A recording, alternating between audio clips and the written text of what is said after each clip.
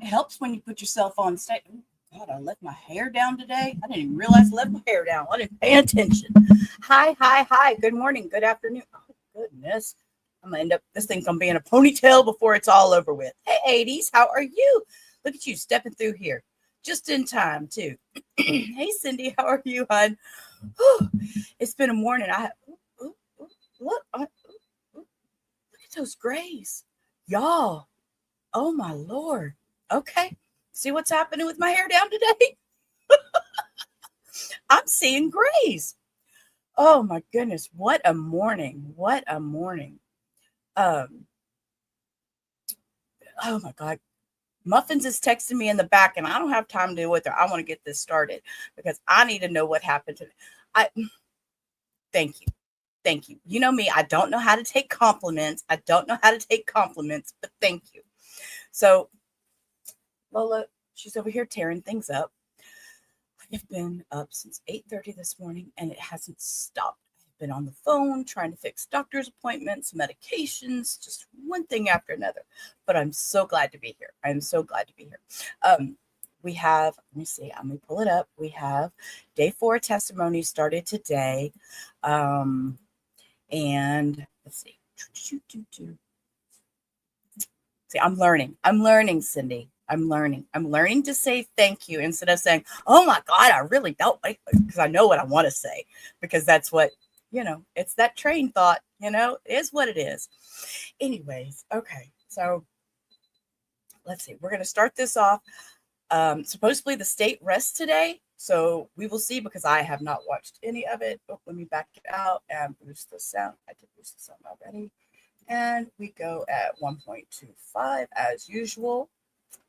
And there we go. Let's do this. I'm ready to hit play. Hi. Look, Denise is here too. Hi. I will. Just a minute. I'm going to hit play on this and I will.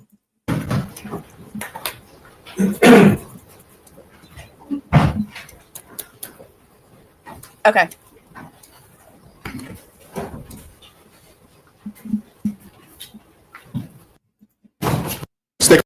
This witness hasn't been sworn in. Can you raise your right hand, please? Do you swear to tell the truth, the whole truth, and nothing but the truth, so help you God? So that's my meeting. Good morning, ma'am. Good morning. State. Thank you, Honor.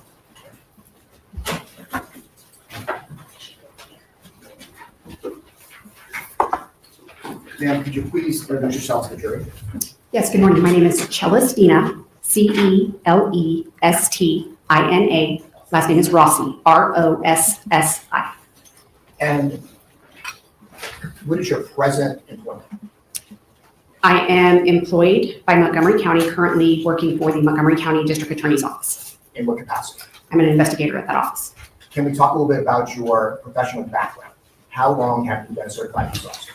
So I started with Montgomery County in 1997 as a civilian. I was a dispatcher. I went to the police academy in 2000, and so I've been certified as a police officer since 2000. And at some point, you moved from being a patrol officer to being a crime scene investigator for the Montgomery County Sheriff's Department. When was that? That is correct. In 2002, I was promoted into the crime lab as a crime scene investigator, where I served until 2021, I believe, and then I was promoted to sergeant. And then what was your duty as of 2021 as a sergeant in the Montgomery County Sheriff's Department? Actually, I'm just going to hold it. 2022. 2022, sorry. I was promoted to sergeant over the crime lab. And what were your duties at that point? So generally, being the crime scene sergeant, I not only continued to do the roles of a crime scene investigator, but then I also supervised our entire crime lab division, which with crime scene investigators, our property and evidence room, and our firearms lab, it's about 21 people. And when did you go from the Montgomery County Sheriff's Department to the Montgomery County District Attorney's Office as an investigator? In March of this year. Now, do you have specializations other than being a crime scene investigator that distinguishes you from colleagues that just do crime scene? Yes. Specifically, I want to talk a little bit about crime scene reconstruction, as well as shooting incident reconstruction, as well as blood pattern analysis. Yes, sir. Are those kind of the areas of your expertise? Yes, sir. So I'm a crime scene reconstructionist with a specialty in bloodstain pattern analysis, as well as shooting incident reconstruction. want to talk a little bit about licenses and certificates. When it comes to the Texas Forensic Science Commission, they have folks who are licensed by that commission. Is that fair? Yes, sir. About 2,600 folks in the state of Texas are licensed. Yes, sir. That is correct. And I know it's in areas, where are some of the areas that they license those in? So there are two different, there is mandatory licensing. So people that work in a mandatory accredited lab, like DNA, toxicology, trace, and firearms, they have to have a license in order to do the work. The commission also offers voluntary licensing, so it's not mandatory. And so they offer voluntary licensing in disciplines such as latent prints, digital evidence, crime scene investigation. There are technician licenses for those, as well as crime scene reconstruction with a specialty in bloodstain pattern analysis, and crime scene reconstruction with a specialty in shooting incident. Now, when it comes to licensing for crime scene investigations, there are many people who are licensed in that area, generally. Yes, sir. But when it comes to the licensing by the Texas Forensic Science Commission in the area of crime scene reconstruction with subsets of blood pattern analysis as well as shooting incident reconstruction, how many people are licensed in the state of Texas? There's one. And who is that person? That is me. Let's talk a little bit about your educational background. Where did you go to college? I went to Casper College in Casper, Wyoming. And did you receive an associate's degree in business administration? What stipulates she's an expert? 1 minute. And thank you for Sir, that. out of order. You just Okay. Thank you, sir. Let's talk about he just jumped up out of order. What makes her an expert? Stop. Slow down. She hasn't finished her CV yet. your professional memberships as it relates to this field. The Association for Crime Scene Reconstruction, tell us about that. Yes, so the Association for Crime Scene Reconstruction also, it goes by the acronym of ACER. It specializes, it's a conference geared towards people that do crime scene reconstruction. And there is a yearly conference every year that provides, similar to CLB training. So there are workshops and presentations in crime scene reconstruction. And what is your affiliation with that? I am a past president of that association. It is a conference that I've attended every year for the last 13 years. And then there's the International Association of Bloodstain Pattern Analysis. What is that? So that is similar to the ACER conference. The IABPA is an organization that specializes in bloodstain pattern analysis. They also have a yearly training conference, and I have attended that conference since 2011. I am a past president of that association as well as a distinguished member. As far as publications and articles, have you published? I have. And I know a lot on blood pattern analysis, but have you also done areas of crime scene reconstruction and shooting incident reconstruction? Yes. And where are those articles? So there was an article published by the TDCAA, the Texas District and County Attorneys Association, back, I believe, in 2017. And it was an article that was written in reference to a shooting reconstruction. And then I am a co-author in a textbook that is, the release date is yet to be published, but it is on crime scene reconstruction techniques, which deals in that chapter with shooting incident. As far as your own classes that you've taken over the years in these areas, how much would that add up to? So I've got thousands and thousands of forensic training. However, in the area of crime scene reconstruction, I have, I think, about 300 plus hours of formal training in crime scene reconstruction with a that somewhat deals with shooting incident. When you do the math on that, it totals about 7 weeks of training for that, not counting all of the conferences that I've already mentioned. And do you also teach in this field? I do. And what are some of the furthest areas you've taught in this field?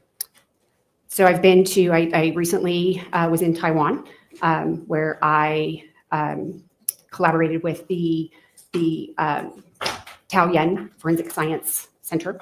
I have been to Vietnam to train the Vietnamese Ministries of Securities. I have been to Marseille, France, where I collaborated with the Aix-Marseille University. I've also been to Italy, where I trained the Carabinieri as well as their national police. And What a distinguished woman. I mean, that's amazing to have accomplished all that in life. This is coming from somebody I feel like I've accomplished much of nothing. I'm just in awe of this woman. obviously you also taught here in the United States, name several states as well as the state of Texas. Yeah, so in the last 23 years, I've kind of traveled from coast to coast. Earlier this year, in May, I was invited to go to Niagara Falls for the Canadian Forensic Science Association. And are you a guest lecturer at any universities? So I am a guest lecturer, a longtime guest lecturer, not only for Sam Houston State University, but Texas A&M University. I was actually faculty at Texas A&M, where I taught the forensic and investigative sciences students before they hired full-time faculty to do that. So I was an adjunct instructor for Texas A&M. I teach for the Forensic Science Academy through Texas A&M Engineering Extension Service. So their acronym is TEACS, and I have taught lots of classes since 2009. Let's talk to the jury about what a shooting incident reconstruction field is. Can you briefly describe what that is? Sure. So a shooting incident reconstruction, when I'm asked to do a shooting incident reconstruction, just in general terms, it's looking at guns, the ballistics, the location, looking at evidence that was collected in the scene, and providing information as to how that shooting occurred. And this field, does it require knowledge of mathematics and science and things of that nature? Yeah, so it's based on physics, geometry, trigonometry, math. It's very mathy. And generally, the field is peer reviewed on the techniques that are important. It is. And is it all designed to try and figure out shooting instances and things of that nature? Yes, sir. And is it widely accepted in the scientific community? It is. Have you testified as an expert witness on the area of crime scene reconstruction as well as shooting incident reconstruction? Yes, sir. Has that been on few or many occasions? On many occasions, sir. Is that throughout the state of Texas? Not only throughout the state of Texas, but also in other states. And while you were based in Montgomery County, have you testified on few or many occasions here in Harris County? I have. And have you been designated expert in many of the courts of this county? Yes, sir, including this court in front of this judge. Okay, let's talk. Danny Lacayo. Love him. He's a great judge. What have you basically reviewed as you were getting in? We contacted you about 2 months ago. Yes, sir, I believe on July 23rd is when you reached out to me. And what was it that you reviewed as you were preparing and giving your analysis in this case? So I was given a link by Mr. Catani on the case file. However, when I follow a methodology on how I review cases, especially for cases that I'm not called to the scene. And so the first thing I do is I look at all of the photographs that are provided and I organize them into a PowerPoint so that I can start to acclimate myself to a scene that I've not been to. I then review if there is body cam footage, or if there is, back in the day, we used to video record with a handheld video recorder, and we would do a scene walkthrough. That was not traditionally available in this case. I reviewed all of the surveillance video that was in the case, and then I reviewed the scientific reports, like the autopsy report, the autopsy photos, the CSI report, the firearms report, and the firearms photos. Now, as far as from body cams, were you looking at interviews and statements people made or something else? No, sir, I didn't review. I was not asked to do anything with statement analysis in this case. So I was looking just for any views of the black Ford F-250 pickup truck. Now, in some cases, it's important for you to review statements and things of that nature from witnesses as well as different witnesses. It is, and depending on what the case is, it could be that there's a question in the case on, you've got competing theories about what's happened. Sometimes that is attorneys. Attorneys think that something happened one way. They're looking, they're asking me for my opinion on that. Or you've got two witnesses that have competing theories. And so you evaluate the witness statement against the physical evidence in the case. That is something that, regardless of any case, that is the last thing that I do in any case. So if you have a case that's driven by surveillance and you can see different angles, it's a different kind of analysis. It is, yes, sir. And you said measurements. Where did those come from, the different measurements that you So there were measurements in a crime scene diagram that was in the case file. However, the measurements that were on the crime scene sketch were on the opposite side of the road from what I needed. And so then I went out to the scene and I did my own measurements. In addition, did you use some measurements and software that was done, as well as drone footage that was done by Owen Bledsoe? I did. Again, you actually used a tape measure as well, right? I've done this for a really long time, and while I know how the Leica scan station works, we had a Leica scan station at the Montgomery County Sheriff's Office. We've had one since 2007. I just like to stretch out measuring tape. I'm comfortable with that. That's how I was raised. And so I did it the old-fashioned way of I stretched tape. And did you visit the crime scene both during the day as well as in the late evening time? Yes, sir. I was out there in one morning, afternoon. Then I went early evening, and then I went at nighttime so I could try to replicate what it would have looked like February 14th. Now, you had mentioned reviewing the crime scene units, reports, documentation, and things of that nature. When you're looking at how it was conducted by Houston Forensic Sciences, when you look at how it was conducted at the scene, from an objective standpoint, did you see things that you wish had been done? It's easy, money more important, but did you see things that you wish you had done that would have been well? Hindsight is always going to be 20/20, and I could go back and look at any of my cases and think of different ways that I should have done it. However, when I looked at the information that was provided, there were some things that I wish could have been captured. However, Also, you're on leave for extra moment.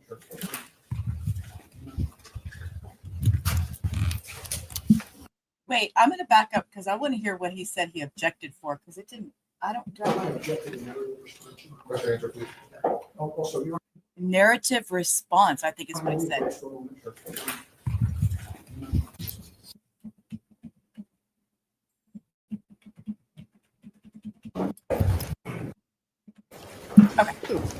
I don't remember with that. For instance, you saw like how the crime scene was linear and they extended it from the bank to the truck. Do you think it should have been expanded? I do. So when you have, even preliminarily, when there is evidence that there is gunfire crossing a roadway, then that whole section should have been cordoned off, and that area should have been thoroughly searched to include the parking lot that was behind the business across Winkler. That was a 2-story cinder block back of a building, and I did not see anywhere in the documentation that that area was searched, as well as going down Winkler towards the Home Depot. I wish that area would have been, so north on Winkler. I wish that area would have been cordoned off and searched. Especially since you know that they're shooting in the direction across the street where they want to expand where projectiles may have ended up. Correct. I like the attempt to look for shelter incidents. What are some things you yourself, as a crime scene unit investigator back in the day, would have done that was not done here? And for the record, I still consider myself a crime scene investigator. However, there are tools available like metal detectors. That area had a very large steel grate, or it still has a very large steel grate. That is a potential for those cartridges because they were located there on the grass next to the grate. And so they make magnets that you can take that grate off, you can stick the magnet down there. There were very thick hedges that surround that side of the bank and that ATM machine. There were cartridges on one side of the hedges. There were cartridges on the platform of the ATM. And so there was no indicator that they used any kind of metal detection or did any kind of search inside of those hedges where would be a good place for the missing cartridges to have landed. And the jury's already heard from the firearms examiner, but basically, for those that aren't familiar with firearms, when cases come out of a gun, they can go anywhere. They can travel a distance. Is that fair? That is fair. How about the measurements that were taken? So I've already explained that there were measurements on the diagram, but they were from the other side of the street where the vehicle was photographed in its position. There are, measurements kind of just dealing with where the firearms evidence was located, like the fired cartridge cases, but some of the other measurements in this case were not documented, which is why I requested that a Leica scan be deployed to kind of capture those critical measurements. Let's talk a little bit about the processing of the truck. Did you see some concerns there, which you would have done differently? Sure. So I have never been to the Vehicle Examination Bureau. However, I've seen photographs from there. You have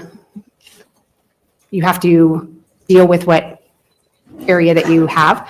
However, in a case like this, if I could have had input, I would have had that vehicle in a vehicle processing bay, a secured bay, where that vehicle could have been on a lift. That lift, they could have got underneath the vehicle. There were indicators that there was a fuel leak on the side of the road. You can see it in the photograph. So obviously there is something that damaged the fuel tank.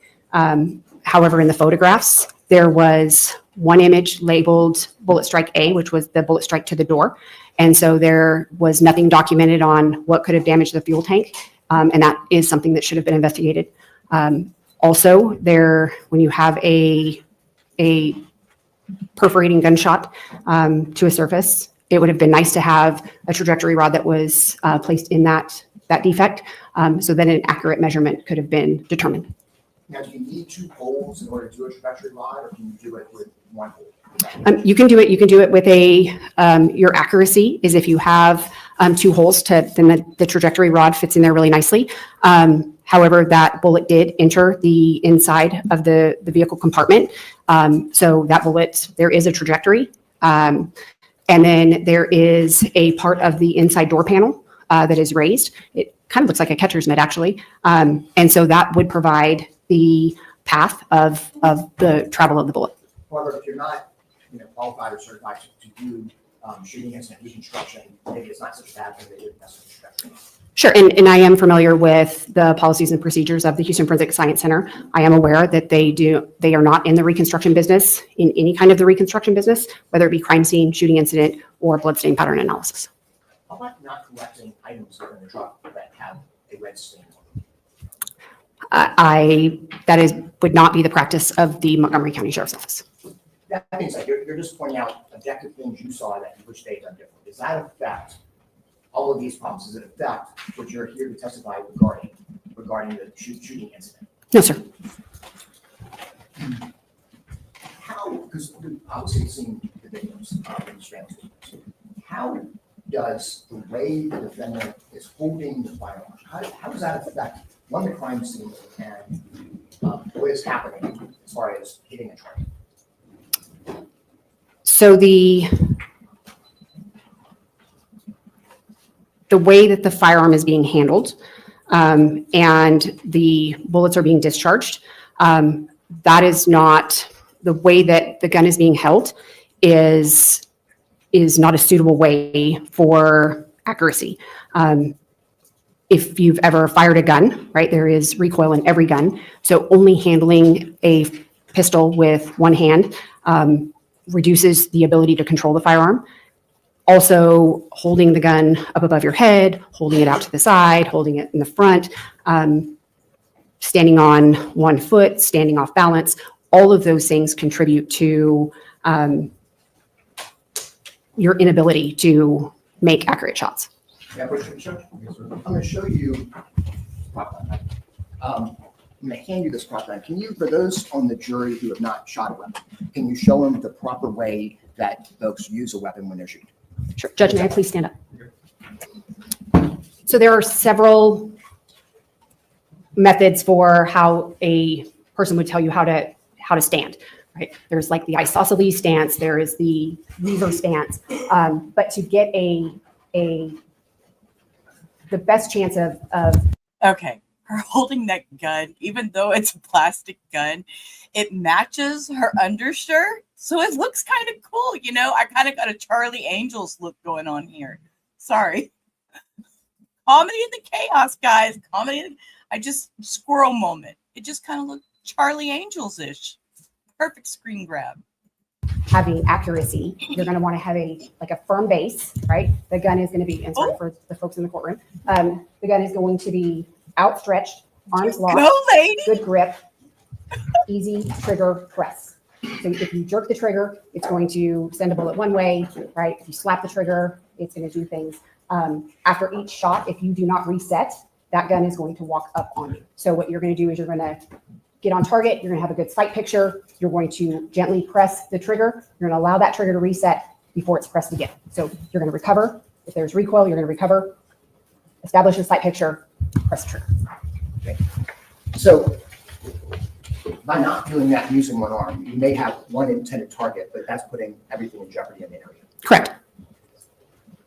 So if someone hypothetically is shooting a vehicle 7 times and only 2 strikes happen, is that one of the reasons to know where is the way that they're shooting?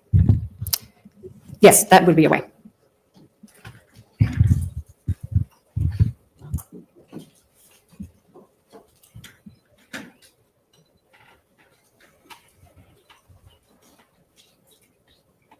Got a question, Judge? Now, let's get Rossi. Have you prepared a demonstrative PowerPoint to better explain your analysis of this case and your determinations to the jury? Yes, sir. And conclusions. I'm going to show you states 182. Is it contained on this PowerPoint? It is. Okay.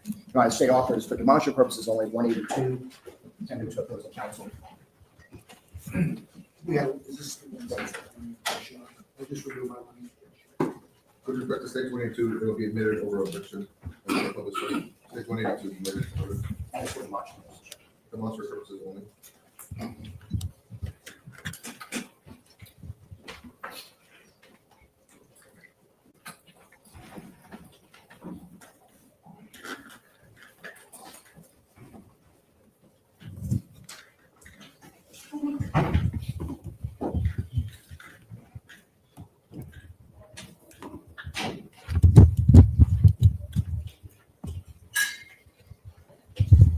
Okay, so the first thing, we're seeing a picture of something that's already been in evidence in state 42. The first thing is the analysis of the truck. When you saw this truck, what did you then do regarding your analysis of this case? So the first thing, because I knew what the goal, the objective that I was going to try to create. And so because the vehicle was no longer in police custody, I took the VIN number.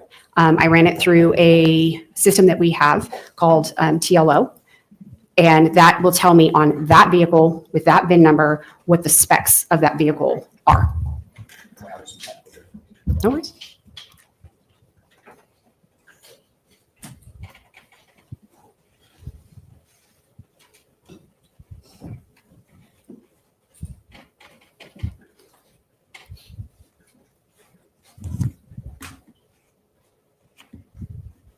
You know, the defense lawyer's sitting there like he's got questions lined up and he wants to ask them now. And he's looking at his thing and he keeps like going, okay, is it my turn yet? Is it my turn yet? I want to get up there and ask, is it my turn yet? That is hilarious. All right, so you had mentioned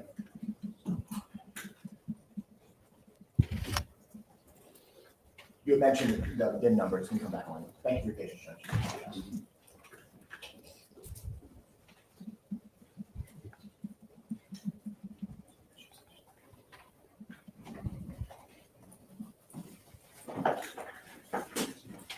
Black screen, guys. Come on. I don't like this black screen. Look, and they went to like, what are they even doing? They're all 20 specifications for this exact vehicle, because not all 2018 Ford F-250 Power Stroke diesel trucks, they're manufactured at different plants. And so by running the VIN number, it gives this exact truck. And so then you can see it's got the length of the truck, the height of the truck, the weight of the truck. And so that is the information that I wanted to make sure that I captured. Lola. Now, does the speed gosh. of what the truck was traveling on that evening matter in your analysis when it comes to someone shooting at it?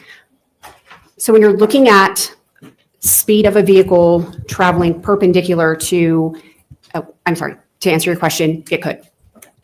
And in this case, what analysis did you do to determine whether the relevance of whatever the Armando Alvarez was traveling and how it affected your analysis of the trajectory? So I did not do a speed estimation or calculation of Mr. Alvarez's, of his speed traveling south on Winkler. What I did look at was how is the speed of the vehicle at varying speeds, how does that compare to a 9mm Hornady bullet? And so when you look at the speed of a bullet, which is between 1,000 and 1,200 feet per second, so if you take 1,100 feet per second, when you convert vehicle speed to feet per second, I just did the calculation so that you could see like 1 mile an hour is 1.46 feet per second. And so when you look at road speed, whether it be, 45 miles an hour, 50 miles an hour, 55 miles an hour, 60 miles an hour, when you look at what that is in feet per second, the vehicle speed is negligible to the speed of the bullet that is coming in perpendicular to the vehicle traveling down the road.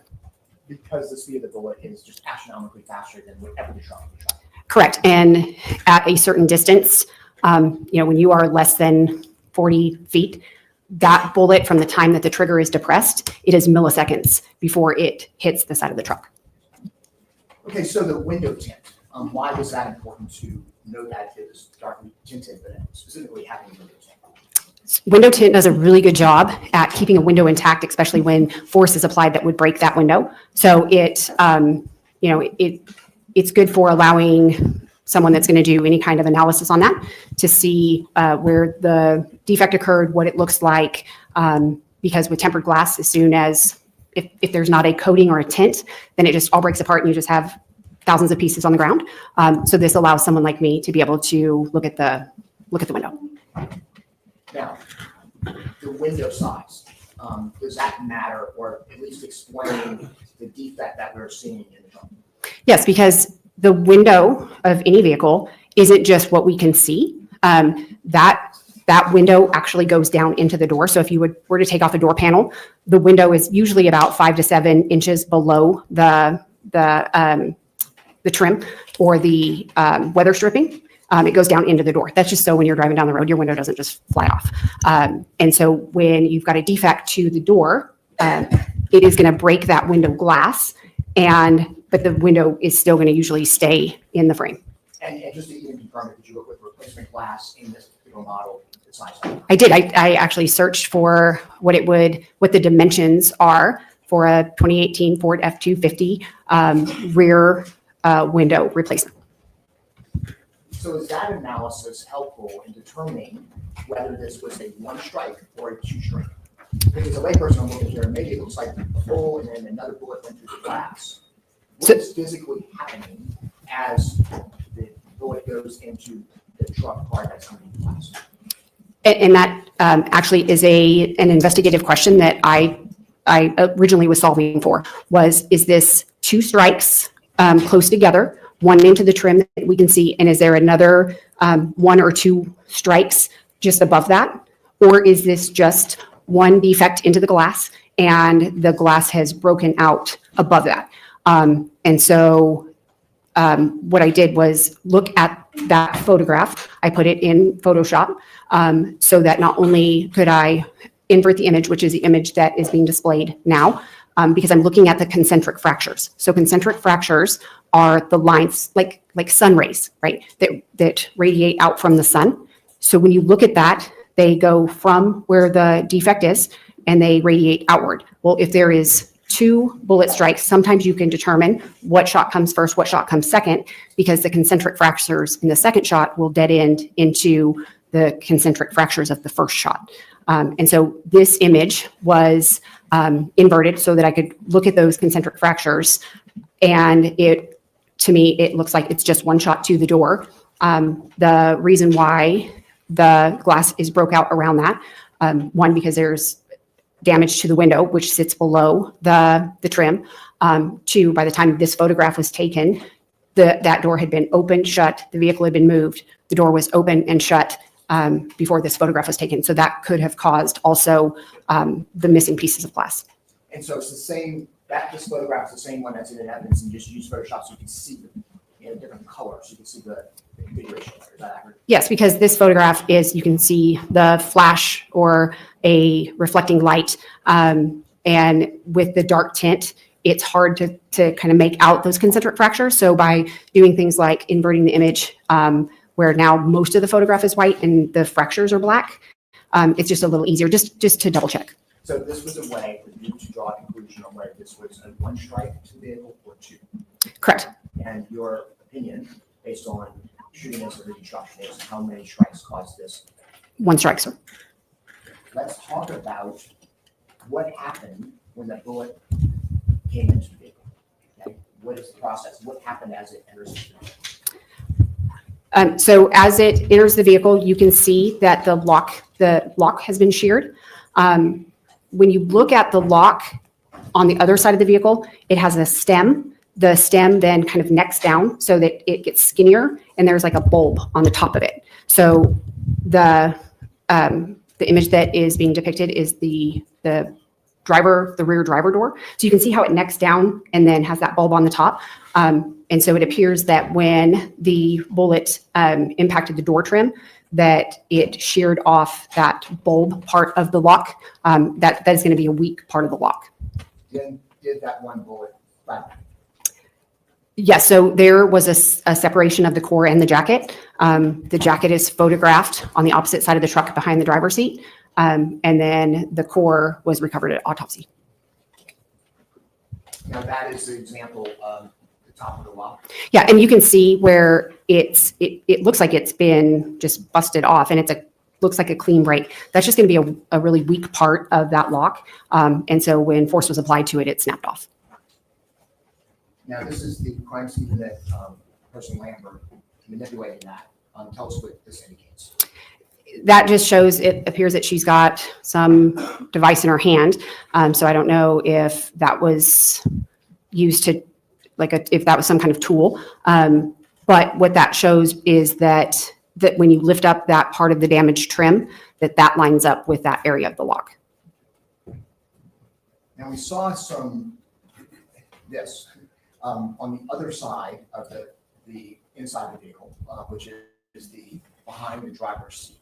What does this look consistent with? Again, we're looking at damage to the tint.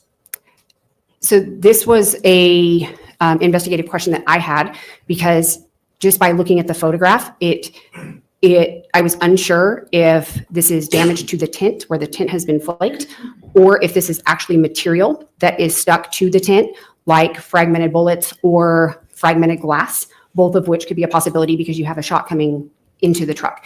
And so the investigative question was this material tested with a lead test or, a copper test commonly used in shooting incident reconstruction? And I did not see any documentation where any of that testing was conducted.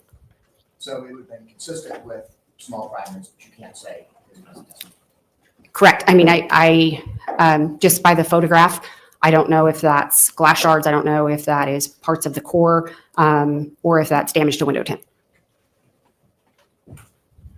So this is a fragment that was discovered in the driver's side forward, right? Yes.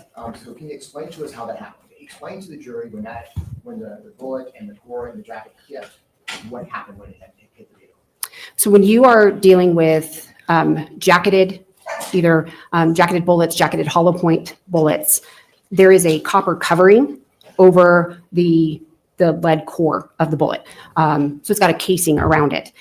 Oftentimes, when a jacketed hollow point goes through window glass or through any object or hits something solid, that jacketing will strip from the core. And so it wasn't surprising to me to see that there was just pieces of jacketing inside of the truck, and jacket fragments. And where did the other part of it get? So the core of the bullet was what was collected at autopsy. Now we have some numbers here between the fragments that were taken out during the autopsy and do damage to the connection, and what was found in the truck. Both what we just saw which was the larger fragment that did, and you have document on here, did wrap back to the defendant's gun, and then the smaller part that was found. Why are these calculations important? Can you explain to the jury what this is? So when I was looking at the defects into the window, one, I was looking at the concentric fractures, okay? Number two is I was looking at the recovered fragments of the bullet, if what that weight was, and if the weight of all of the collected material would support just one shot or would support more than one shot being fired. That was something at Montgomery County that we did, was when we would weigh any projectiles fragments that we would recover. And so I'm familiar with the process. So I was curious, I looked at the firearms report. And so a 9mm full metal jacket or jacketed hollow point generally weighs about 114 grain. It can obviously increase as you increase bullet loads, but 114 is generally the minimum number. And so I totaled up what all was collected, both from autopsy and from the vehicle. And the total weight was 93 grain. So 93 grain out of 114 possible grain is about 80% of the bullet.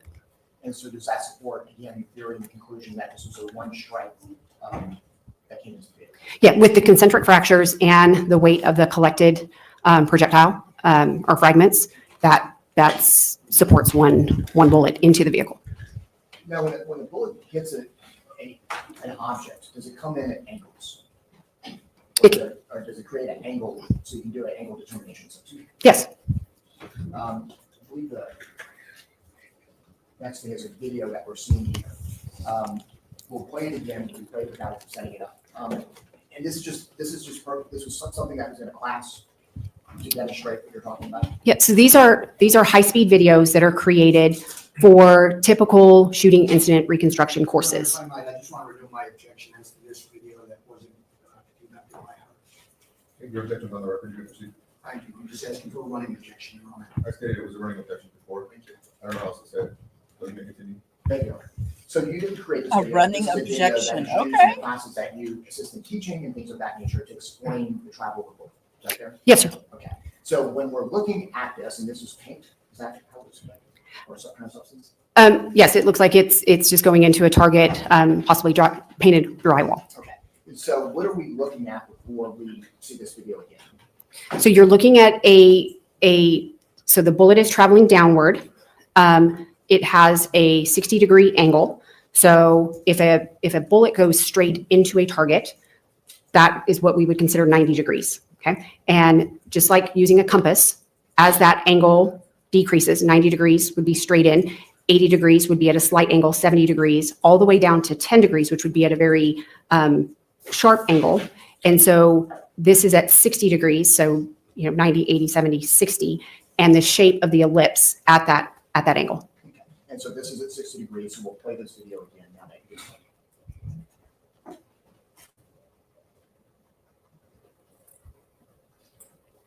Now, the next portion of this video will be doing the same thing with a 10-degree angle. Is that right? That is correct.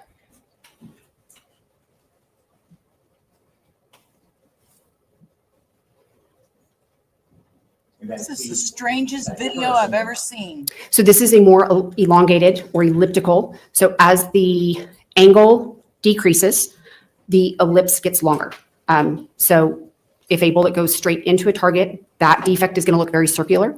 And at 10 degrees, it's going to look very elongated. Okay, I get what Now, you're saying now. Took me a is- minute.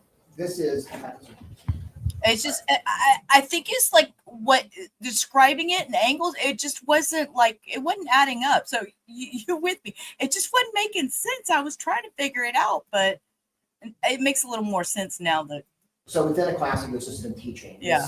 this is literally shooting into an old Tahoe. This is a Montgomery County Sheriff's Office retired police Tahoe. And we were able to use it to teach a 40-hour shooting incident reconstruction course. Target So what are we practice. seeing here? Explain to us what these different holes indicate, and what are you doing with the firearms as you're shooting this retired Tahoe? So you can see that there are measurement markers, they're ABFO stickers. So they have a length and a width scale on the horizontal and the vertical axis. And this gives you a look at the difference between what a 90-degree shot going straight into the vehicle, 80, 70, 60, 50, 40, 30, and 10 degrees, and how it goes from circles to ellipses as that angle decreases. I think the other exhibit is the same thing, but kind of a closer up view of it. Is that right? Correct. This is just a zoomed in version of what we previously saw. Do I make the witness step down? Sure. Thank you, sir. That's for you. Thank you. And you're doing okay? Oh, you right now? I'm kind of thinking about that. Take care of business. Your Honor, before your questions, am I going to take her on what I have very briefly? Sure. Sure. Okay. Ms. Rossi, but you said you used He's going to take her in Vordar. I can't even speak Vordar.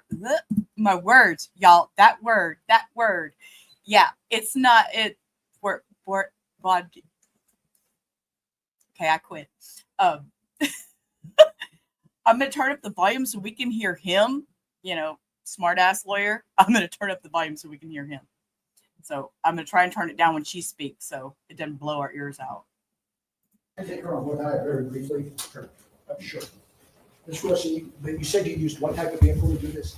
It is a retired Sheriff's Department Chevrolet Tahoe. So it's a different brand make and model, right? Yes, sir. So it's not exactly what you would see if you shot into a Ford F-250, correct? I disagree with you on that because it is going into car metal. It's going into a vehicle metal. So it's shooting into the side panel at a measured degree. Absolutely. And you can testify that the sheet metal on the side of that particular vehicle would be the same weight, consistency, and depth as the F-250. No, sir, I'm not trying to. Well, doesn't Hague say that this is the gospel, right? You cited this as something you look at often, right? I do. Okay, doesn't it, when it talks about shooting into vehicles, it says that various vehicles have different materials, correct? I would agree with And that. you have to take into account different materials, right? Sure. And matter of fact, the last video we played, you were shooting at the sheetrock. There's no sheetrock on that F-250, is there? No, sir. So you can't look at the F-250 and compare it to the sheetrock holes, can you? When you're looking at angle measurements and the measurement of ellipses, those are, you're looking at ellipses. Sure, but metal on that vehicle that's up on the screen, the one that you retired, and the F-250 could be different, right? In their characteristics.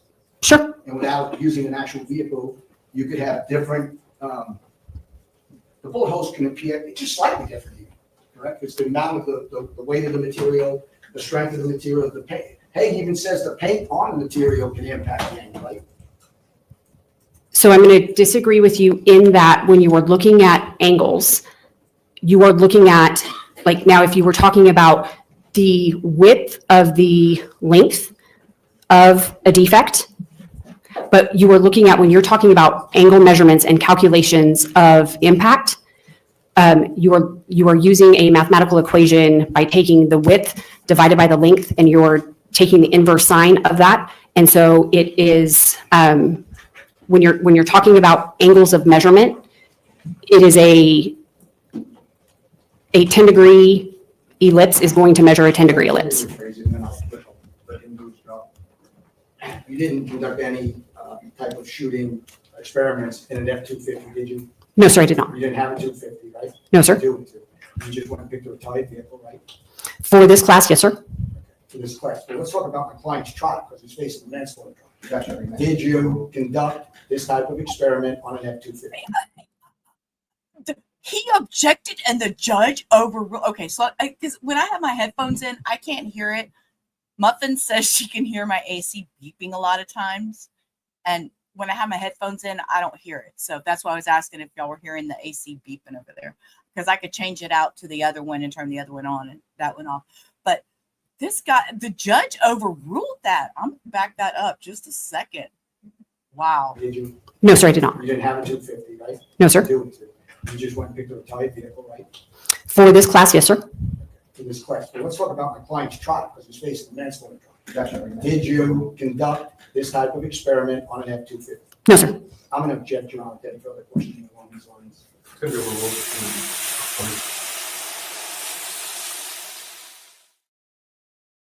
You could ask for it or talk about it. Thank you. You could I'm not finished speaking. Don't speak over me. You could cross-examine. Y'all, did you hear the judge? Holy hell.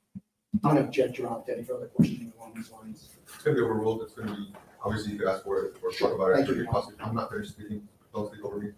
You could cross-examine this witness when it's your turn. You may continue stating. That's right. I told you I So love in Judge this one- Danny. Dr. Dunn, for the purposes of this trial, this was something you had already done with another instructor on a previous class. Yes, sir. And in fact, the bullet didn't strike actually, no, it's struck like the strict area too. This is talking about actual angles to explain to the jury what they're looking at. Yes, sir. And Your Honor, I know you said you were going to take a break. If we could take right now, I'm about to start the demonstration. That's what. Let's take our 11 o'clock break. All right, for the jury. Zip, zip for our morning break. Good Lord, this is some, woo. Got some snow. Yeah, the judge said, don't speak over me. To the jury. Judge Danny Lacayo is a very good judge. Because of my ex-husband, not gonna lie, I've been in front of him, and he's a very honest and fair judge. I've always liked him. You think that would be helpful in explaining to the jury angles and things of that nature as it relates to this case? Yes, sir. Okay, come forward. I'm sorry, Your Honor, if I can move, proceed. Yes, sir. Thank you, Judge. I really appreciate it. I'm going to go behind you so I see. So, first of all, is it fair to say, let me put it this way, based on your analysis, was the defendant perpendicular to the truck when the bullet that penetrated the truck and killed Arlene? Was he perpendicular to the truck? Yes, that is my opinion. And where you can't say which strike, which shot was the one. Oh, can you she has her eliminate? gun in her hand. Yes, sir. For instance, can we eliminate 1, 2, and 3? Yes, sir. So now let's talk a little bit about angles. She's gonna okay? demonstrate Charlie's Um, Angels again. Ready? Go ahead and take the gun out. And so we're seeing the angles. So if we're dealing with 10 degrees, explain to us what that would be. So when we look at so this is called a zero edge protractor. If you go to Walmart and you buy a school protractor, it's got that piece on the bottom. We're in junior And so high again. The protractor doesn't start until about 1/4 of an inch onto the plastic. Okay. When you are doing things like measuring up against a surface, that ledge on the bottom, that adds degrees. Okay. So they have a commercial We're in junior high. protractor, and it's called a zero edge Play with protractor. protractors. You can take a copy of it because the angle is the angle, right? It starts at 0, goes to 180. And so this is, you can make it bigger if you need to, you can make it smaller. The angle is the angle. So what we look at is when we have a defect, you can put it on the leading edge. So where the impact first occurs, and you line up the defect with the center of the protractor. And then you can measure, if it's 10 degree, then you can either run a laser at 10 degrees, you can run a string, you can do it virtually where you show what a 10 degree strike looks like. And so for these different defects, based on their angle, you can create an in-person demonstration to show what that would look like. Okay. Now we're showing what's already been admitted into evidence, which was the robbery suspect running from the scene. Yes. Is that right? And in addition to being a shooting incident reconstructionist, are you also familiar with firearms? I am. I'm a certified peace officer. I've carried a gun since 2000. And in addition, when you were at the Montgomery County Sheriff's Department, you did things with guns in addition to reconstruction. Explain to the jury what that was. Yes, so the Montgomery County Sheriff's Office holds an accreditation in both firearms and in bloodstain pattern analysis. And so when we became accredited in 2017, I helped write the accreditation manuals for both firearms and for bloodstain. Then when I became the supervisor, I supervised our firearms section. And as a course of our duties at Montgomery County, we were tasked with function test and test firing all guns that were submitted to the Montgomery County Sheriff's Office, whether it be by patrol, whether it be by detectives. And so if it was a scene that I responded to and I was the crime scene investigator, any guns that were collected, it was my job to function test and test fire those weapons, as well as any guns that were submitted by patrol We were assigned 10 cases per month to keep up with our evidence backload. And so the first of every, Question, answer, please, at this time. I'll continue. So in your opinion, looking at this case, how many total gunshots were there? how many gunshots? Yes. 10. And are they all attributed to one person, in your opinion? In my opinion, yes, they are. Which is who? The defendant, Tony Earls. And you do not believe that the robbery suspect shot? I do not. And tell the jury why. So when I reviewed all the surveillance videos, as well as a video that was from an apartment complex, when you're listening to sound signature, there's only 10 sounds that are consistent with gunfire. And so when I watched the muzzle flash especially from this angle, you can see when the defendant fires his weapon, there are at least 9 notable muzzle flashes. And then there are the various surveillance videos where this robber lifts up his arm. And so the same video that captures the defendant's muzzle flash does not capture any muzzle flash from the fleeing robber. And when you say that muzzle flash is in 9 of the shots, number 4 is one you can't see, and tell us why. So there is on what appears to be 4 where there seems to be something that happens, but the position that he's standing in, it looks like that is mostly covered by that tree.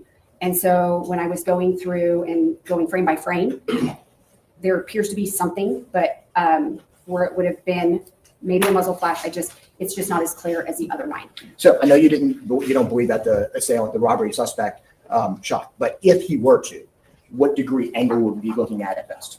So where he is at right there, compared to where Mr. Earls is standing, my measurement down that sidewalk is more than 130 feet down the sidewalk. So when you look for angle to determine what angle that would be from where he is standing to where the vehicle would have been in relation to that sidewalk, Pythagorean theorem. And so it would measure almost a 10-degree angle. Okay, well, let's show us how that would look with your demonstrative there. Okay.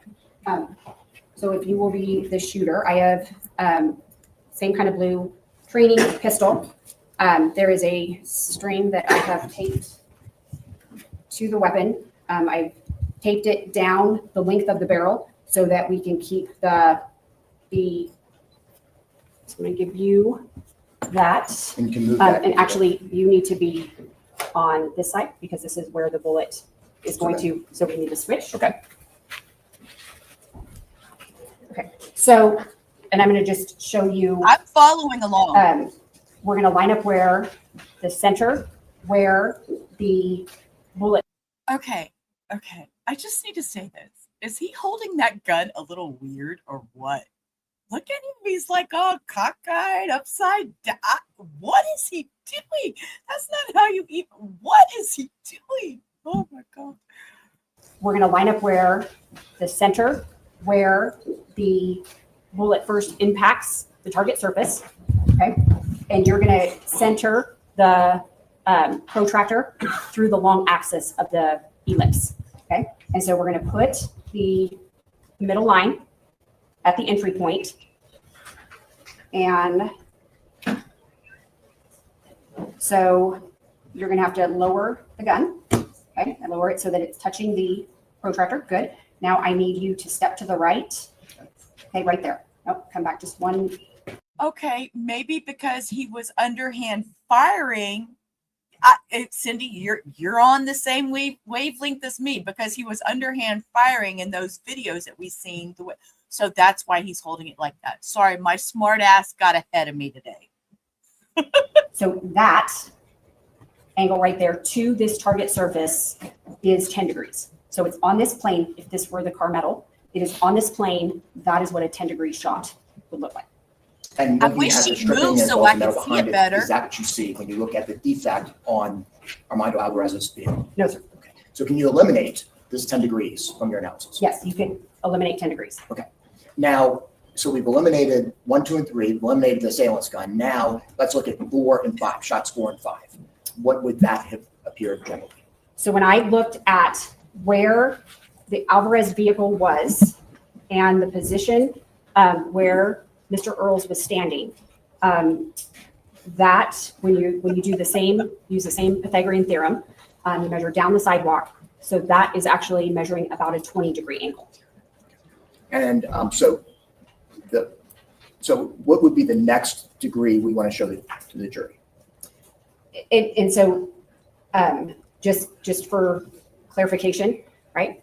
When we are looking at a 10-degree angle coming from the picture on the screen, the robber, okay, that angle would actually, if you could hold this for me, sir, okay, from what is being depicted, if he were firing, okay, then the defect would be going that way, not this way, right? So we would have to flip this over, okay?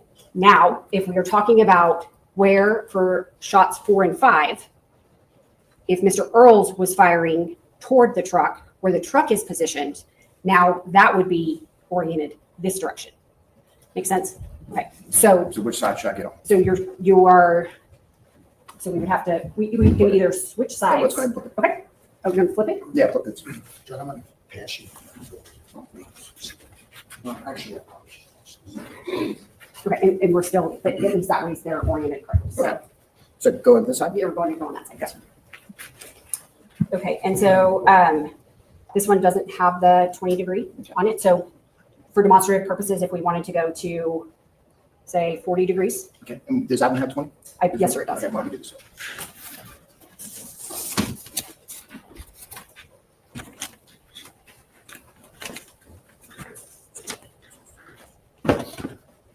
Okay, so this is the 20-degree impact.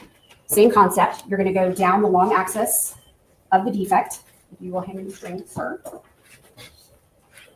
So the string is going to be placed. Okay, and then you are going to step to your left. Okay. Sorry. Okay, take another step to your left. Okay. That right there is 20 degrees. And so, and I should do my left hand instead of two hands. So what does that indicate to you as it relates to the scene? That the defect into the rear passenger door is not a 20-degree shot. So can you start eliminating other shots as part of your analysis? Yes, based on where the Alvarez vehicle is, 4 shots 4 and 5, I've eliminated those as being the shots that enter the vehicle.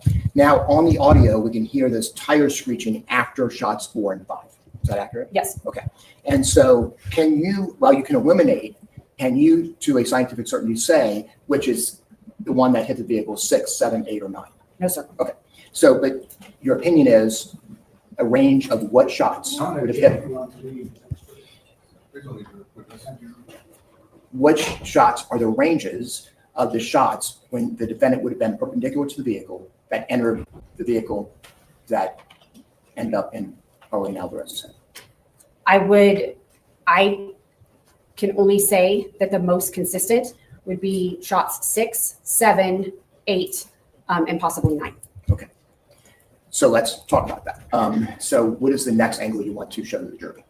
I think that it would be important to talk about for them to be able to see the 70-degree impact, which is this one. Okay. And is that a better diagram to show the 70%? Can we go back to, Yes. it's actually this one. It's just a little bit bigger. Okay. And just to set it this direction for orientation. Okay. Okay, and so And you're pointing to 70 degrees. So for the 70-degree, right, we just talked about 2 very elliptical defects, the 10-degree and the 20-degree. Now we're starting to get into a more circular type defect. But with the 70-degree, you can see where there is this nose on it. And that nose is telling us direction of travel. Okay, so it enters here, the way that it's oriented, okay, it's traveling upward. Okay, so what that looks like is that if we line up here, And why don't we move this back a little bit so we have some room? Does that okay, work better? yeah.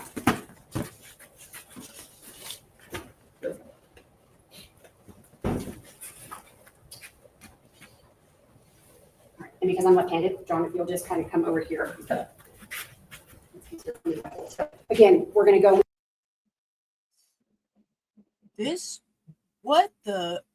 That just did all that on its own. What the hell just happened? They must have just ended their day or something. Oh my gosh. Make sense? Okay. So which side should I get on? so so we would have to, we can. Okay. And why don't we move this back a little bit so we have some room? Does that work better? Yeah.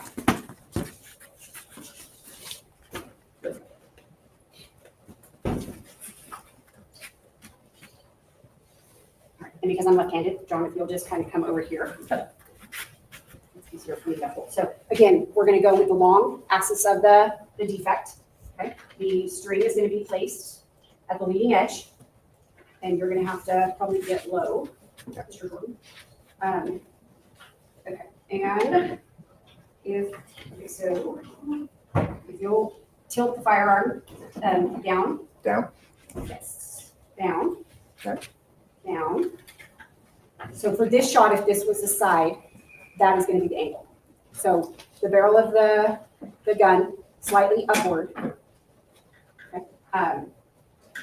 And so that is, actually it's down just a little bit. Sorry, down just a little bit. So that is what a 70-degree to the plane of the target would look like. And is your opinion, is that the degree angle when you look at the defect in the truck? It's at 7 degrees. It is consistent with the 70-degree impact.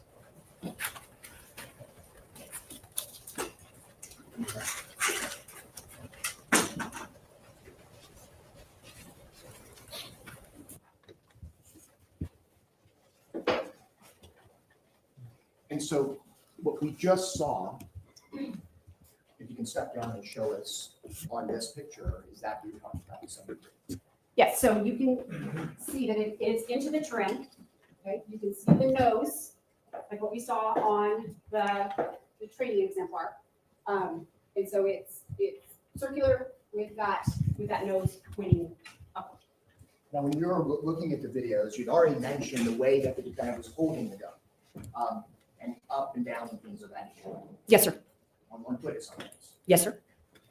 And again, what we're talking about to get to that 70 degree is we're talking about either 6, 7, 8, potentially 9. You can't say which one. Correct. And I can eliminate 10 because you can see as the defendant is exiting the Chase Bank, he is in the passenger seat of the vehicle and the barrel of the firearm is pointed south on Winkler when you see the muzzle flash.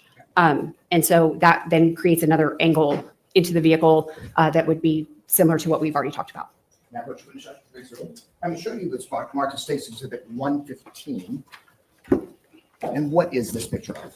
That is a still image from the surveillance video where you see the defendant in a position and the muzzle flash along with the Alvarez vehicle. So for the record, that is a screenshot of a video that's already in evidence. Is that accurate? I would assume, yes. Okay. All right. At this time, state officer 115 after tendering to opposing counsel.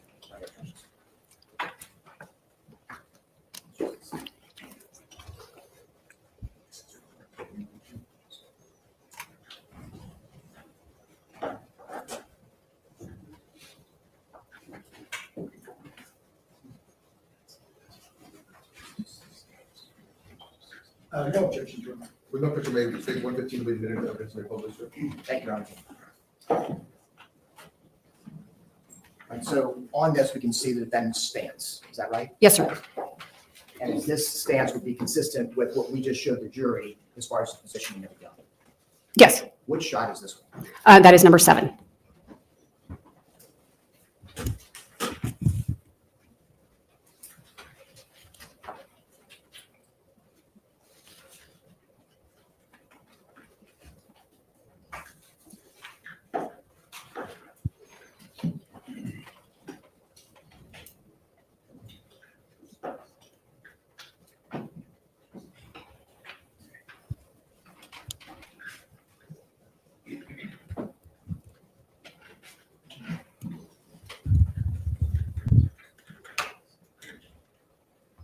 Okay. So what did you do here in this part of the demonstration?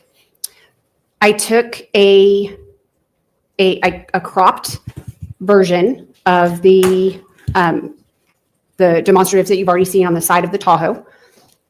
there is a yellow bar in the middle, and what that does is it's two photographs. So it's the photograph of the vehicle that we've already been looking at. It is a crop of the training photograph, and so Okay, I'm switching streams, so bear with me because this is where I was waiting for it to get to a point where I could switch because that stream is horrible. Yeah, I think that's it. Okay, I'm gonna hit play. photograph, and so the 70-degree impact to the vehicle is on top of the evidence image, and through a series of slides, I changed the opacity of the two images so that you could see what the two defects look like together. I'm gonna keep going here.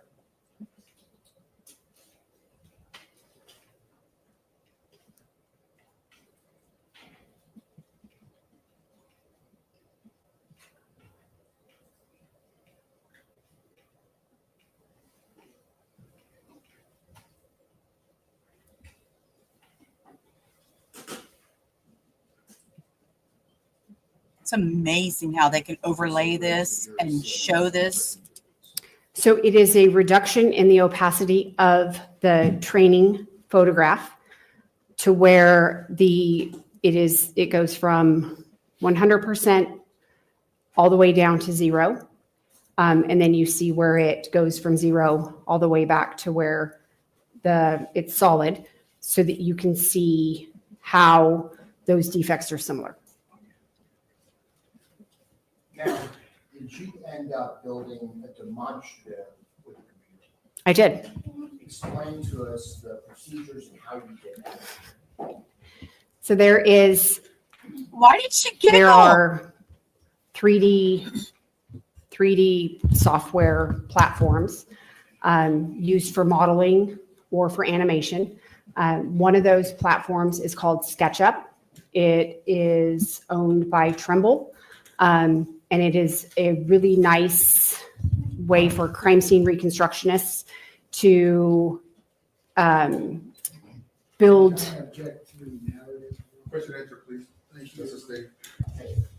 What? You use the measurements that you could receive regarding the crime scene and that you did yourself in order to construct this dimension. I did.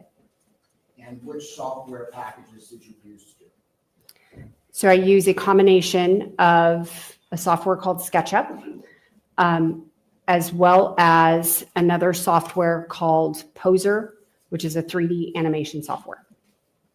Now, and these are going to be still images that you created. Correct. Okay. I'm going to show you this part. What is this showing us here? So this is utilizing the drone image that is placed into SketchUp with an attached measuring tape that measures 30 inches or 30 feet, which was my lane measurement when I went out. And so that is marked kind of on the photograph. And then I've got lines that are attached to that. One that shows 9 feet because there is another ruler that's attached. So that is a 3D ruler. So that's making sure that my ruler for Poser is going to be the same as SketchUp. There's a 20-foot mark, which is the length of the Ford F-250 belonging to the Alvarezes. And so that is in there as well. And so I'll go through these series, this one, and then we have another one here. This is the Alvarez's here. Correct. So a feature in SketchUp is they have a 3D warehouse that you can search for virtually anything. One being a Ford F-250 Power Stroke diesel truck. And so that was selected from the warehouse. It was brought into the program. And this is a way that you can make sure that 20 feet is 20 feet so that you are scaled 1-to-1 to the roadway. I'm going to show you the next part. And that next, what is this showing us here? So this photograph is showing that after your truck is scaled 1-to-1 in SketchUp, that 3D file is exported out of SketchUp. It is imported into the Poser software. The Poser software is where the people are located. And so when it comes into Poser, then you have a 3D world in which you can add a person. And you try and make it as generic of a person as possible.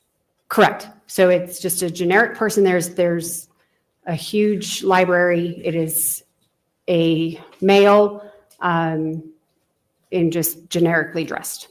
You go to the next slide. What are we seeing as far as besides the truck and the person? What are we seeing in there and how do you do it? So once the 3D world is built, okay, there is a series of camera angles associated with that software. So all it is once the truck is in place, it's in the road, the human figure is posed. In this one, there is a gun in the left hand. Then you can toggle between the different camera angles and capture a still image. And are you doing an approximation of where the defendant was standing based on all the videos and the markers and things of that nature? Yes, sir. Because I cannot determine, while I can eliminate some of the shots, there are shots that I cannot eliminate. And so what I did was I took shots 6, shot 7, and shots 8, and I tried to generally place in this demonstrative where all of those 3 shots. Ma'am, defense is going to tear you up because you said generally placed. She said, I generally placed. The defense is going to tear her up. I hear it coming. To generally place in this demonstrative where all of those 3 shots, where the defendant was standing in those 3 shots. And while you can't say exactly where he was standing, you are confident. I'm going to check to the, Please don't leave your witness. Thank you. Are you confident, like you said before, that the defendant was perpendicular to the truck on the video? Yes, because of the angle of the shot and that it has a north, that nose is pointed north, okay? So it is my opinion that the shot came in perpendicular to the truck with a slight angle. What I can't account for is that the window trim, because it enters into the window trim. And so I know just from window trim that there is a little bit of a cant to that trim. So that's why I'm saying that it's measuring 70 degrees, but it's coming into the truck perpendicularly, okay? And the cant of the trim could account for the variation of the angle. So while it's coming into the truck straight, there is a little bit of an angle identifier, and I can't say whether that's the tint or the trim is contributing to that, or if the gun barrel is contributing to that, or if it's a combination of both things. So when we were holding the gun like this, there's a variance that has to do with the trim affecting it as well as how the hand was being held. It could. And so I am not trying to say that is absolutely a 70-degree shot. I'm saying that there could be a combination of variance where it could have been one of the straight-on shots where the defendant was standing up. It could be shot number 7 where he's crouching down. It could be because there is a cant to the window trim. But what I do know is that is presenting as a 70-degree upward trajectory straight into the truck. And because of that variance, that's why you're saying 6, 7, 8 are good. Correct. Now, when we see, So again, this is just a selection of the camera angles that are available within the program. So you're just taking a 360-degree trip through a three-dimensional world. and how much distance are you estimating was between the defendant and the truck at the time of firing? So from where the truck is photographed in the inside lane of Winkler, where the door would have been, to a general area of where the defendant was seen on the surveillance footage, it's approximately 36 to 38 feet. What are we seeing in this? Now you're just looking straight down from, again, it's just a top-down camera angle. But what you can see is there's a trajectory rod placed where the defect is located on the rear passenger window trim, as well as the shooter position. And then in this photograph, you can see the scale. Now, this one looks like he's right up on the truck, but depth is important, so explain to us what this means. It is. So if you've ever done anything in photography, right, photographs are two-dimensional. So it's hard to see depth. And so when you're standing, when you place the camera behind the shooter, it looks like the truck is like right in front. It's a camera angle capture that you're still looking at 36 to 38 feet. Like you saw the last slide. Correct. Okay. Then the next slide shows us kind of a different angle. Right? It does. So when you back the camera up in this particular camera selection, it does give you a little bigger depth of field where it doesn't look like it's not such a close-up image. Let me show you the next image. What do we see here? And what's behind him now? So there's a telephone pole that you can see in the crime scene pictures as well as the drone image, just for spatial constraint. I was able to select the outline of the Chase Bank and raise that up, as well as place two trees there on top of the drone image of where the trees were located, just so that you can kind of see the spatial constraint of what that image looks like. Again, this is another slide. Anything to add to that? No, this is just, like I said, this is just giving a kind of 360-degree look at a virtual world. And I believe this is the last one. Yes, sir. All right, so what does this image get shown?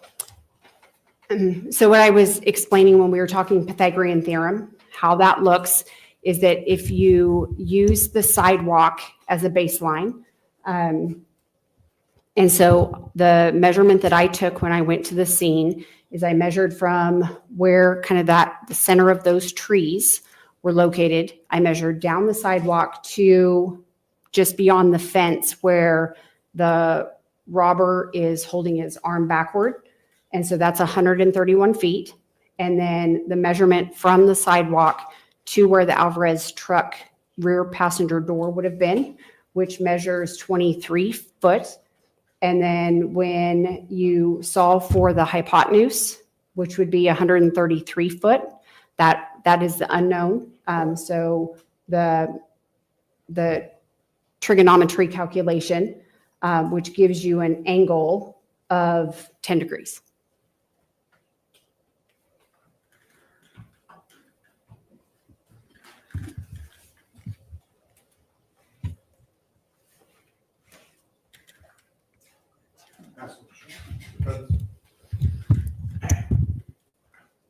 Did you want me to begin there?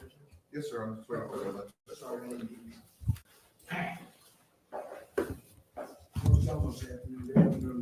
How are you? Good afternoon, sir. I'm fine, thank you. Good.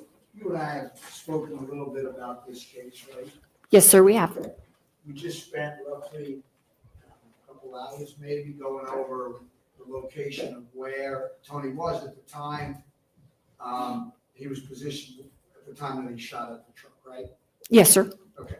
And we've never taken a position, have we, that Tony didn't shoot into the truck? Not to my knowledge. We're aware of it. Not to my knowledge, sir. Okay. And so basically, let's start out with the premise that Tony shot into that truck, right? Yes, sir. Okay. And because of all your training and experience, you're familiar with the fact that if a person robs you at night at gunpoint, okay, that you have an absolute right under Texas law to shoot at that fleeing suspect, correct? Yes, sir. I mean, there's no questions about it, that when the jury watches all these videos, when they go back to deliberate, the fact that Tony is shooting at the robber, even when he's running away and they're seeing bullets ricocheting off the ground, he's doing something that Texas law allows him to do, right? Yes, sir. Okay. And if the robber was in the truck and that bullet struck the robber in the head, then he still would be in his legal rights to have shot at the truck. You got your docs for legal? The rule. I mean, he can still shoot at a fleeing suspect, right? Yes, sir. Okay. Okay, Now but we it, know- sir, but it doesn't make it all right when he took a child's life. What is, I feel like he's missing something here. I mean, maybe a few brain cells. He chewed his crayons last night.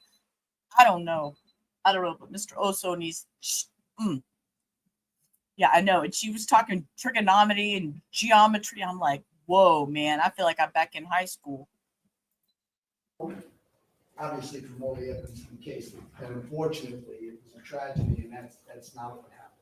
What? So, What? I got to rewind that. I'm sorry. I talked over him and I lost my train of thought. Something about a tragedy, and that's not what happened. and he still would be in his legal rights to have shot at the truck, right? You got your docs for legal? The rule. I mean, he can still shoot at a fleeing suspect, right? Yes, sir. Okay. Now, we know, obviously, from all the evidence in the case, that unfortunately, it was a tragedy, and that's not what happened. So I have to ask a bunch of questions. It might take a while. You seem pretty straight up, so let me start. First, Sir, you are.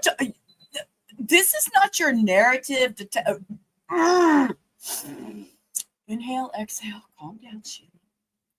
Gosh, I want to punch this guy. of all, I want to put everything in perspective here. And you know from your training and experience, and even in this case, when you have a shooting, it starts out with a 911 call, right? Someone has to call the police, right? After the shooting? Yeah, I mean, to get the first responders out there, that's where I'm going. Yes, sir. I'm just walking through the process, and the first people that go out there are the patrol officers who might happen to be in the immediate area, right? Sure. Yes. Sure, the closest patrol officers, they show up first, right? Yes, sir. And we heard from one of them, but as far as how many were out there, we don't really know, do we? No, sir. And, I mean, the best you would be able to tell would be by watching the body cams and the video, right? Yes, sir. But when you watch a body cam and video, you know the first responders that are out there, right? That's fair. We heard from one individual, an officer who we were able to hear his interaction with Mr. Armando Alvarez when he arrived on the scene. And from that, the jury was able to determine, to kind of get a basic idea of what happened. And you would agree with me that first responders typically will do that at a scene, right? Because they got to know what to rope off and what to do. Sure. Okay. And in this case, I think you already testified that they didn't rope off a sufficient amount of area to do an adequate search and investigation at this scene, right? If I were able to judge what I wish they would have done, then I would say that I wish that more of the area would have been roped off. So I think, here's the thing, no trick questions. You're an expert and you know what they did and what they didn't do. And that wasn't a very good, in that aspect of the investigation. I don't even know at this point who wrote it off because we've never heard that. But whoever decided what to rope off, in your expert opinion, they didn't rope off a sufficient amount of area, did they? I would agree with that, sir. Okay. So, because one of the problems we have, you have a suspect who sticks a gun in my client's wife's face and robs them both at gunpoint. He takes off running, and I think Mr. Jordan had said, he asked you if they knew more, they were roped off more, they could have looked for bullet cords in that area, right? Yes, sir. And of course, they didn't do that. The other thing, the flip side of that, I don't think he asked you, but they could also look for spent shell casings if they did a search, like you said, with metal detectors and things of that nature, right? Yes, sir. Okay. And then the other thing that I want to talk to you about is that area had, and I'm going to get into it a little later, but just at this point, I want to lay the foundation. Not only was the parking lot of the bank, the whole parking lot, the signs, the trees, and everything important, but there was a secondary kind of location. And you watch the videos, there's a point where Mr. Alvarez drives past Tony and his wife exiting the bank, correct? You see the truck go by. Yes, sir. And after all those still, computer-generated snapshots that you introduced, there is a time, a split second, where you see the truck go by, right, in the videos? Yes, sir. And some activity occurs. Mr. Alvarez testified about it. So you'd agree with me that the area past the exit would have been an area that you would have looked at also, right?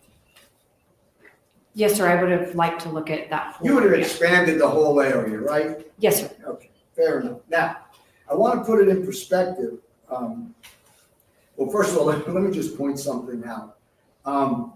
Would you find it unusual? We had the CSI Motos Perez on the stand, and we showed him an exhibit that had the detectives in it. He couldn't even identify the detectives, the lead detectives in this case. Would that kind of disturb you as an old CSI person, Irrelevant person, that he didn't even know who the detectives were? So I know Object, who sir. works down here in Stop. Houston. I know that their agency is exponentially larger than the Montgomery County Sheriff's Office, where I grew up with all of our homicide guys. I'm going to interrupt you for a second. No, don't I let didn't her ask for talk. why. I just asked based on all your experience. I mean, that's kind of unusual, right? Because even Haig tells you everybody out there is supposed to work collectively as a team, right? I mean, that's the basis for investigating and reconstructing, right? So I can't answer that yes or no. If I could just give you a short explanation.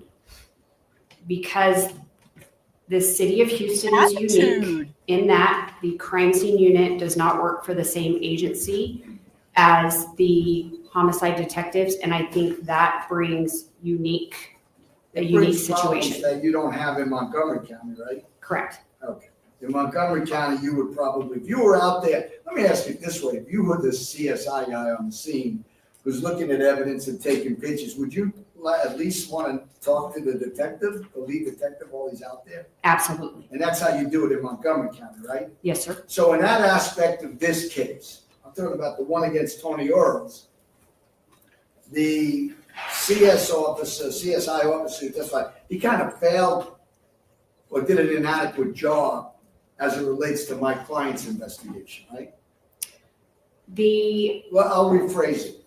He did less than you would, how about this? He did less than you would do in Montgomery County, correct?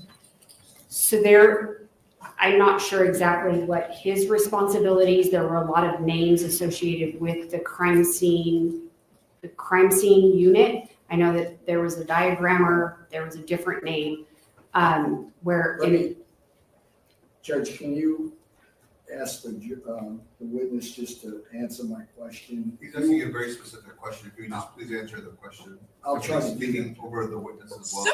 so. I'll try.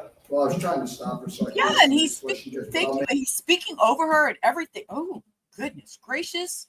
scene, the crime scene unit. I know that there was a diagrammer, there was a different name, where Let in, me, Judge, can you ask the witness just to answer my question? He's asking a very specific question. If you just please answer the question. I'll try to do Speaking over the witness as well. So I'll try. Well, I was trying to stop her so I could ask the next question, Judge, but I'll make it specific. You would speak to the detective at a crime scene like that, right? yes, Okay, fair. Now, in reconstruction, like, for example, one of the things you do as an expert, you go out, if there's a police shooting, you go to the scene, right? yes, Okay, I mean, we have testimony from you, and we have testimony from other employees at the district attorney's office that they basically got involved in this case a few weeks ago. But in a police shooting, the reconstruction people and the DA's office, they go out to the scene that very date and time that the shooting occurred, correct? yes, And that's probably because of the public scrutiny and everything. But you do a thorough investigation when police officers are involved, right? At the scene, the reconstruction, you've been out there, right? When there's Yes. a police shooting? yes, Okay, and you didn't go to this scene, did you? not on February 14th, While they were investigating, you didn't go out there, right? correct? Okay. And which kind of brings up a point. I just want to ask you up front about this. You know, you'd have to agree with me, reconstruction experts or reconstruction people, you had a wealth of training. You published, you are well-educated, you are well-spoken, and you present well on the witness stand. I'm going to give you that, okay? And I'm sure out in the field, you do a thorough job, don't you? I mean, you'd like to think you do a thorough job, right? I would like to think I do a thorough job. Okay, fair enough. And there are two aspects of reconstructing. There's investigation, and let's talk about that for a moment. That's when, like in police shootings, you go out to the scene and you help in the investigation. You want to reconstruct what happened, okay? And I think one of maybe the examples besides police shootings would be intoxicated manslaughter cases, sometimes where people might have been drinking. If you have fatality crashes, don't representatives go out there to see what went on? Yes, but for the record, I do not have a specialty. I have not been trained in any of that, so. I'm not even going to ask you questions in that area. Okay. As a matter of fact, I think also you're a DNA expert too, aren't you? I am a DNA collection, Okay, but I have no DNA. I've never worked in a DNA lab. fair enough.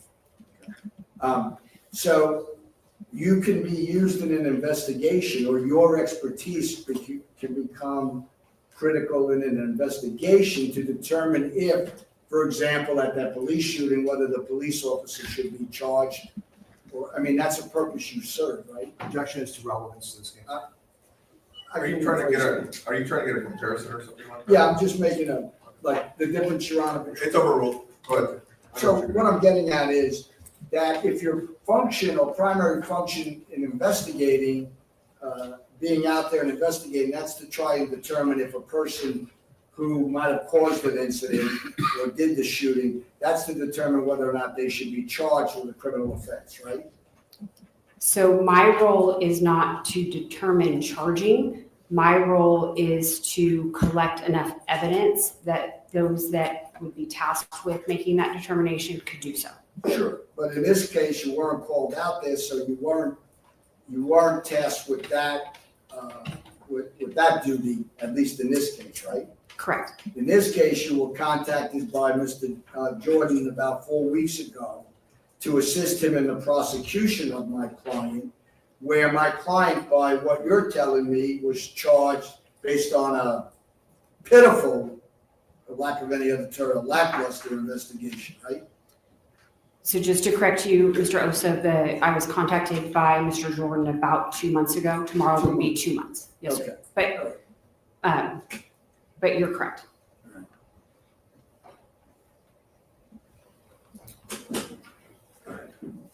And the purpose was to assist him in this prosecution, correct?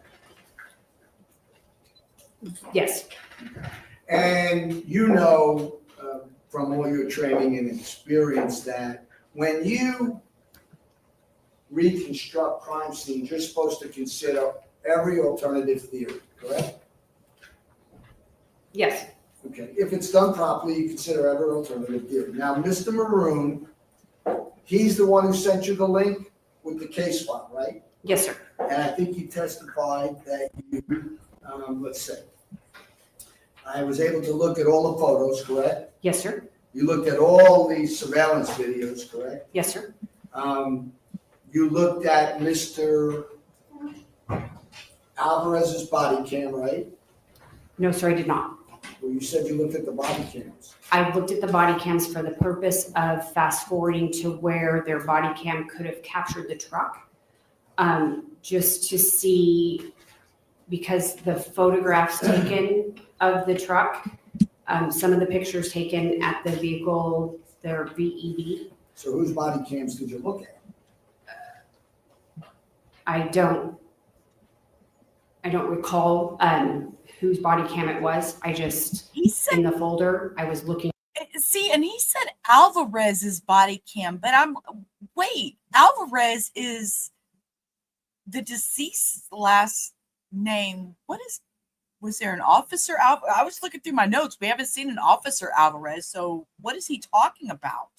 Specifically for anyone that walked up on the truck, so I could make sure that what I was seeing in the photographs. So that, okay, so you looked at someone's body cam, you don't know who it is, that's what you're testifying to? I don't have that information in front of me, sir. You looked at one of the officers at least that walked up to the truck. Correct. Did you look at the officer's body cam who walked up to the truck initially? The first guy who walked up to the truck and met with Mr. Alvarez?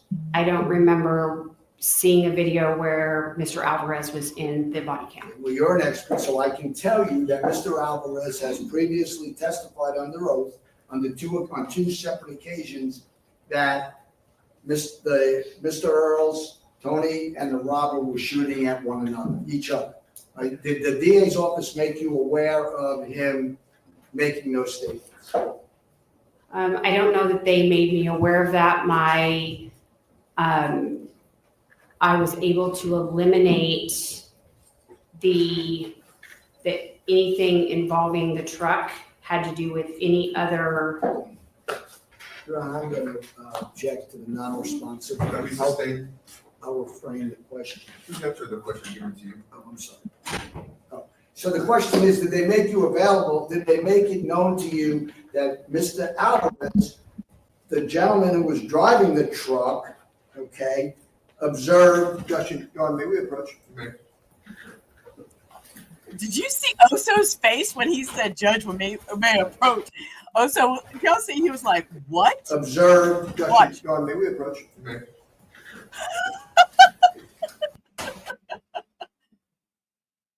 Oh, look at security guard sitting there. He's like, oh. You know,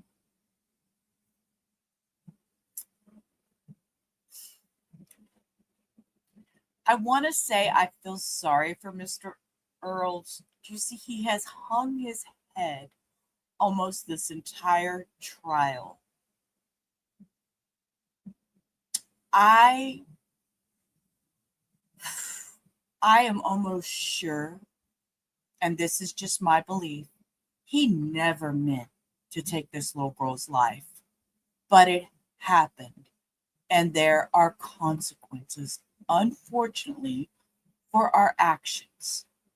And this man, every time they have shown him, he is hanging his head. That's telling to me. I feel he has guilt. Yes, he knows what he did. You feel sorry for him too. I mean, it's a consequence for your actions, sir. But every time they've shown this man, he is hanging his head and looking down. I don't even know what to say to that. I just. You're not saying, you're not. Oh, now he's wiping his eyes. Of a moving vehicle in this instance, you'd agree, but you gotta look at everything, right? You can't look at these shooting incidents in a vacuum. I think that's the word Haig uses, a vacuum, right? Correct. Can't do that. Gotta look at everything, okay? And we spent a lot of time telling us or trying to show the jury that Tony shot into the truck, right? Yes, sir. Yeah, but we all know Tony shot into the truck, right? Did anybody ever dispute that to you? I don't believe anyone did anything. They just said, can you help us with this? Okay. Can you help us prosecute Tony Earls, right? That is not what was said to me. Okay. Well, let's go back to my question, okay? When Mr. Maroon gave you the link to the file, did he indicate to you that you should start out with the body cam, the first responder who interviewed Mr. Alvarez as to what he observed when he pulled up to the middle of a robbery? No, he did not. Okay. And you'd have to agree with me if you're going to consider every feasible alternative theory, you would have to know, or you should at least be made to know, that Mr. Alvarez told the cops immediately following this incident that as he pulled up, Tony and the robber were shooting at each other, correct? Objection, statement of the testimony. Well, I guess I'll try better to rephrase it, Judge. I mean, I might be paraphrasing, but did anybody make you aware that at some point he had testified to that under oath? I believe I've heard that information. I'm not aware of where it came from. Okay. Because you told me they didn't make you aware of it, and you didn't look at the body cam, right? I testified that I did not look at the body cam where the first responding officer went up to Mr. Alvarez, and Mr. Alvarez stated that he was where the question that you said. Let me go back, one other thing, two points I want to make. We see arms extended, robber running away. Under Texas law, you don't have to wait to be shot to shoot back, right? That is correct. Calls for a legal conclusion.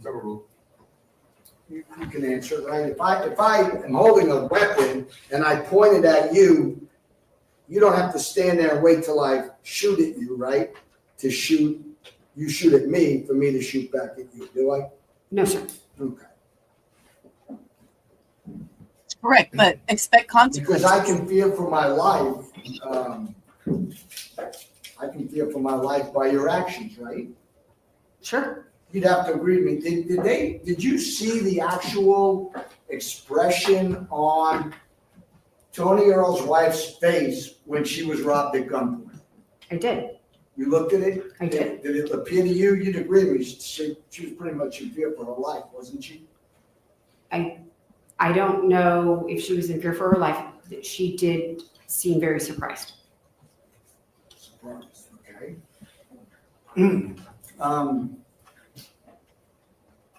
I guess let me point it out, it's a good point, because it'll be, sure yours will bring it up.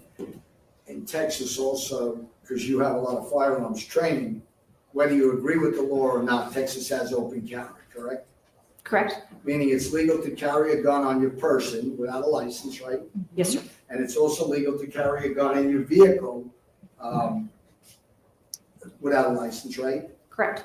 And under the But law, you can do it without any training, okay? Sir, Texas law also states that you cannot have the gun within reach when you are in the vehicle. It has to be in a glove box, or in a trunk, or put away, and it cannot be loaded with one in the chamber. I carry. So, no, sir. Yes, You sir. agree with me, right? Yes, sir. And they have very limited requirements to buy a gun. I mean, for example, there are some restrictions dealing with mental health patients and stuff like that, right? Ma'am, sir, I will tell you right now, even with mental health, you can still buy a firearm. So I don't know where he's going with that comment, but he needs to just shut the hell up because Dealing with mental health patients and stuff like that, right? Yes. But the average person can walk into academy or anywhere, it's legal to buy a gun, right? With certain parameters. Yes, sir. Yeah, but they don't Sir, allow. mental they health don't people require can you buy to get guns trained, too. right? Correct. Okay.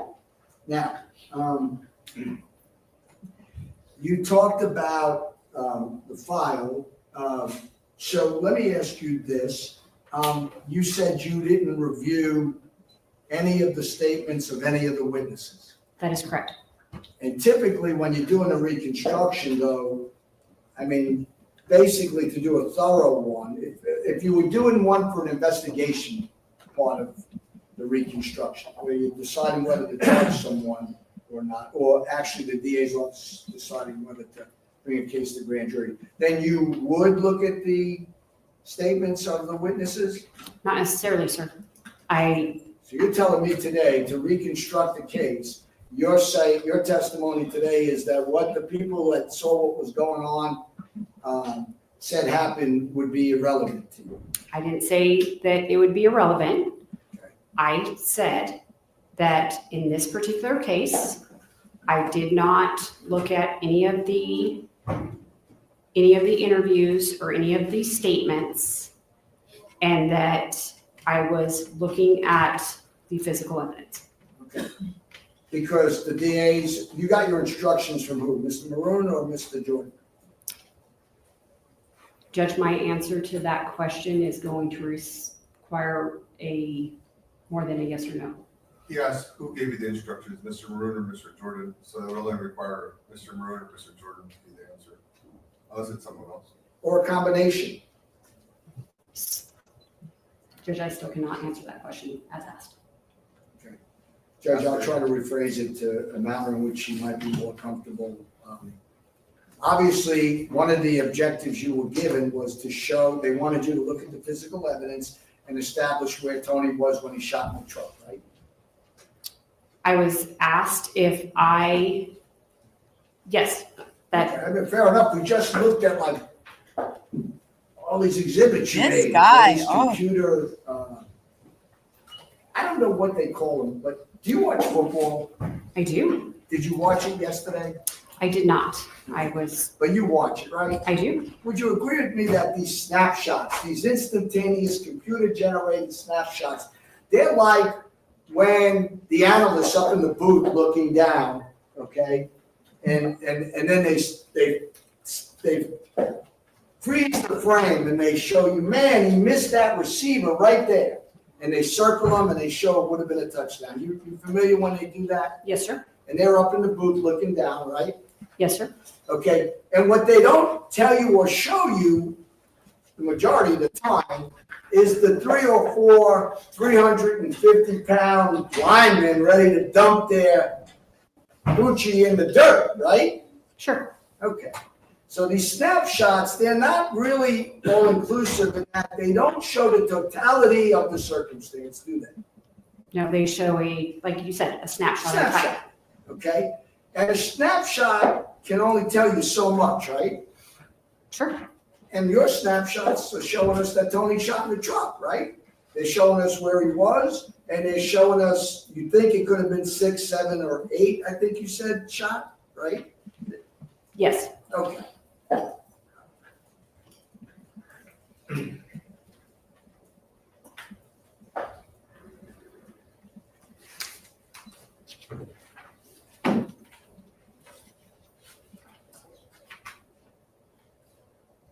So,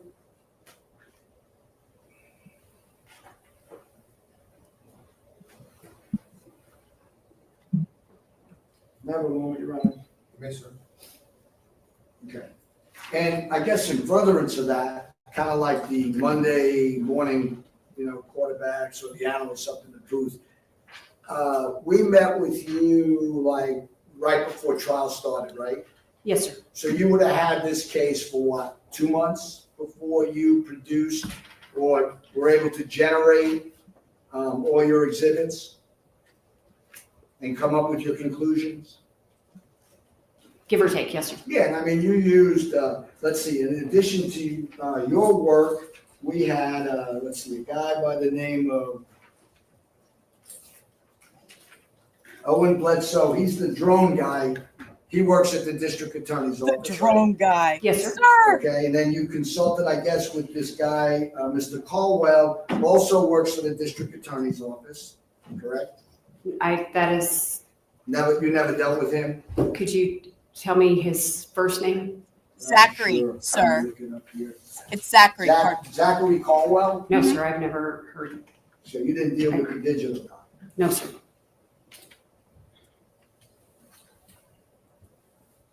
He was digital forensics. So I take it you never even reviewed any of his work, like his exhibits or anything in this trial, right? No, sir. Okay. All his overlays and compilations and stuff, you've never seen? Okay. No, sir. That was not her job. So Bledsoe, he's the guy with the drones, and he gave you the measurements that allowed you to formulate some of your opinions, right? Yes, well, he provided me access to the software because I'm familiar with the software. Okay.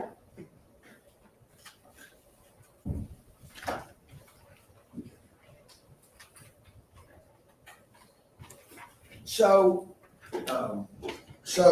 I guess so far we've heard from, let's see, I'm going to switch gears for a second here. I think you even admitted that moving vehicles present unique issues or problems, right? Because you have speed, you have materials, you have movement of the shooter. There's a lot of things going on, a lot of moving parts, right? Yes, sir. And so you kind of had to take all of that into consideration to come up with your opinions, right? Yes, And you would agree with me that you had what, like almost 2 months to come up with an opinion? yes, All right. And you know from watching the video, Tony had what, about less than 2 seconds to make a determination as to what he was envisioning at that point? I think there was more than 2 seconds, but it was a very short amount of time. Well, we're going to go over that because there's different facets of it. But I want to address, I want to briefly touch on your exhibits. And, it gets a little boring because I failed math, I failed science, so I went to law school, okay? I'm more of like a social scientist kind of guy.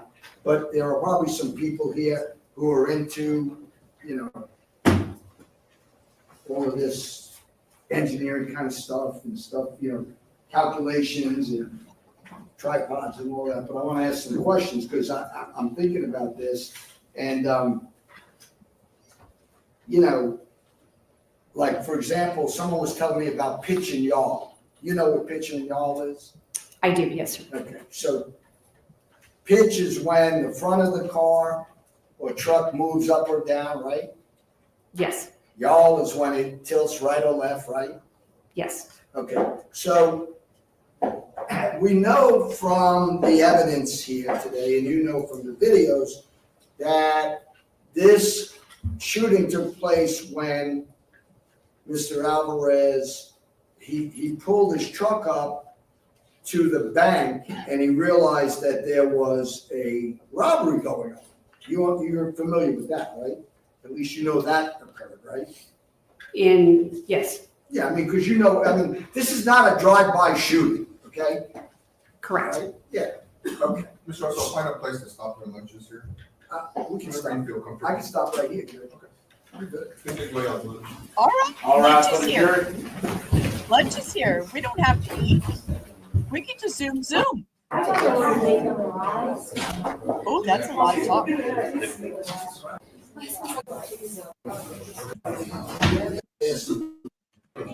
Yeah.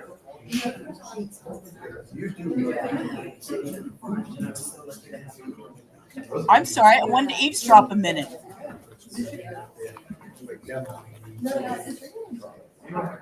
What the heck? Wait, that's your position, that's a paper.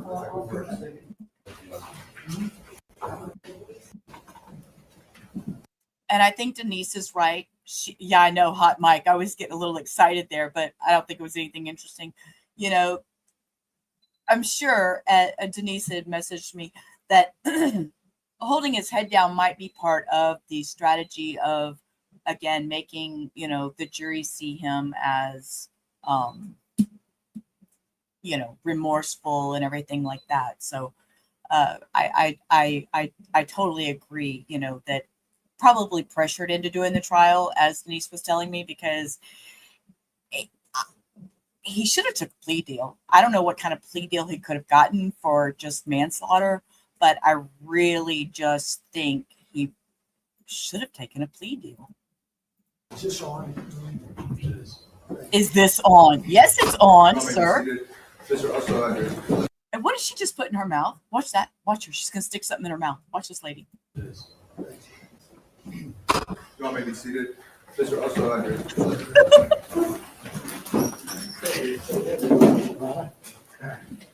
Okay, thank you. Ms. Rossi, I hope you enjoyed your lunch. Yes, sir. Thank you. Yeah, I think he is remorseful. A mint. You think it was a mint? So I just want to go back and touch on something real quick.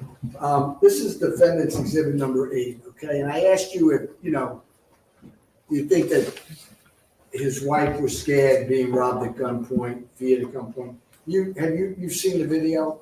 Yes, sir, I have. Okay. And probably, would you agree with me? I'm not going to characterize it Fingernails. one way that I use fear, you use surprise.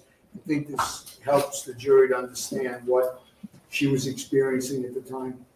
Very much. And you asked if she was in fear for her life, Oh, but because I have never met Mrs. Earls, the reaction was that she was like surprised, shocked, scared. well, you wouldn't, you're not denying that somebody robbing someone at gunpoint, pointing a gun in their face wouldn't be capable of shooting either Dee or Tony, right? Correct. I'm not arguing with you Okay. at all. I mean, we have capital murders that occur like that all the time, right? Yes, sir. Robberies that go bad in a split second. Okay. All right, so let me pick up where I was. I was about to talk to you about your exhibits. I don't want to spend 2 hours, and I'm going to try not to be technical. I just want to point out a few things that, basically when you're doing reconstruction involving shooting vehicles, then you have a whole other set of issues that evolve as opposed to, say, a shooting in a house or an apartment, right? Yes, sir. Because you have moving on, you have a lot of moving objects, right? You have a truck that was moving, right? Yes, sir. In this case, the truck was moved not only from the point where the bullet impacted it, but it was driven a little bit of a ways by Mr. Alvarez, right? Yes, sir. And then I think the testimony is he backed up, he U-turned, and he started to go. The term chase has been used, follow could be used, but he U-turned and he went a distance and stopped the truck, right? Yes, sir. So by the time you got photographs of the truck was in a completely different lane facing the opposite way, right? That is correct. So you had to rely on the photographs, correct? Yes, sir. And the findings of the Miss Lambert, the CSI, the investigator who processed the truck at the lot, the HPD lot, right? Yes, sir. Okay. I'm not going to go back over all the different materials because you kind of explained that to us, how the molding impacts and and metal impacts. The CSI, she did testify that she didn't do trajectory, and we know that she didn't do it because of the defect, the way it was. And she actually even pulled the door apart to look in there to see if any fragments had been left inside the door frame. But she also said that because it couldn't be done, she didn't call someone out to do it who was, I guess, capable of doing it. Did that make any sense to you, or is this kind of a unique, I guess this is a compound question, but I'll let you explain. Or was it unique that it maybe needed more than just a straight rod to show the trajectory? Mr. Earls, so I don't remember reading any of that in her crime scene report, so I'm I'm sorry. unfamiliar with what you're Okay. asking me. She testified that she didn't use any trajectory rods. She explained what they were, and I might add that she also testified that she had done it when she worked as a crime scene investigator with more leeway in California for several years. She said she didn't do a trajectory because it wasn't appropriate in this instance because there wasn't a clean hole. Obviously, she couldn't stick a rod through it. So I guess my question is, I mean, she mistaken, or was she just, she didn't call anyone out to do it who the protocol would allow them to do it. So I guess my question is, was she mistaken, or you're saying you can do a trajectory under the circumstances? So it's always been my understanding that the Houston Forensic Science Center does not do trajectory. That is not an analysis that they perform. So if she testified that that was possible for her, but she didn't. I guess I'm confused. Are you telling me I live in a city the size of Houston and no one in the whole police department can do trajectories? It has always been my understanding that the Houston Forensic Science Center is not in the crime scene reconstruction business. So they do not do bloodstain pattern analysis. They do not do shooting incident reconstruction or crime reconstruction. Okay, so if they would need it done, then their protocol does allow them to call someone out from outside, right? I don't know how they would address a situation like that. You kind of do know because you've been called out, right? I have been contacted by the Harris County District Attorney's Office. Okay, to go to crime scenes. Have you ever been contacted by HPD? I have been contacted by Houston HPD detectives while they've been on scene to ask my opinion about certain aspects. Okay. And you'll discuss the case with them, right? Yes, sir. So in this case, Detective Farrell and Detective Hernandez were the two. Farrell was the lead investigator. Hernandez was also an investigator out there. They both worked on this case. When, if any, did you call them and discuss this case? No, sir, I did not. You did. So you didn't reach out to them. Did either, no one in the district attorney's office told you that you might, to go ahead and call the investigators? No, sir, because the data that I used to formulate my opinion was captured in the medical examiner's report, the photographs from the VEB, as well as the crime scene documentation. Well, here's my problem with that, though. Objection to the sidebar. I'll rephrase the question, Your Honor. I'm sorry. I didn't mean to. We know you relied heavily on photographs, correct? Yes, sir. Okay, we know that the photographer, the CSU, Montes Perez, who testified about the photographs, he told us as he moves through the crime scene taking photographs, he can adjust his aperture on his camera. And you know they do that, right? Sure, yeah, I'm also a photographer, so. I'm sorry? I also am a photographer, so I'm aware of how a camera works. You're an expert in that too, right? I think, or you just do it as a hobby? No, I would say I have an expertise in photography. Okay, no, that's fair enough, but unfortunately, you're not out there, so you have to rely on Matos Perez's photographs. right? Yes, sir. So one of the things we were able to show the jury, just for example, because to me, because lighting could be.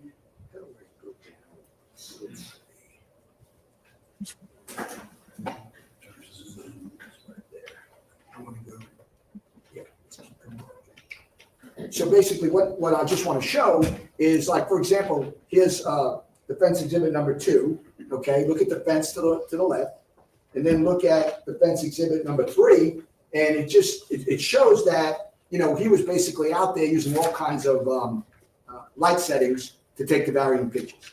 Yes, sir. Okay. There are several ways that you can adjust how a scene looks in a camera. And I think it'll become relevant, but defense exhibit number 4, okay, and that shows, and I want to point to this area right here.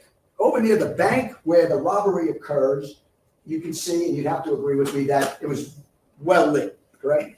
Yes, sir. And you walked out there at night even, and as you move towards the, behind the signs, when you move past towards the fence and the dumpster and everything, it gets pretty dark, doesn't it, as it's shown in this exhibit? Yes, sir, it does. Okay. Now, a lot of what you did, you relied on you kind of evaluated the what. You know, what happened? Well, you've come to the conclusion that Tony Earls shot in the truck, right? Yes. And you drew conclusions about it could have been one of several shots when he was up on the curb and the truck went by, right? Can you ask me that question again, sir? Sure. You drew conclusions as to which shot penetrated the truck, right? Yes, sir. Based on what you were asked to do, right? And what you took from the evidence collected, what you garnered and put in your computer, right? Yes, sir. Okay. Now, I started to talk to you, I think I called it wrong, but it's like pitch and roll. So the pitch of the road can impact the point of entry on a truck where there's a shooting, right? Yes, the angle of the road. Pitch and roll, pitch. And here's why I'm asking this question. You're familiar with the fact, because of the video, that this started out with, besides the robbery, but Mr. Alvarez came up on the bank as right in the middle of the robbery, like right as the robbery had occurred, right? Yes, in looking at the video, it appears that Mr. Alvarez drives up and the altercation is already in The process. exchange of whatever happened, and it's, I guess one of the disputed facts is, well, we've resolved one, okay? We probably all agree Mr. Earls shot first, right? And you're not even agreeing that the robber ever shot at Mr. Earls, right? Correct. That's a disputed fact, right? Yes, sir. I think you call them facts or theories, conflicting theories. Would that be safe to say? That would be a conflicting theory. Okay. I don't think I called it that, but I would agree with you that there are probably conflicting theories. I mean, another conflicting theory is, was it reasonable to him to think in a split-second decision that the robber got into the truck, right? That's a primary position or theory in this case, or issue in this case, right? Are you asking me if I think that that was reasonable? No, I'm not asking you if it's reasonable, because I'm going to go through some things with you about that. I'm asking you if you recognize that is an issue in this case. Let me rephrase it, simplify it. State says it was unreasonable for him to think the robber got in the truck. Defense says it was reasonable under the circumstances, totality of the circumstances, for him to believe the robber got in the truck. Wouldn't that be a controverting issue? I would say that those are two different theories. Yes, sir. Okay, two different theories, okay. And I noticed that when you were testifying, you were saying that you looked at videos, you looked at photographs, you looked at body-worn cameras, you said and you got the whole file, right? They didn't give you half a file or a little bit of the file. You had indicated you got the whole file from Mr. Maroon, right? Yes, sir, I believe so. Okay, so in that file would have also been, for example, Tony Earls' statement, okay, right? Yes, I would assume. Okay, and you said, and there would be Miss Alvarez's statement and Mr. Alvarez's statement. Those are the three people. The robber took off, so there's no statement from him. But those are the three statements that existed, right? I will take your word for it, yes, sir. Fair enough. Yet you said you didn't look at any of the statements, right? That is correct. And so I can't go into the statement. I can't introduce it. It would be hearsay. I can't ask you questions about it. You didn't look at it at all? No, sir, I did not. Okay. You're familiar with how statements are taken, right? And why they're taken, right? Yes, sir. Okay, because you've been in law enforcement for so long. Because you know a statement existed, and we already know from testimony that he was taken in and that he gave a statement, right? He cooperated. Let me put that. That is not a question that I had, but I will. Okay. I have no reason to disagree with you, sir. No problem. But here's my thing. If you knew or if they told you that there were conflicting theories in this case, then you would have listened to all the witness statements? Is that what you're saying? Or did you not know that at the time that you were given this case that there were conflicting theories of the case? My role this time for this case did not require that I look at any witness statements.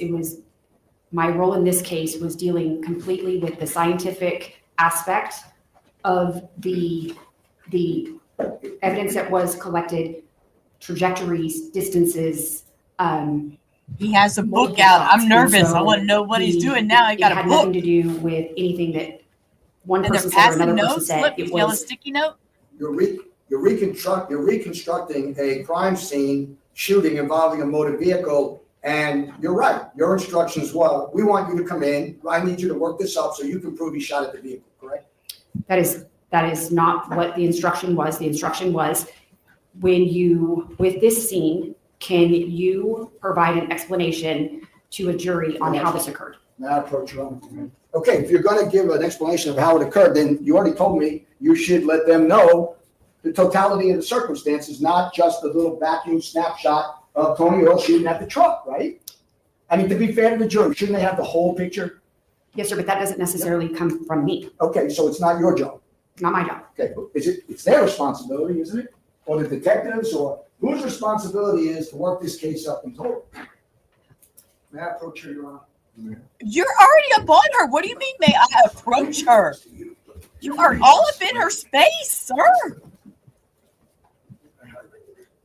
I highlighted it. Read this out of this criminal book. Look, she's like, look, oh my Lord. I'm like, okay, get out of my space. Approach her, Your Honor. I'm sorry, I didn't do this to you. You're fine. Read this right here. Read this. I highlighted it. Now, Let me just see where we're at. remember what it is. No, I just, It's a code of criminal procedure. It's Code of Criminal Procedure. She wants to know what she's reading, sir. He is bold, K-Swan. I would have, you back up out of my space. 6 foot rule.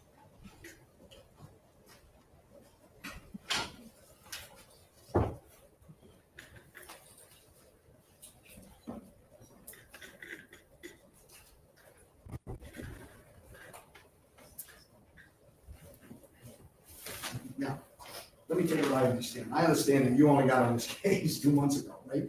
yes, sir. Okay. And I understand that they gave you the information. She looks pissed. Yes, sir. Okay, and they told you basically what your role would be in this prosecution, right? Pretty much, I mean, what they wanted you to look at and determine, right? So they didn't tell me what they wanted me to look at. They gave me access to the materials so that I could provide explanation Okay, of how the shooting occurred. Right, Cindy? but you haven't given Hostile. us an explanation of how the shooting Not the occurred, taking witness, into the defense consideration attorney. the speed of the vehicle at the time that it was moving in the direction of Mr. Earls, right? I think I did give an explanation on that. Okay, we'll talk about that, okay? We're gonna We'll talk about but that, is it- okay. You work for the prosecution right now up in Montgomery County, correct? I work for the district attorney's office, yes, sir. They're prosecutors, right? They are. Mr. Bledsoe, the guy that flew the drones, he works for their district attorney's office, correct? Yes, sir. And then we had this Zach Caldwell, he testified, follow me with this, he worked for the district attorney's office, right? I don't know where he works. sir. Okay, well, trust me, that's what he testified to. Okay, yes, sir. So that's you, Beasley, Caldwell, okay?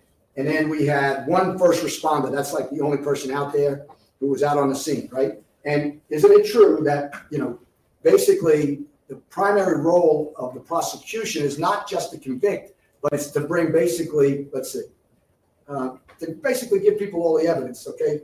It says they shall not suppress facts or access to witnesses that are capable of establishing the innocence of a person.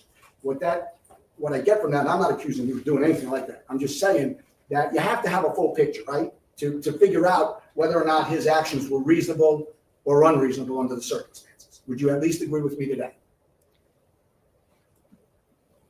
I'm going to disagree in that my role in this case was very small. That's what, hold on. Your Honor, I'm going to ask that you Unmute, Sheila. Unmute. I'm over here hollering. He asks her a question. When she tries to give an answer, he freaking just talks over her. That is irritating the hell out of me.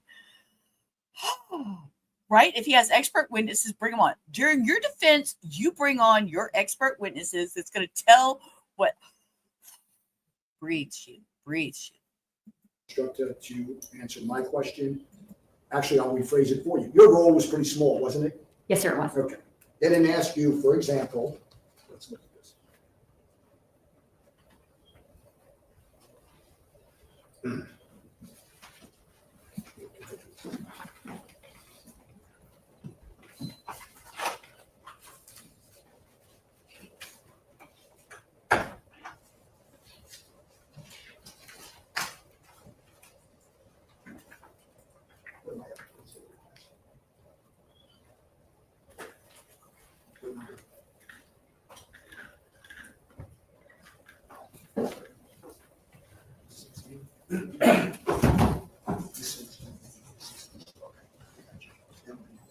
May I approach you, Your Honor? Okay. So, for example, I'm going to show you what's been marked as defense exhibit number 17, and I think you and I talked about it earlier today.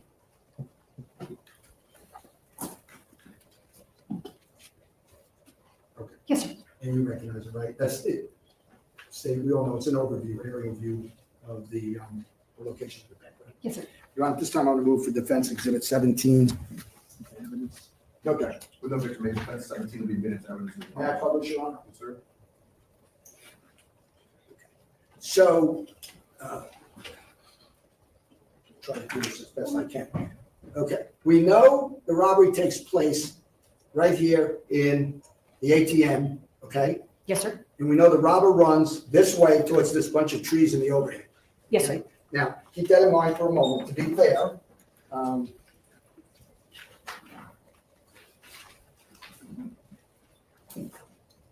we know from defense exhibit number 5, he runs on the grass and he runs behind this Chase sign and these trees, right? Yes, sir. Now, what's probably important, or might be important in this case is, you know, as soon as he's out of Tony's sight line, first of all, you'd agree with me that this could block Tony's sight line, right? Yes, sir. As a matter of fact, I anticipate that that'll be one of the arguments in this case, that the robber ran behind the sign, right? Now, in none of those exhibits, none of those steals you did you measure the width of the sign, the bushes, the trees, or anything like that? No, sir, because I did look at the sign. I looked at that tree to see if after 2.5 years, there were anything consistent with what could be a bullet. Judge, I'm going to object to the non-responsive. I just want to know if you measured. No, sir. Okay. Did the guy who ran the drone give you any measurements of those obstacles?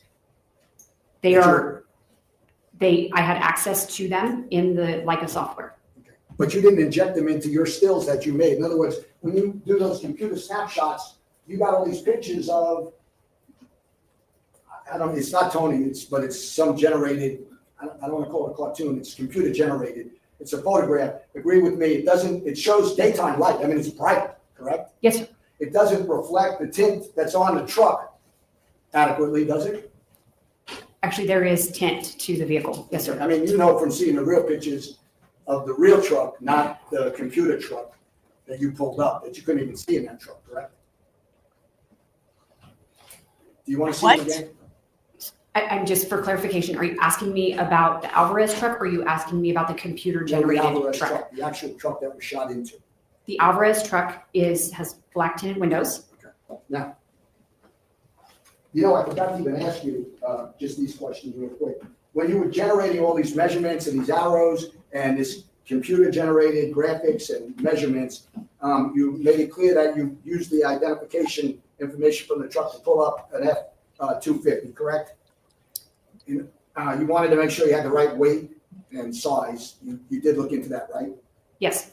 And I don't know, did you just randomly pick the tires or the type of tires? Because you'd agree with me, different tires can somewhat affect the height of the Okay, look.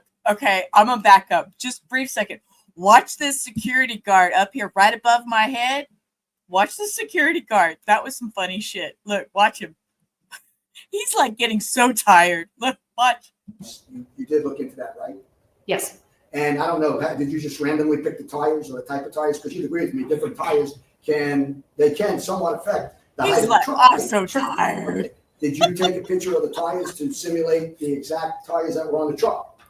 The information that I ran was based off of the VIN number, which is that He's yelling Alvarez's now. truck. Which would be the Alvarez's truck as it appeared in 2018, when it would be basically when they bought it or when it was manufactured and delivered, right? Sure. Yes, sir. Okay. You didn't take into account the weight of the people in the truck. There was a whole family in the truck. That could impact, even if it's an inch, it can impact your graphics, can it? Your reconstruction. How that would impact the graphic is if the tires were bigger, then I'm gonna object to the non-responsive. I want to move Sir. through Hold on this. a second, stop. They're long-winded questions. They're Just try to long-winded. answer the best you can. Okay, calm down. Yes, and I'm with Denise. We're texting in the background. I'm not gonna lie. I got Denise in my background. And she thinks he's disgruntled. And come to find out, look, I'm gonna post it. I'm gonna put it here. I'm gonna put it right here. Look. I'm gonna click on it on another one. That way it's all on the screen at one time. It's a different look. Okay. Houston-based lawyer with the Codell Law Firm. Background experience. He is a former prosecutor and has been noted for his vigorous defense style. Okay. He is disgruntled. I'm with Denise. Denise thinks he's disgruntled. I agree with Denise. Okay. how that would impact the graphic is if the tires were bigger, then I'm gonna object to the non-responsive. I want to move She through was this. answering. They're long-winded questions. They're Just try to long-winded. answer the best you can, and any objectives you try to answer. Okay, I can ask it a different way. Well, here, let's do this favor. Number one, let's stop talking over each other. Number two, just ask the question, let her answer. If it's a leading question, then I'll just pay more attention and make sure I'll stop her. Right. Stop talking over one another. Yes or no, the height of a tire can impact the height of a truck, right? of course, Okay. The Duh. weight of the cargo in a truck can impact the height of a truck. yes, The shocks, depending upon if they're stopped or they're not, can impact the height of the truck, right? I'm not a, Yes or no question, right? Yes or no? I don't know. And then lastly, the Alvarez truck, we know it from State's Exhibit 35, it had all kinds of material in it in the back. And then when we saw later photographs, it still had stuff in it. You don't know what any of the stuff that was in the back of the truck, how much that weighed. No, sir. I'm not trying to make a big deal about this, trust me, I just want to say that we all agree that Tony Earls shot into the truck. I think that there are a lot of variables that weren't taken into account to show the overall, everything that was going on out there, including, hold on, I'll ask a question, I'm sorry. I'll ask a question.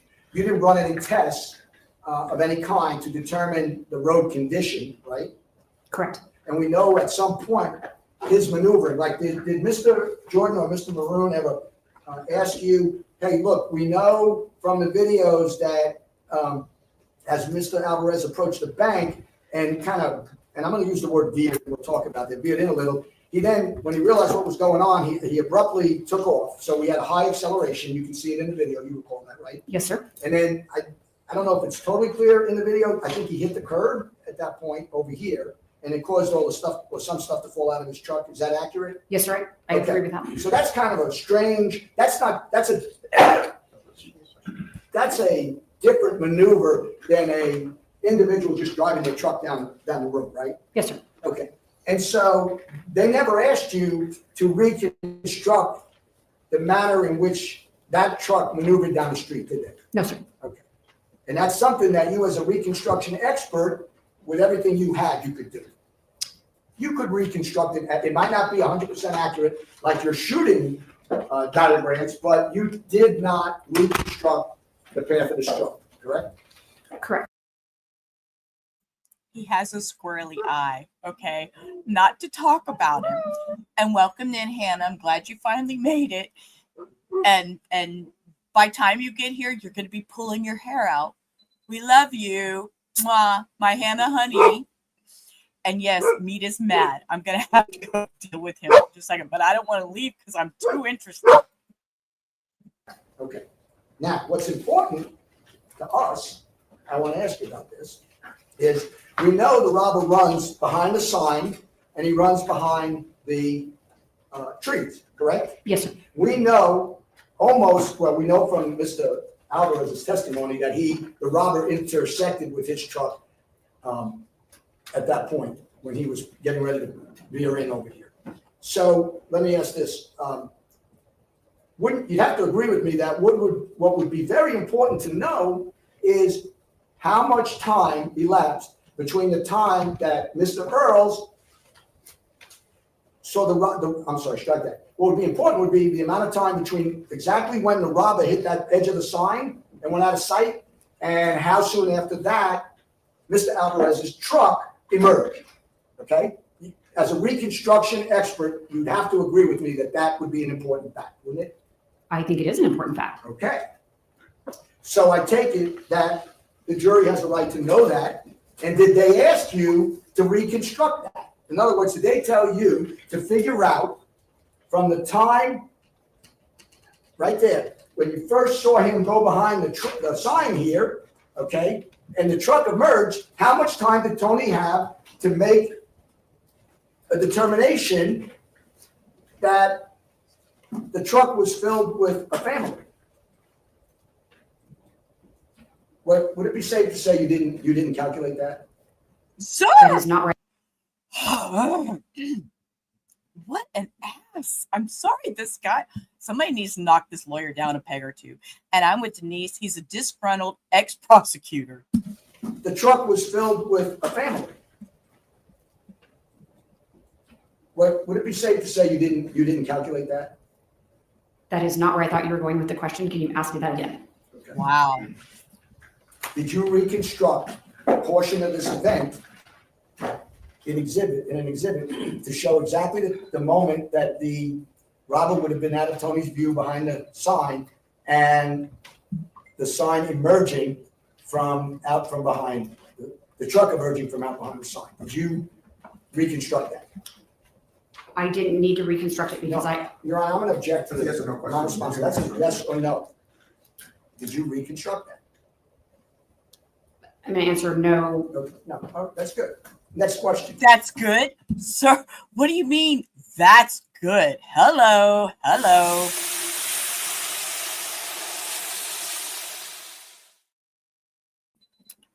I don't think we can get any more spicier. Sir, calm down. From the time the truck came from here, okay, to wherever over here I'll even use your exhibits, where you put Tony shooting in those snapshots you did, from there to there. Did you reconstruct the truck hitting the curb and then coming over? No, sir.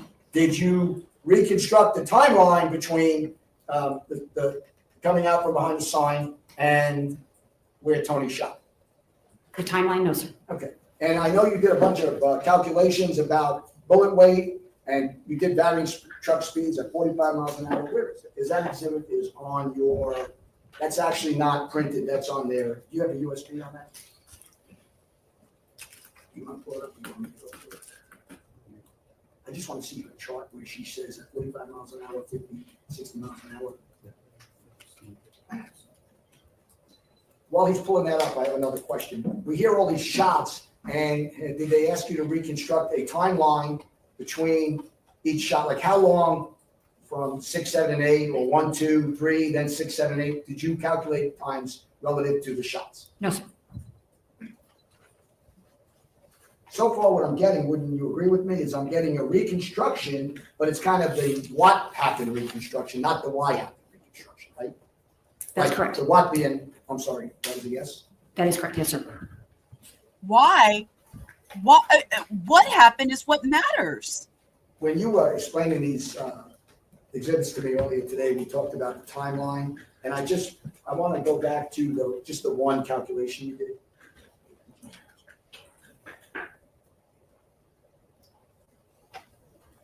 And I guess to illustrate it, what I was trying to figure out, and I asked you about it, was taking into account, the speed of the truck and bullets and all that stuff. I think I was trying to figure out if I'm obscured here on the truck, and I'm obscured, and I come past the sign at 45, 50, whatever the mileage, mile an hour is, because you didn't calculate it. But were we able to get an idea of time between that point, okay, and him making a decision that he's going to shoot at the truck like this in your diagrams or your still snapshots? No. You didn't calculate that time, did you? No, sir. It was like less than 2 seconds, wasn't it? She didn't calculate If it, you're so telling me she that's can't what it answer is, that. I have no reason to Well, I disagree. mean, okay, let's do this. The jury has all the videos, right? Yes. And really, if She didn't calculate it. We just established that. So why would she answer that? they really want to, for themselves, see how fast this transpired that night, okay, then they could just watch the videos, right? They can absolutely watch the videos. Okay. Because you'd agree with me that why Tony reacted the way he did is important, right? I'm not the person to ask that question to. I need you to help me out. I'm a little confused about why you didn't call Detective Farrell. He's a homicide investigator. He's leading this investigation, okay? And it's your testimony you didn't contact him. That is correct. Did you not contact him because you didn't care what he had to say? Or did you not contact him because they didn't want you to hear what he was going to say? Or what? Why is Farrell not contacted and brought into this mix? It's actually triple compound question. That's his thing. I'll rephrase it. Triple compound. I'll rephrase it. You work on a lot of cases, don't you? All kinds of cases up in Montgomery County, right? Not as many as I used to, but yes, sir. And I think you've actually worked on cases before with John, right? I'm not going to go into specific details, but you've worked on cases with Mr. Jordan, right? I have. And in those instances, you communicate with the detectives, don't you? On certain cases, yes. Yeah, I mean, even Haig says you don't reconstruct crime scenes in a vacuum, right? It takes a whole team effort, right? He does, but he also says that relying on witness statements, that you don't have to use witness statements, that the physical evidence speaks for itself. Okay, but in this case, okay, you didn't examine, you only handled one aspect, a very small portion of this case. And the key issue in this case okay, certainly includes the reasoning behind the shooter's actions, doesn't it? Not when it pertains to me. Okay, so I guess we can agree, you and I, that they hired you for a very specific purpose, right? Disagree. I was not hired by the Harris County District Attorney's Office. They borrowed you, is that a better? I'm not claiming when I say hired, I didn't even ask you if you're being paid for your services. I hope you are, but that's not my point. I guess your role was limited in this case to a very small portion of what occurred out there. That's the shooting aspect, right? That is correct.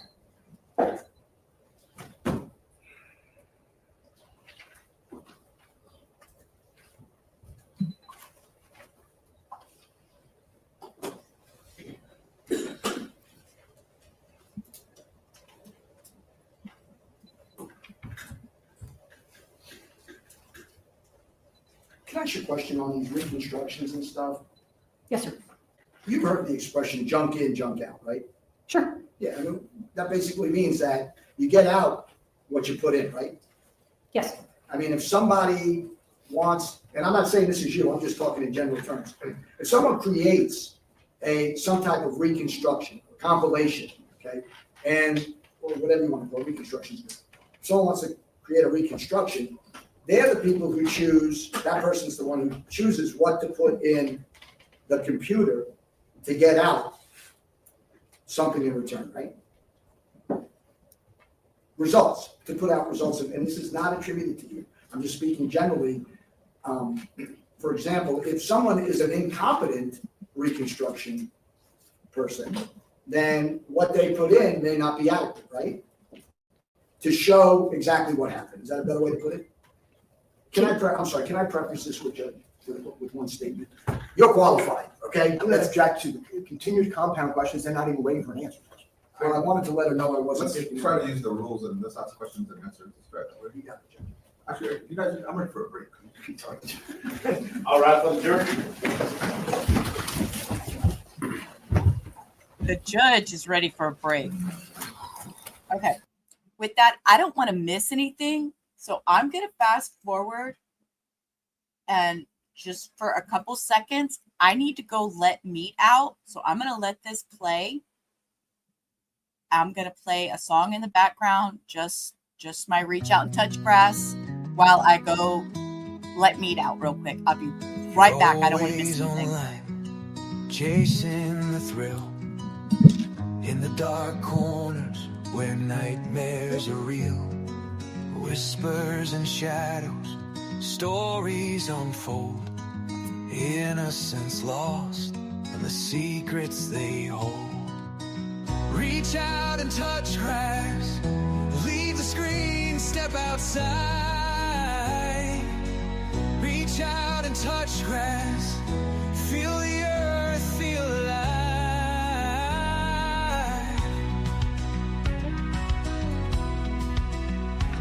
Sensational headlines, the dramas you muse, capturing moments, the heartbreak you choose. Behind every story, a life to reclaim. Remember the human, not just the name. Reach out and touch grass, leave the screen, step outside. Reach out and touch grass, feel the earth, feel alive.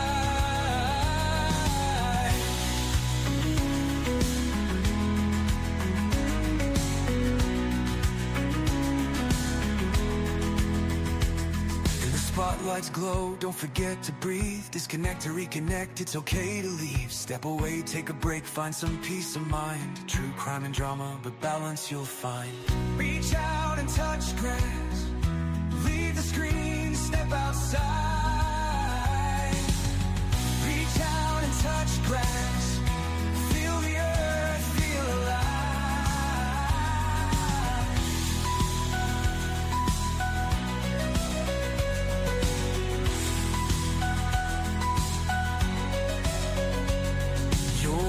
More than stories that keep you up at night.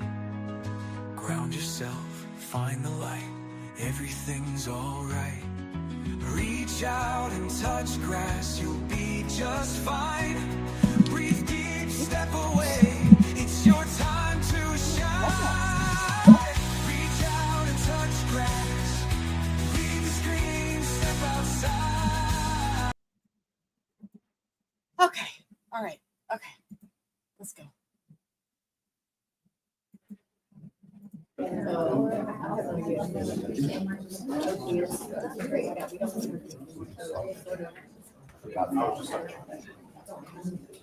You're a good girl. Okay, let's go play.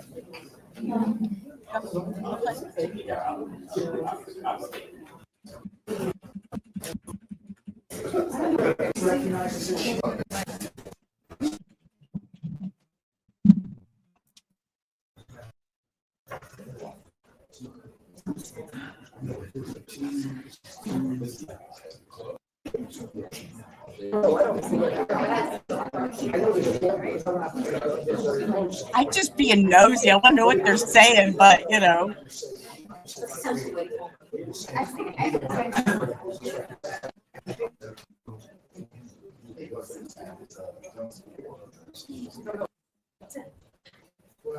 Oh. Strategy.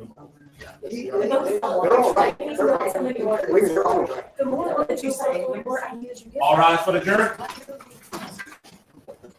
All right.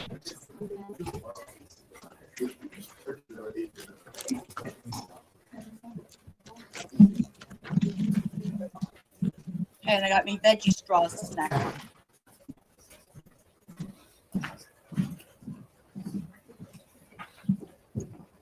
Y'all may be seated. Ms. Dorsey, during the break, you had an opportunity, we showed you what's been marked as defendant's exhibit number 16, correct? Yes, sir. And you looked at it, you were able to identify.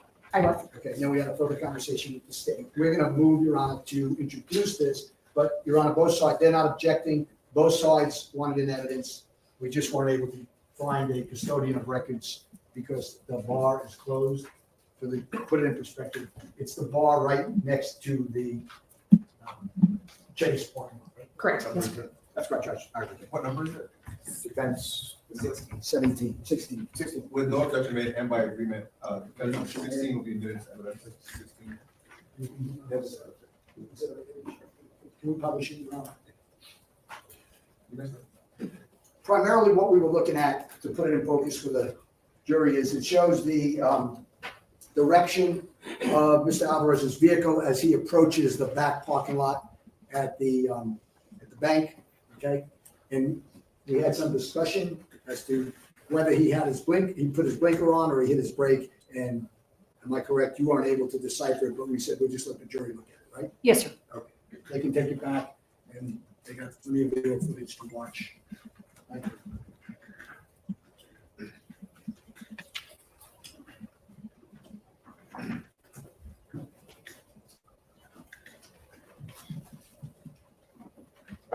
Now, you'd agree with me, it's kind of hard to see, right? It is. Yes, sir. And, but you will see, and if, Anna, you want to stop it, just when you see the truck come into view, may I put the screen on?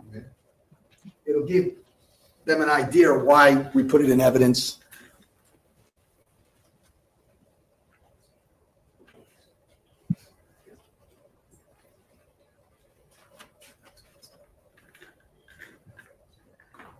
If you'll stop it for one moment, just to put it in perspective, okay?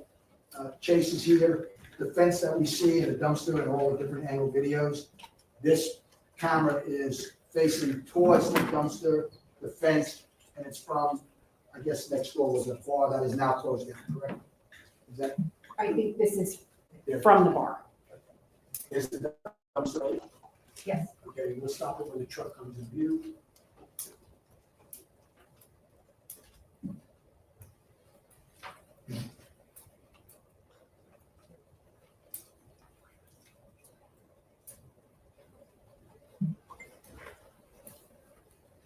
That's the truck coming now, right? Yes, sir. Okay, stop it right there, go a little bit further, and then that right there. Now, so right to its, right on the other side of the dumpster would be the entrance to the back, correct? On the other side of the fence. Yes, sir. Now, because you haven't done any reconstruction of any of this, I'm correct, you haven't done any reconstructions or exhibits pertaining to this part of the incident, right? Correct. So I'm not going to ask any more questions than that, okay? Next, you and I talked about the fact that you've been out to the crime scene at the Chase Bank. I got at least like 3 occasions, right? Yes, sir. That is correct. Okay. And we talked about the fact, let me show you what's been marked as, if I may approach defendants exhibit 18 and 19 in this trial, and you may not have been aware of it, there's discussion about Tony, as he's exiting, there's an exhibit, a state's exhibit. I told you about it where he opens the door, he shoots to his right down the street. Yes, sir. I saw You that. remember that? Okay.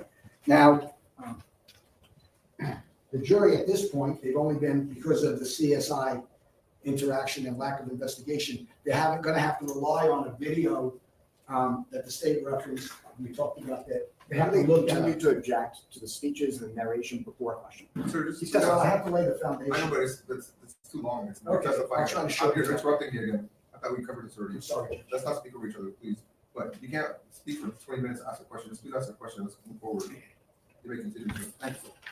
Have you watched any portion of the videos where you had to rely on the reflection in the mirrored wall of the bank to make determinations as to what was going on?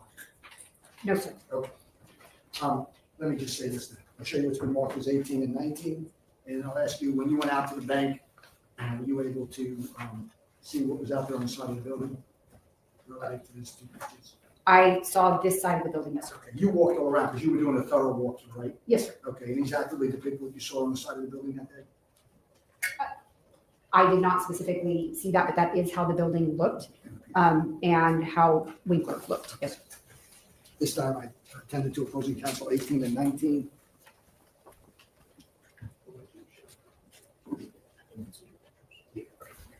No objections to 18 and 19. With no objections made, the facts 18 and 19 will be admitted to evidence and may continue.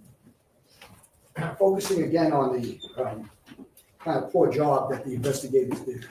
Again, continued objection of the narration testifying before question. That's his Sir? name. It wasn't even a question, actually. That's his name. Yeah, that was a statement. So, That's his name. 8.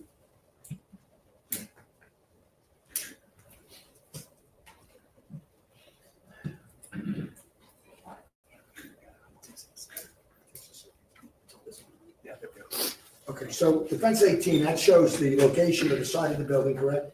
Yes, sir. And then facing Winkler, and you see the camera that's facing there, right? I do. Okay, and then all 19 is, so the jury gets a better perspective, it shows a close-up, doesn't it, of the camera that was out there? Yes, sir. And when we talk about reflective wall, I know you didn't watch video, but was it safe to say when you went out there that day that the whole side of the Chase building is covered or built out of a reflective material, correct? Yes, sir. It's a mirrored surface. Okay. Now, and I guess I will ask you this, based on everything you know now, if you were out there and you were the CSI, you would have attempted to get that footage, wouldn't you, if it existed from the surveillance cameras on the side of the building? Yes, any surveillance videos.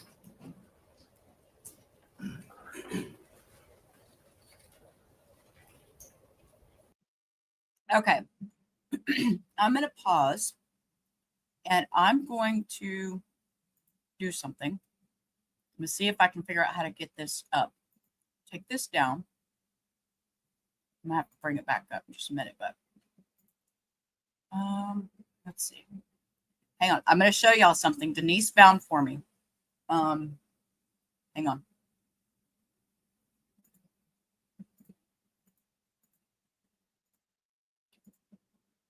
Okay, I'm going to share screen. I'm going to do the entire screen over here. Share. Okay.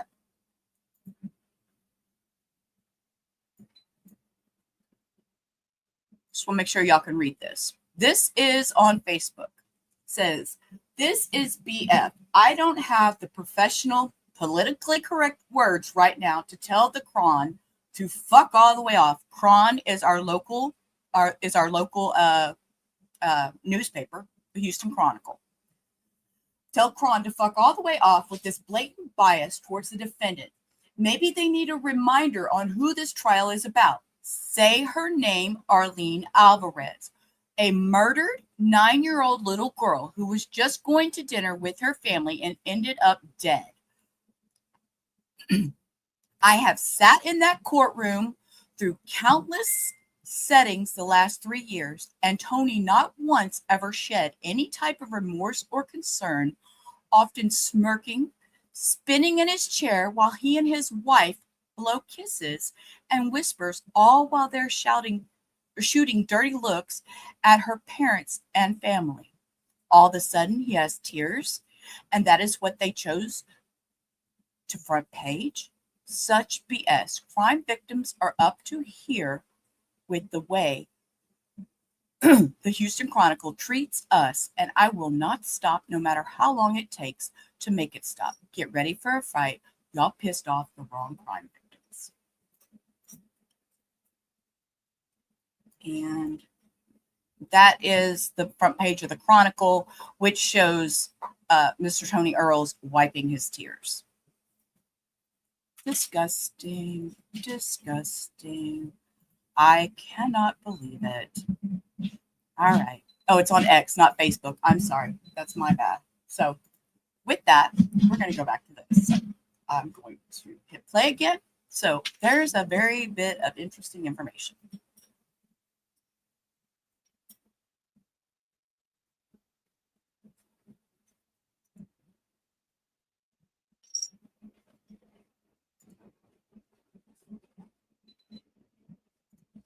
Let me change my screen out so it'll Lola has a thing for dominoes. Okay, there we go. Nope, wrong one. We don't want that one. We want this one. Yes, sir. Blown up, and they can see it when they look at your exhibits. And this is defendant's exhibit number 9, and it also shows the robber running with his arm extended out, right? Correct. And you'd agree with me if you watch I'm sorry, strike that. Yours is just a still drawn from the actual video, right? Yes, sir. Mine is a still, ours is a still from the video, right? It appears, yes, sir. Yeah, I mean, they're just stills, right? Yes, sir. But if you watch the whole video, then you can see that he takes more than one step. He takes multiple steps. He's running with his arm back like that, correct? That is correct. I mean, as a matter of fact, I think he commented to me that he had a pretty big strike, didn't he? The The robber. photograph that I was able to, the still I was able to take shows him in full strike. And so if you compare defense exhibit number 9 to your photograph that you pulled from the video, you will see him in 2 different positions, correct? Well, 2 different running positions, I guess is a better way. His legs are in 2 different positions while his torso is in the same position.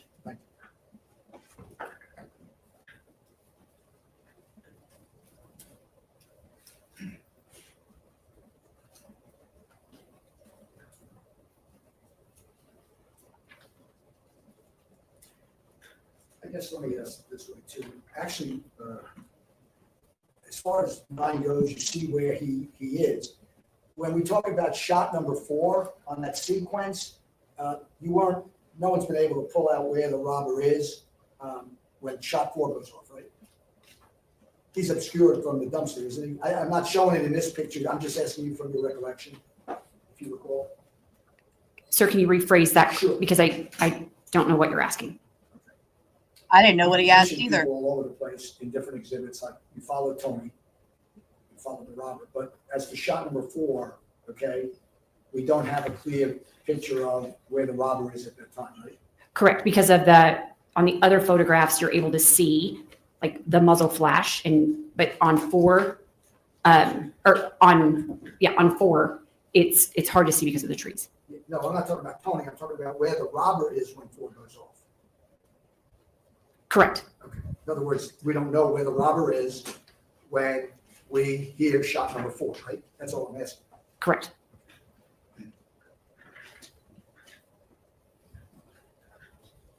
Did you know, we know it was on the 22nd of February, February 14, 2022.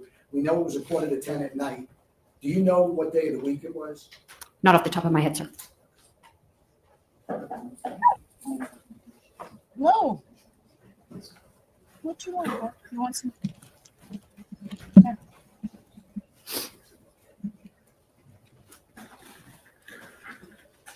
So you don't know whether it was a weekday or weekend night? I don't, sir.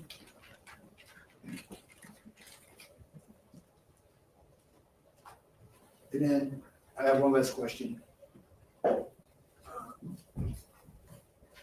Considering how, well, no, I have more than one, sorry.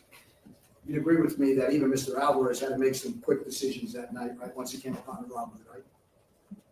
Like driving decisions. Sure. Yeah, I mean, you'd agree with me that it's kind of a chaotic situation when you drive into a robbery in progress or a person fleeing from a robbery, right?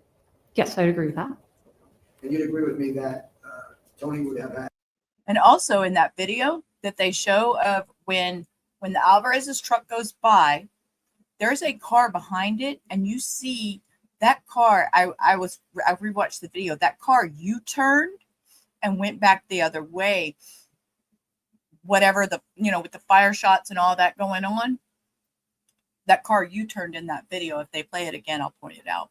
Had very little time, like just a second or two, a couple seconds. I'm not talking from the time he gets out of the truck, out of his SUV and shooting at the girl. I'm talking about the time the truck emerges from the sign after the robber ran behind it. That was like very short period of time, right?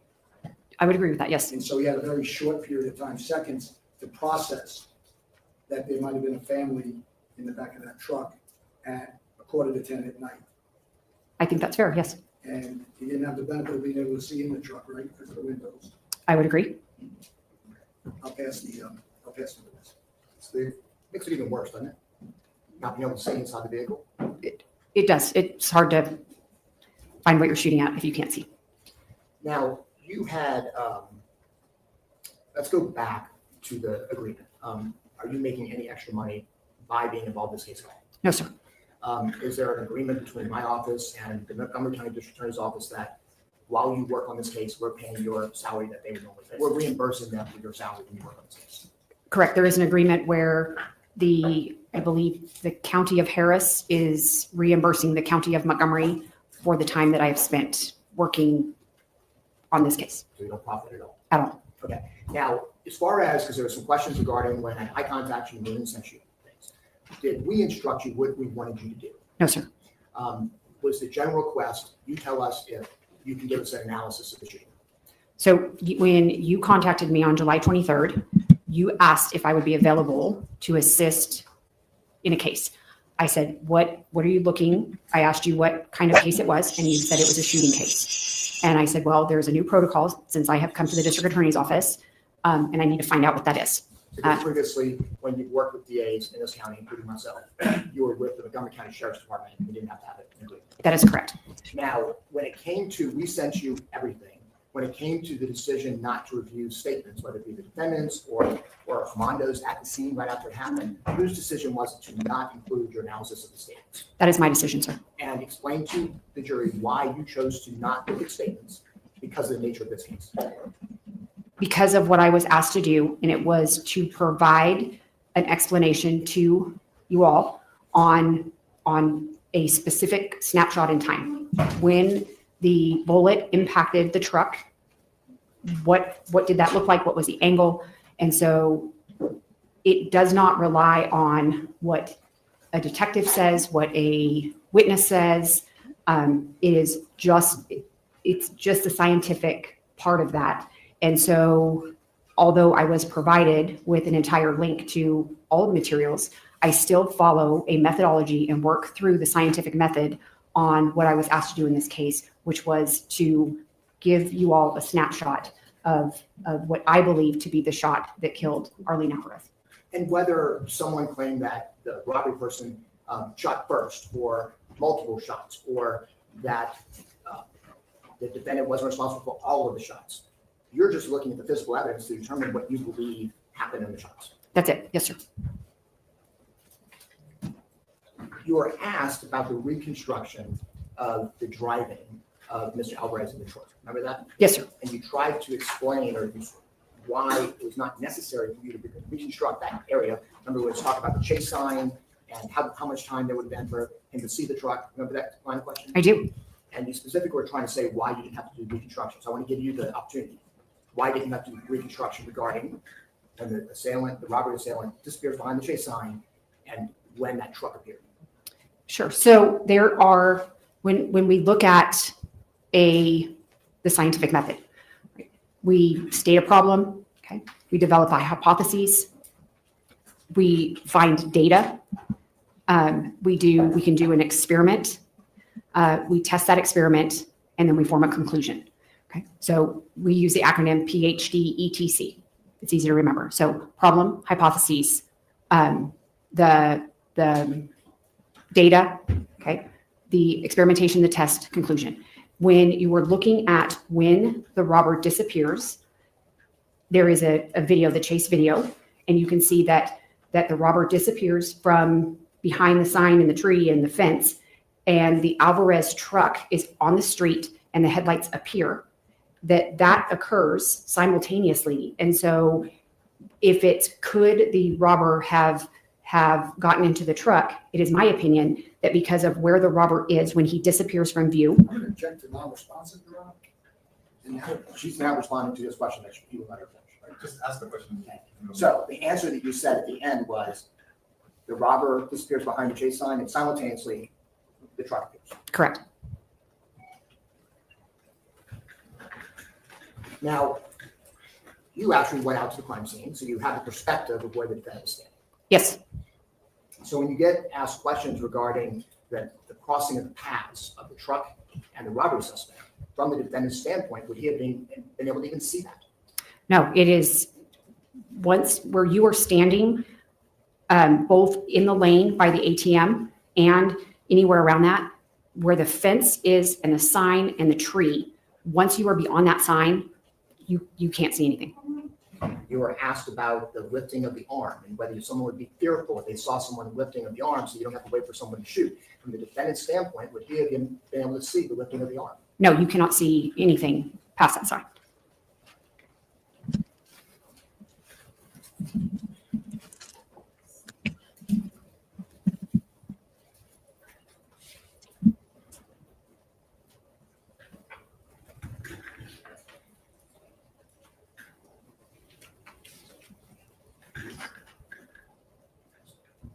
In addition to going out there, did you actually drive in your truck while you're out there several times? Several times, yes, sir.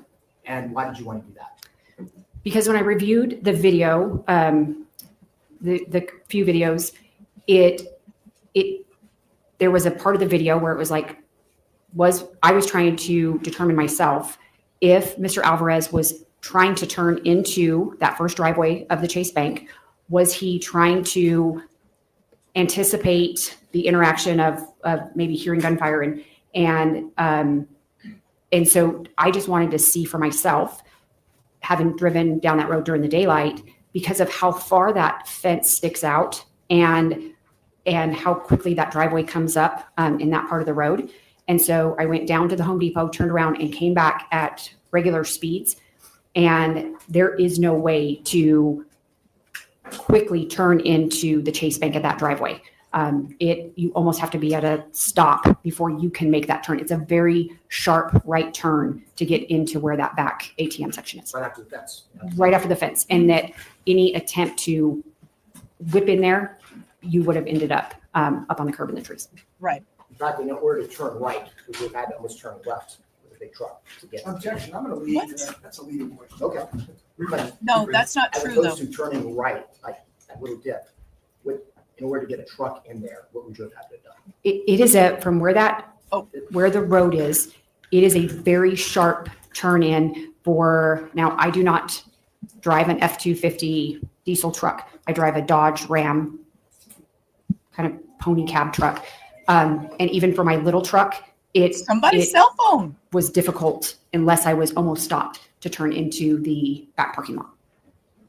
But again, no matter what that happens, from the defendant's standpoint, would he have even seen that dip or the turn? Or No, the- and I Actually, actually, speculation as to what my client can see, right? While you were standing at the scene, from the defendant's perspective, would he have been able to see a variation that we are seeing, that we have the benefit of the video from watching from across the street? I'm gonna object if it calls for speculation what he could see, because I don't know where he's putting my client. Why don't you respond? I believe I'll ask it for that. Did you go to the scene and stand, I mean, you did the measurements, you did the markup of the shooting. Did you stand in the areas where the defendant would have been standing? I did. From those perspectives, would you have even be able to see a variation of the way that the truck was driving? So standing, I spent hours at that scene, and standing in various areas, anytime a car would approach, until any vehicle, a truck, a car, until that vehicle was parallel with the Chase sign, you couldn't see. You could see it coming down the road because of how the curvature of Winkler. But then once it kind of straightened out, you could not see anything about the vehicle until it was parallel with the Chase sign.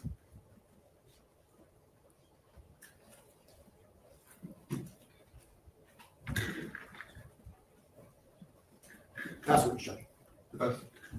So do I understand you correctly? You stood out there at night, Yes, sir. okay? And you watched the headlights of trucks. And cars. Yes, sir. And whether, I guess I'm a little confused, let me ask this.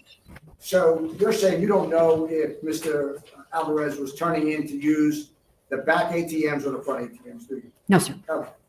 We talked about this, you know, he veered, right? Yeah. To the right. Yes. Where the entrance is. Yes, You already told us you never marked the speed, you couldn't gauge how fast he was going, right? that's correct. You know that on the video, he does slow down, right? Yes. And you told me that even on the video we introduced collectively, you could see brake lights, right? Yes, sir. But really where he was heading really isn't that important, is it? I mean, whether he hadn't gone to the robbery, but whether he was gonna go to the front or the back, his intent doesn't really play into what Tony's thinking or observing, does it? No, and I was not asked to evaluate that at all. That's fair enough. Now, when you were out there watching these headlights, like Mr. Jordan's asking you, did anybody make any sharp turns or quick accelerations to where stuff fell out of the back of their truck? No, sir. Okay. And that was never duplicated for you to observe, right? Correct. I'm concerned because you said that they developed, or who developed the hypothesis? They did or you did? What hypothesis, sir? You said you start out with developing a hypothesis. That is the methodology in which I evaluate cases. Okay. So you developed the hypotheses not on everybody's dynamic or position regarding what happened. You developed the hypotheses based on what they hired you to do. Oh, I don't use the word hire. Ask you to do is a better word. Ask you to do. In other words, they told you, you were instructed, they wanted to show that he shot into the truck, right? And where he was when he shot into the truck. Is that accurate? Mr. Oso, I want to answer you, and I know you're going to object because my answer is going to be long. Wrong. Okay. You're asking me about a hypothesis like it's big picture. Okay, so I'm sorry, I can't talk over you. I'm going to try to rephrase it. Did you have you had 2 months to work on a case. Did you have a framework? Like you said you had a limited role, so someone has to assign the limited role as opposed to a big role. So you had a limited role, right? Yes, sir. Okay, and then you went and looked at all the evidence to further your, or to complete as your limited role, right? Yes. It's none of my business, but I do want to ask this question. So when you were going out there at night, did they at least give you overtime?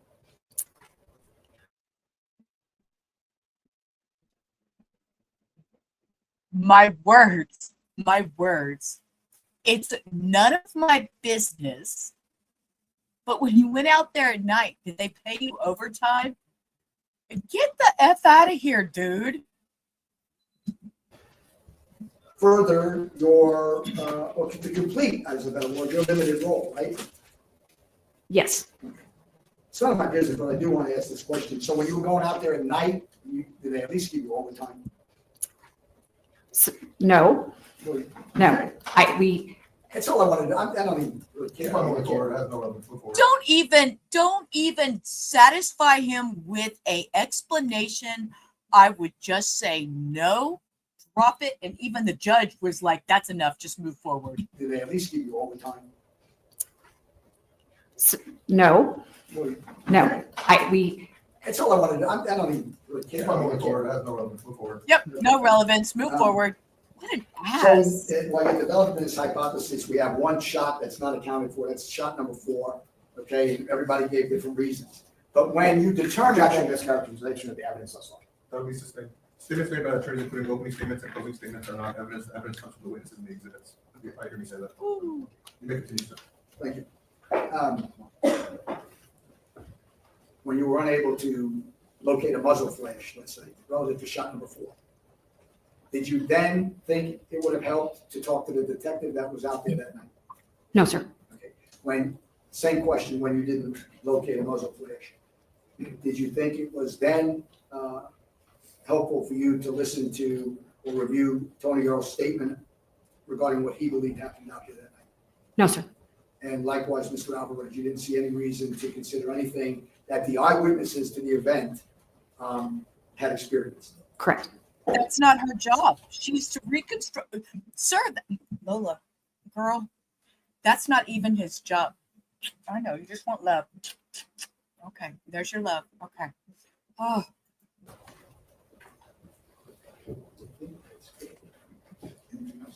That's it, Your Honor. Thank you. I'll pass the witness. Statement. Nothing further, Judge. Minutes must be excused. Yes, sir. Thank you, ma'am.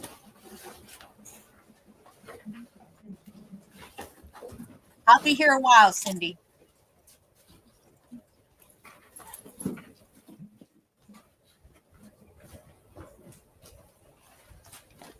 Okay, next witness. Hold up, Lola. Mama's got to type. You got to move, girl. State of Texas, call your next witness. State Texas Trust, Your Honor. Thank you. Oh, they rest. Sam, I'm ready for a 5-minute break. All rise for the jury. Okay, the state rested. So wait, we're gonna play because it looks like Lola. Look, she likes these. Look, I have these. veggie straws and avocado oil. And it's just one of those snacks that I like that's healthy, you know. And she loves these things. I don't know why, but Lola has eaten almost his whole bag. She keeps getting it. I put them on the desk and she keeps grabbing them. I know. I want to hear what they're going to say. Okay, here, Lo. Okay, let mommy get back to her stuff. You can get up here and eat them. Okay.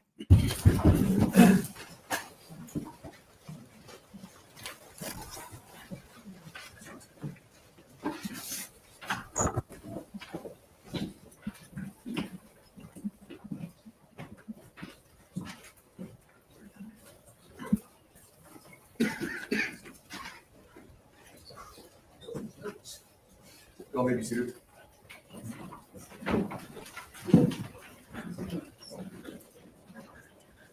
Defense, did you want to be heard?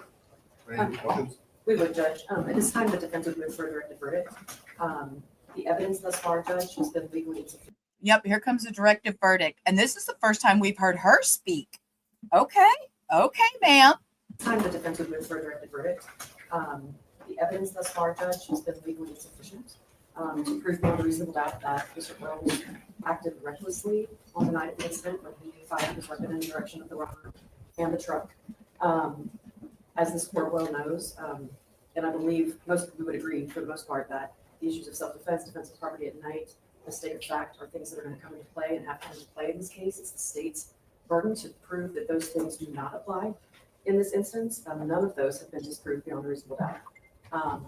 Again, in light of the evidence presented, they have failed to prove that the defendant would. Okay, wait. I don't know. Denise said something about Oso.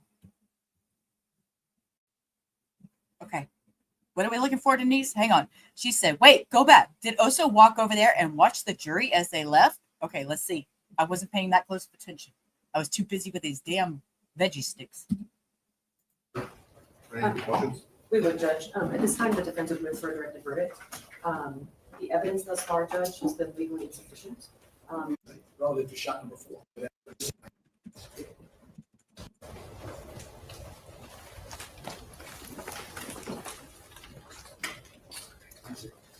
Oh, he did.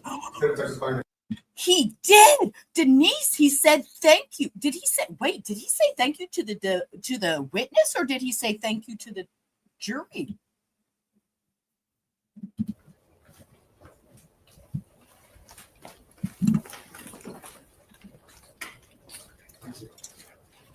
Oh, I think he said that to her as she was walking by. Thank you. Ooh, Get seated. ooh, I'm ooh. ready for a 5-minute break. All rise for the jury. Directed verdict of the robber and the truck. As this court well knows, and I believe most of you would agree for the most part that the issues of self-defense, defense of property at night, mistake of fact are things that are going to come into play and have come into play in this case.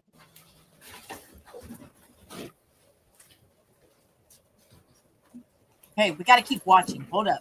Denise spotted something. Our resident juror spotted something. Hold up. Okay, said thank you to her. She State of walked Texas Fire, out. next witness. State of Texas restaurant. Thank you. Get seated.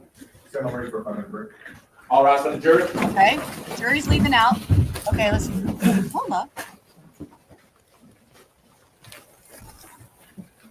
Oh, he did walk over there. Smiling at him, watching them all pile out. Wait, did he go over and say something? Denise.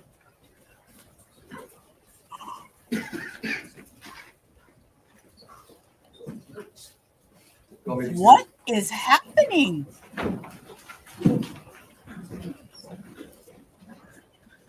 Defense, did you want to be heard? Any questions? We would, Wow. Judge. At this time, the defense would move for a directed verdict. The evidence thus far, Judge, has been legally insufficient to prove beyond a reasonable doubt that Mr. Earls acted recklessly on the night of the incident when he fired You his think? weapon in the direction of the robber and the truck. As this court well knows, and I believe most of you would agree for the most part that the issues of self-defense, defense of property at night, mistake of fact are things that are going to come into play and have come into play in this case. It's the state's burden to prove that those things do not apply in this instance. None of those have been disproved beyond a reasonable doubt. Again, in light of the evidence presented, they have failed to prove that the defendant was acting recklessly and that he was aware, not should have been aware, but was aware of a substantial and unjustifiable risk, that he consciously disregarded that risk, and that that disregard constituted a gross deviation from the standard of care an ordinary person under all circumstances viewed by Mr. Earls. The definition of reckless in the law is very, very different than it is when we live our normal lives outside of this courtroom. And the key issue here is whether or not Mr. Earls was aware. Ma'am. Oh, y'all see that? She was rubbing his shoulder. Girl. Oh, nope.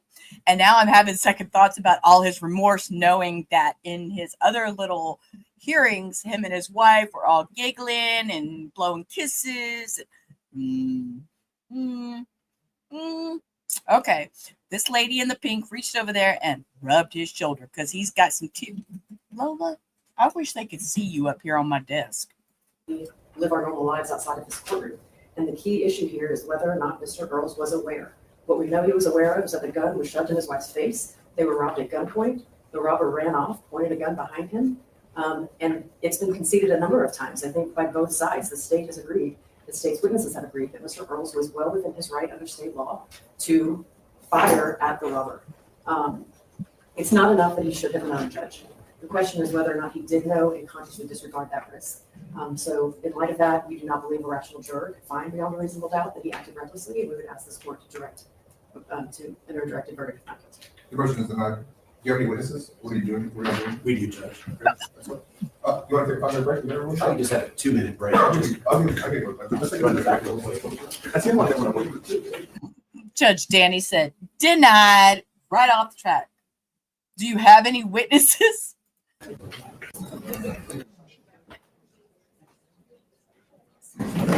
battery guy? I think I'm going pretty quick. Yeah. It was for a long time. A couple hours. Not too bad. Jury wants to work till 7 p.m. No. What? Y'all, the jury wants to work till 7 p.m. No. Are you serious? That's what they said. No one wants to work past 5 minutes except for me. I know. Roxanne fingers hurt. I feel her pain. I've been through a few. What are we saying? He's the video, he wants a 702 Sasha. Psychology is a recognized, it's not even scientific. Where is it? Ooh, what a hot mess.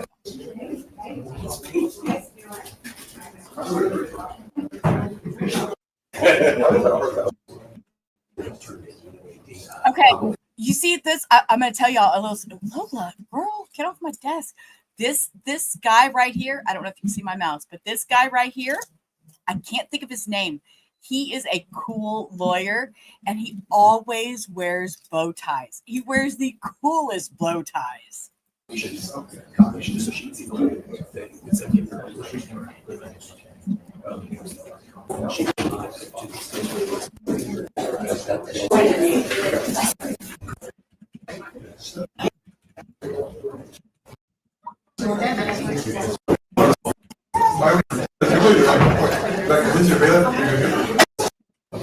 What is happening?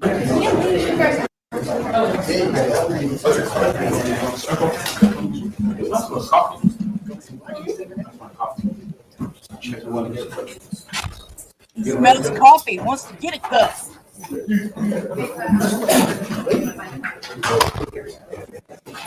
Wow.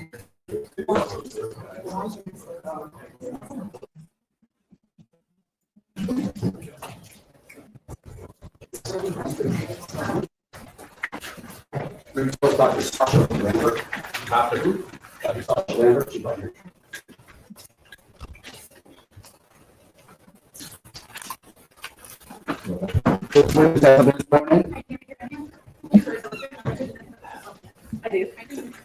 Up there.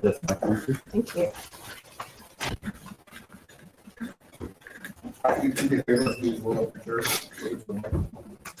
We'll try to remove you. Okay. There's some water. Thank you. Please introduce yourself to the jury. Hi, my name is Dr. Satchel Lambert. I'm a clinical psychologist. I work primarily in forensics. Where are you from? I'm from Lafayette, Louisiana. Can you give us a kind of a thumbnail sketch of your education background? Sure. So I got my undergraduate degree at the University of Mississippi, my master's degree at the University of Kentucky, my doctoral degree at the University of Southern Mississippi. I did my internship training. It's a requirement in order to get the doctorate at the University of Massachusetts Medical Center, Worcester State Hospital.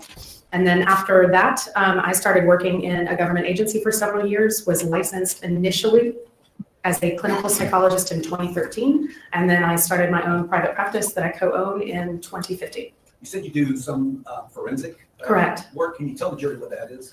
Forensic work is assisting the court in answering psycho-legal questions. So it can be in criminal matters like sanity or competency to stand trial. It can be risk evaluations, how likely someone might be to engage in a certain behavior. It can also be trial consultation and training. Have you had training experience and your own studying and research on how trauma may affect the brain? Yes, it's a primary area of my work and my study. Not only do I see a lot of clients where this impacts outcomes of legal matters, but I also do clinical work in this area. I regularly present on this topic, and I've had training in that area since about 2007 when I did a full neuropsychological rotation at the University of Massachusetts. So what were you tasked with by us for this case? I was asked to explain how the brain responds to significant stressors or traumas or threat reactions. And you're being paid to be here, correct? Correct. What is your hourly rate? $300 an hour. Now, as far as, I guess let me make clear what you were asking, what you were not asked to do. You're not going to sit up there and tell the jury precisely what Mr. Earls had in his mind at the time of any of the events in this case, fair? No. Okay. You've not examined him, correct? Correct. You're here to talk more globally about how the brain functions for everybody in certain situations, fair? Correct. All right. So let's start with the brain structure, okay? And Judge, may I get up and use myself as a demonstrative here? Yes, sir. All right. And may I ask the witness to come down? Sure. I was going to get a model, but I thought, what better than my pasty bald head? All right. So come over here and using this pasty bald specimen, show the jury where the different parts of the brain are and what they do. Okay. So from your time in the womb, the brain developed. They practiced this. They had to practice this somewhere, somehow. They've already practiced this. Oh my goodness. From back, I'm going to try not to touch you, but from back to front. So this area in the brainstem is where the things we don't think about happen. That's breathing. That's your heart rate in general. That's digestion. That's kind of considered one of the more primitive parts of our brain. Then as we develop, we start to develop the mid part of our brain. And one of the areas that I'm specifically interested in is, sorry to do this to you, but if I were to drill a hole right here and through right here, that's where a lot of the parts of the limbic system live. What is that part of the brain called? The limbics of the midbrain. Yes. So this is the midbrain. We're looking at specifically the limbic system in there. So those include components. One is called the amygdala. And the amygdala, which is a tiny structure in there, is one of our main systems to determine threats. That's the part that helps evaluate what we see, what we hear, to determine if it's a threat, and to begin flooding the body with any hormones or substances we might need to decide if we are going to fight or flee. It's also right next door to the hippocampus. That's important. Here's how I kind of remember the hippocampus. Hippocampus is where we store memory. So I think of it as a campus is where you learn stuff. The hippocampus stores our memory. And the amygdala and the hippocampus are right next to each other. And there's a reason for that, an evolutionary biological reason for that. And it's because emotionally laden memories get stored differently than our normal memories. So everybody's probably had the experience of the first time they touched a hot stove, and that is not something that you tend to forget easily. So those are together so that the brain can store that and respond to threats extremely quickly, sometimes before we're even aware what's going on. A lot of people have had experience of dropping something and you can reach out. Slow down for me, please. Oh, I'm sorry. A lot of people have had the experience where you drop something and you can reach out and grab it before you even realize it. This is your brain kind of working to keep your environment as threat-free as possible. All right. So from there, where do we So go? then we move to this front part. That's this part right here. One of the big structures there is the prefrontal cortex. And that's one of the things that we think of that really makes us human. In humans, this is a really large portion of the brain. That's where we have things like planning, judgment, our ability to predict consequences from certain actions. This is, not to be cute, but kind of where we think of our thinking good part of our brain. So when things are normal, a lot of our information, can you turn this on again? Sorry. A lot of our information comes from right in here, which is where we get a lot of sensory information. And it processes up to the front where we then decide what to do with it. All right, grab a seat. If Thank you don't mind. Okay, so given the general structure, I want to venture next into how the brain functions. So take a situation like we're in right now. I'm asking you questions, you're answering questions. What's going on in each of our brains? How physiologically is it functioning? I'm going to give you for an average person. So I don't know if anybody has social anxiety or something like that, but for a completely average person, what's happening is we are all kind of evaluating what's going on in a relatively calm manner. Most of us probably have what would be considered an average heart rate, an average respiration rate. And so we're thinking top down. So you remember how I showed you guys that we develop bottom up? Most of the time when we're calm and we're not, this is our word in our field is arousal, hyper arousal, meaning the body is triggered to act in some ways to keep us alive. When we're not triggered, we think top down. When we are triggered, we think bottom up, and things can get a little stuck right in this middle section because our threat system is activated. All right, let me ask you this. Judge Matt published it previously. Just in an exhibit. All right, so I'm showing you defense exhibit number 8, where we see a reaction to a gun being pointed at my client and his wife. Is this the kind of thing that could trigger something called a fight or flight mode? Having a gun held to you, absolutely. All right, so let's walk you through kind of one step at a time here. When your brain gets a fight or flight mode trigger, okay, that's my word, correct me if I'm wrong. Tell us physiologically first what happens. Are there chemicals that are released? Yes. So one of the first things that happen is, remember, your brain exists to keep us alive. So certain areas of the brain become more active, certain ones become less active. So we see someone hold a gun to our face. Maybe they say something. Maybe they say, stick them up, hold them up. That means our hearing becomes more focused, our vision becomes more focused, pupils will dilate. And so we're taking that sensory information from back here, and then we're going to do quite the stop off here. You guys remember I talked about the amygdala. That's our main fight or flight spot. That thing is ready to rock and roll when you are upset. So it begins releasing hormones. It increases your airways. Everybody that's heard of an EpiPen for somebody, that's epinephrine. That's what that part of the brain naturally does. So it makes it where you can breathe faster and get more oxygen. It sends out additional oxygen to your limbs so you can run or fight. It focuses vision, where some people actually kind of get tunnel vision and they have better visual acuity, but it's much more threat-based. They're looking for movement. They're looking for things that could possibly be a threat. How well at that point is your prefrontal cortex, that thinking part of your brain, functioning for most people? For most people, that functioning is suppressed. So this process that I'm talking about is a matter of milliseconds. It's taking me longer to explain this to you than it would be to have the brain happen. And you can stay in this state for a few different minutes. During this period, access to the prefrontal cortex is suppressed. It's harder to get there because the information is stopped here. Is there ever any situation where people can be trained away from that?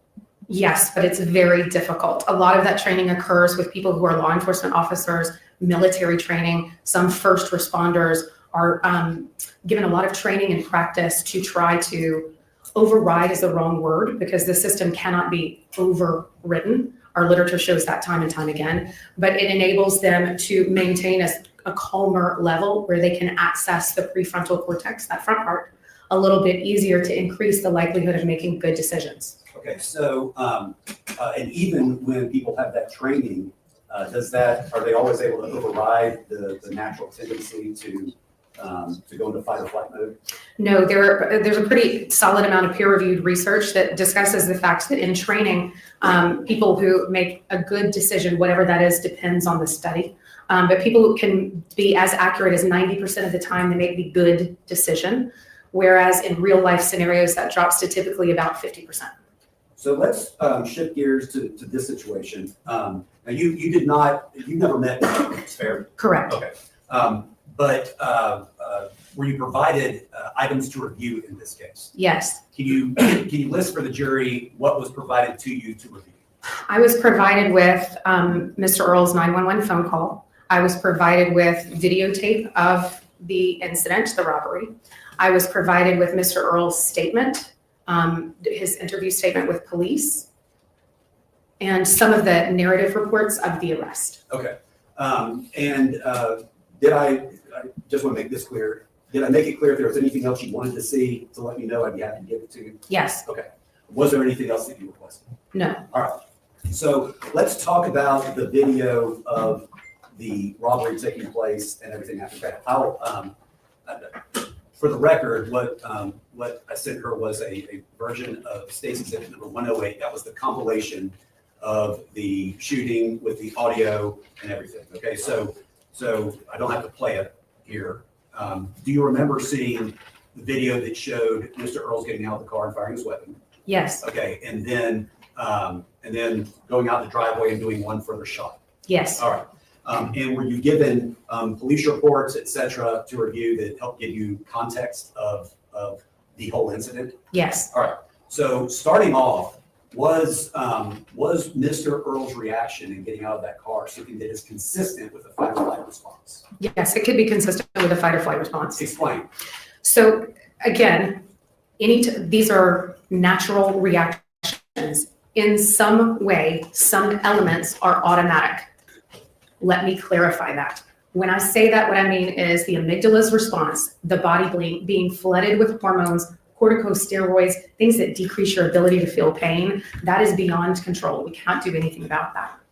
As far as ability to access the prefrontal cortex, while I cannot say anything directly about this specific incident, I would expect that to be somewhat impaired. The functioning here is suppressed, meaning oftentimes time becomes different. It's not quite as linear as we think. Periods that seem like a long time go by in what feels like an instant to people in those scenarios. Guys, let me stop you there and ask you this. Those things you're explaining, is that what happens with average ordinary people? Yes. I'm only saying that because average ordinary people is kind of complicated. It depends on how that's defined. Sure. Okay. But in general, someone who has not had any specialized training like military or police, yes. Okay. So, and then, the way that the testimony has come out is that the pickup truck stopped as after the initial shooting, right as Mr. Earls was coming out of the driveway and he took another shot. Is that something that's also consistent with a fight or flight response to a potential threat? Yes. Please explain. So if you are already in a fight or flight response, if you are in stress response mode, certain things are going to happen to your vision. Your vision is going to become much more aware of bright lights, so like reverse lights. You're going to become much more aware of movement, and your body is going to respond before, in most cases, you really evaluate what is going on. You simply see either an additional threat or a continued threat. Now, you're aware there's other people besides just Mr. Earls that are part of this whole incident, right? Yes. Is Mr. Earls the only one that's going through this physiological response? No. Okay, who else in this incident would be going through? Anyone, just in talking about just viewing the video, anyone who was involved in this incident, from the original person who held up Mr. Earls to Mr. Earls' wife to anyone else in any of the cars, every single one of these people experienced a very significant stressor. So every single person involved in this is going through the same thing. And to be completely fair to, I beg to differ. Hold up. I beg to differ. They're not exactly going through the same thing. They are experiencing the same incident, but amygdala and all that stuff, that doesn't mean that that don't mean they're not having the same internal experiences, because we react different. Just because I watch a funeral on TV and I cry, and Hector watched the same funeral on TV and he's like, why are you crying?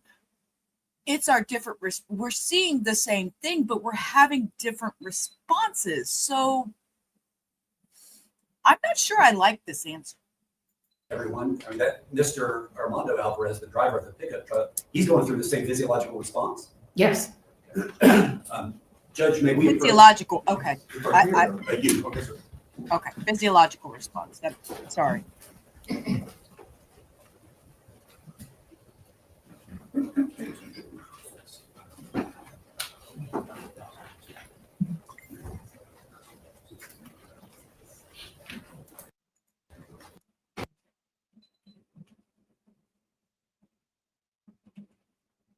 What? Did they make the jury leave because they stood up? I'm curious. What is happening? He's holding his head down. I bet I'm not okay with him now. Whispering. Okay. All right. Maybe seated. Mr. McLean, Thank you, Mayor. Motion, Mr. Judge.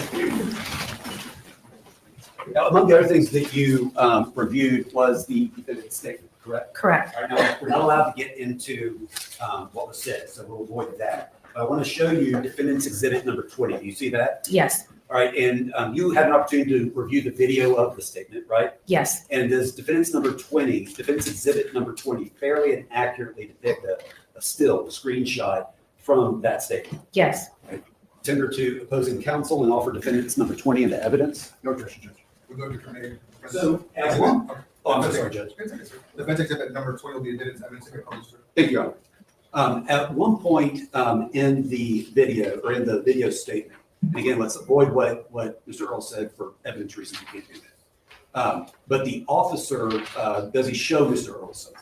Yes, I believe it's either a video or a picture of the robbery. Okay, and when we say the robbery, this is of Mr. Earl's and his wife, like around that time where they were robbed, right? Correct. All right, and defendant's exhibit number 20, what's Mr. Earl's doing there?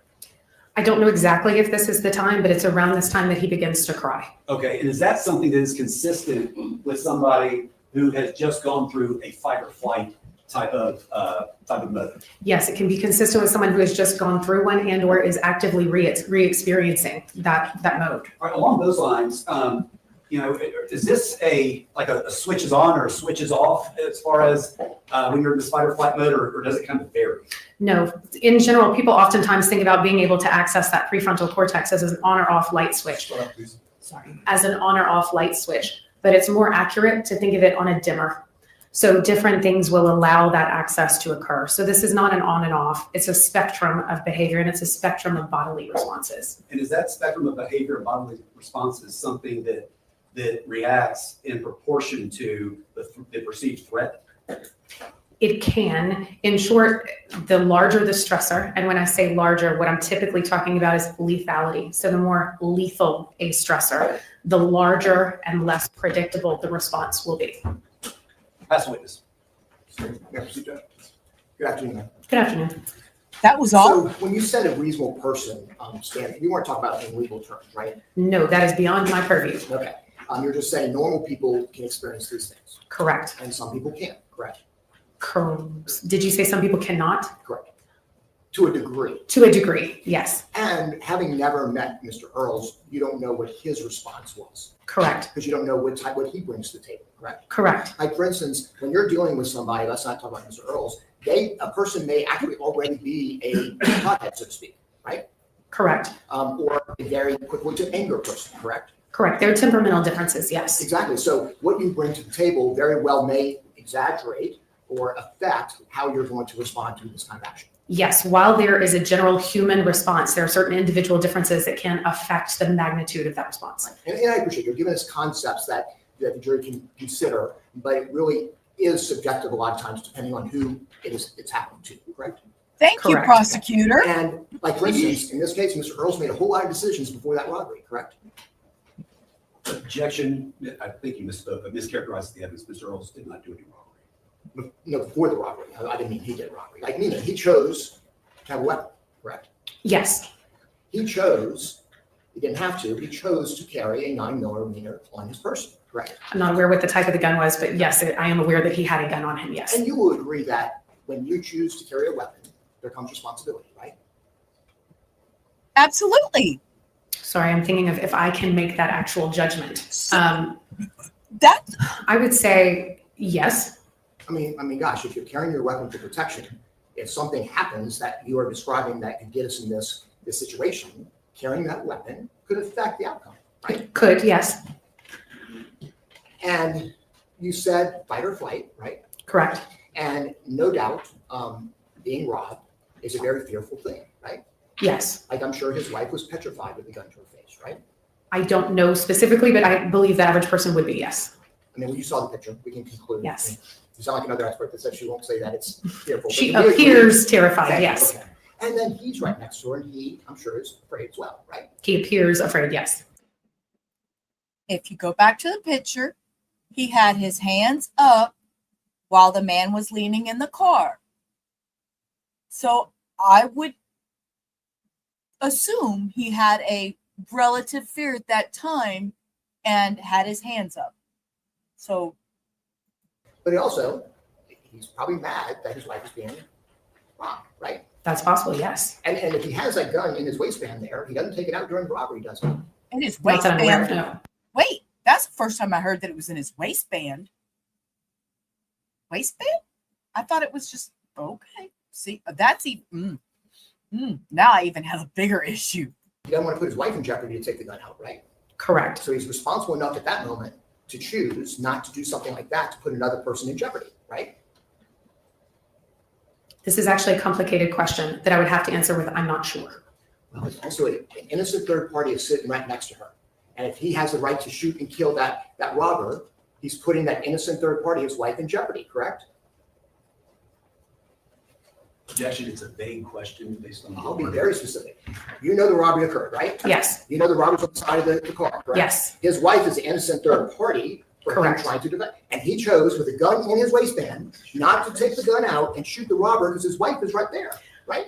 Though I'm having trouble with the word chose, and I'll tell you why. One of the precipitating factors before a fight response is a freeze response. This behavior, which I believe is in the picture as his engaged in this behavior, this is not just a learned behavior. This is kind of almost an automatic behavior. So there is a chance that in the moment, you're not always just worried about your own survival. Sometimes if there's a child near you or another person near you, that person can play into this system, almost increasing the threat. So I'm hesitating with the word choice because I don't know how much of a choice it was or if that behavior is representative of a freeze until there was a moment that the threat left the scene. Okay, well, let me remove choice. He doesn't take his gun out at that point and defend he and his wife, right? Correct. And Right. if he would put he and his wife in jeopardy at that moment, right? Possibly, yes. Okay, then when the robber runs off, right, Yes. he gets out of the vehicle. Yes. And chases He him. then immediately shoots as the robber's running away. That's my memory, yes. And all he is seeing is the back of someone, right? Objection, it calls for speculation. There's no way for Mr. Jordan to know what the defendant was seeing. There's You saw video. video, right? Yes. You can clearly see when the defendant gets out, he is watching the robber run away from him, right? Correct. I'm trying to determine if I can, he appears to be looking in that direction. I don't know if that's exactly, the video isn't clear enough for me to see exactly where his vision. Remember, we talked about how sometimes you can get tunnel vision when that stress response is activated. So I don't know exactly what he was looking at, but yes, he appears to be looking in that direction. Okay.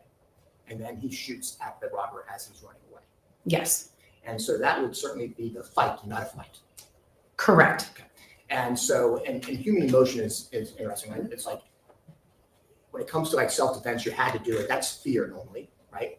Yes. But when you are angry in a fight, that's the opposite of fear, right? You are angry that this person just running. No, I would not say that's the opposite of fear. Okay. Well, it's not fear, it's anger, correct?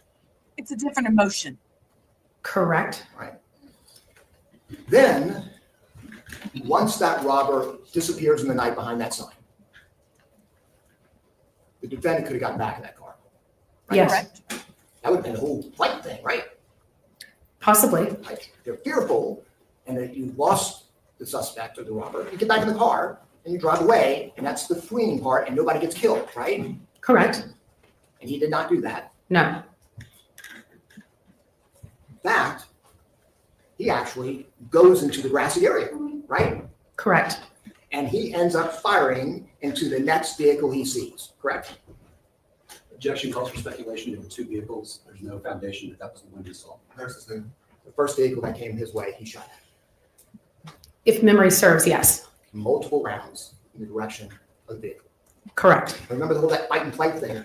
he is not giving any kind of indication of flight. He is now fighting. He is shooting a gun at a vehicle. Correct. And he is not jumping behind the pillar to protect himself, right? Correct. He is actually getting out in the open space with the gun out, right? Correct. He's not like duck dick down like this, right? Not that I recall. Correct. He is in the open, Correct. right? Not flight at all. He's not fearful at all. He is angry. That behavior does not, in my world, mean that he is not fearful. Okay, in your world. Yes, in I'm just a psychology. kind of guy. I think in psychology, but Yeah. there is no indication from looking at this that he's fearful at that point. If you think you're going to get shot at, wouldn't you get behind a pillar?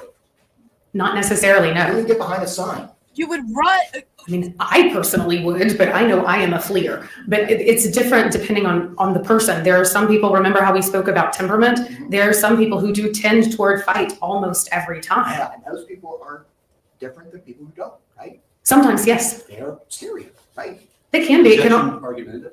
That's all. It can also be people who are in public service, like military We're not talking personnel. about military, we're not talking about public service, we are just talking about someone reacting to this event.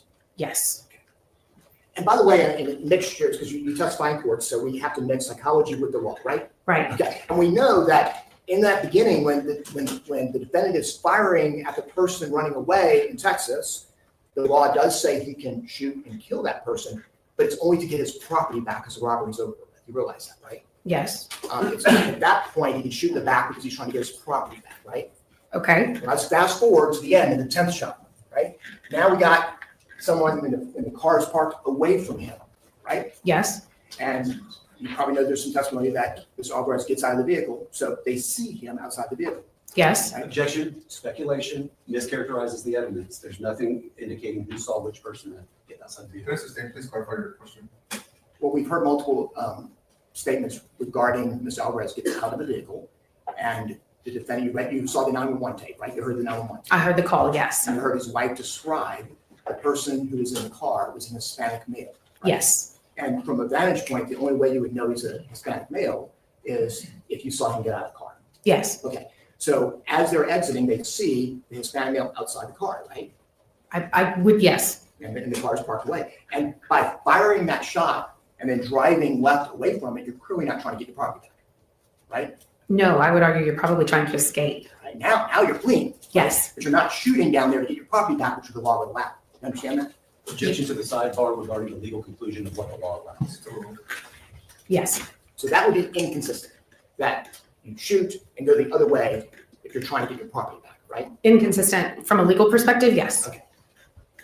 And you also heard in the 911 that he says that he was shot at first, that's why he had to shoot, right? Yes. That would be kind of like a self-defense issue, because now you're fearful. But we know that didn't happen, But correct? he wasn't shot at. Objection, that mischaracterizes the evidence. That's their theory, but that's not necessarily the evidence. That's just statements by attorneys, including opening statements, closing statements, arguments, are not evidence. Evidence is going to come from the witnesses and the evidence given to you. I say this on It's both me, sides. Lo. I've said it before. Make it to me, sir. You saw that chase video, right? Of the robbery? Yes. Okay. You saw him get out of the car, right? I'm sorry. You saw the defendant get out of the car. Yes. You didn't see that assailant shooting at him before he started shooting. No. That's why I asked the question. Okay. So when he was shooting, he wasn't in fear, right then, right? I don't know if he was in fear or not. But you would agree that the first shots and the last shot are inconsistent with trying to get your property back, right? Yes. Now, back to those middle shots, he is in the open space, just firing into a vehicle that he can't see into, right? I don't know if he could see into it or not, but yes, he is firing at a vehicle. Makes The it scary, windows he were can't see into it. tinted. He cannot see in it. I don't know. But he also does something else. After the vehicle passes, did you notice he kind of then goes even further and looks on the sidewalk to look, see where the vehicle went? Yes. And further exposing himself and clearly not fleeing, right? Yes. There is a real possibility where his wife may have been fearful, but he was just angry. There's a possibility. Yes.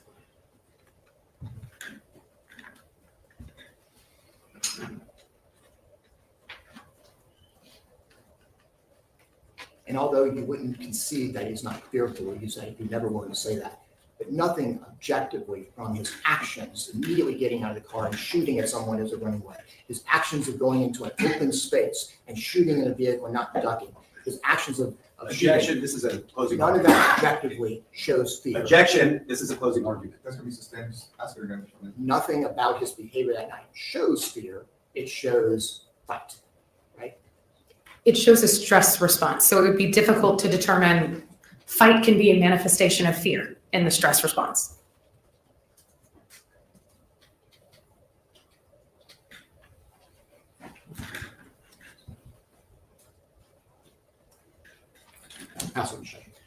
Very briefly, the prosecutor talked to you about fear, anger, fight, as though these are all completely separate things. Is it possible for these things to coexist after a highly stressful event like having a gun pointed at you? Yes, they often do.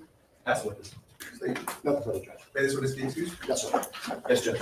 Next witness, please. At this time, we call Andrew. Oh, Your Honor, before I start, though, can Oh, just wait. This is Ben. if you don't want to stand, I just need to say.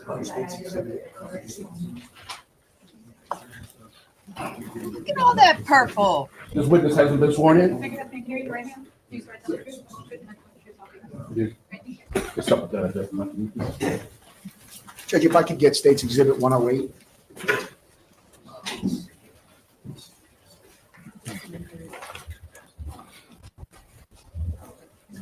I like his purple.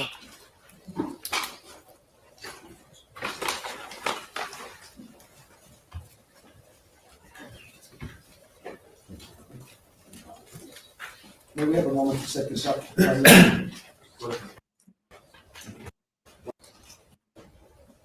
State your full name for the ladies and gentlemen of the jury. Yes, my name is Andrew Tarabella. And you can tell us where you reside, not the specific address, but are you from the Houston area? I am from the Houston area since a young child.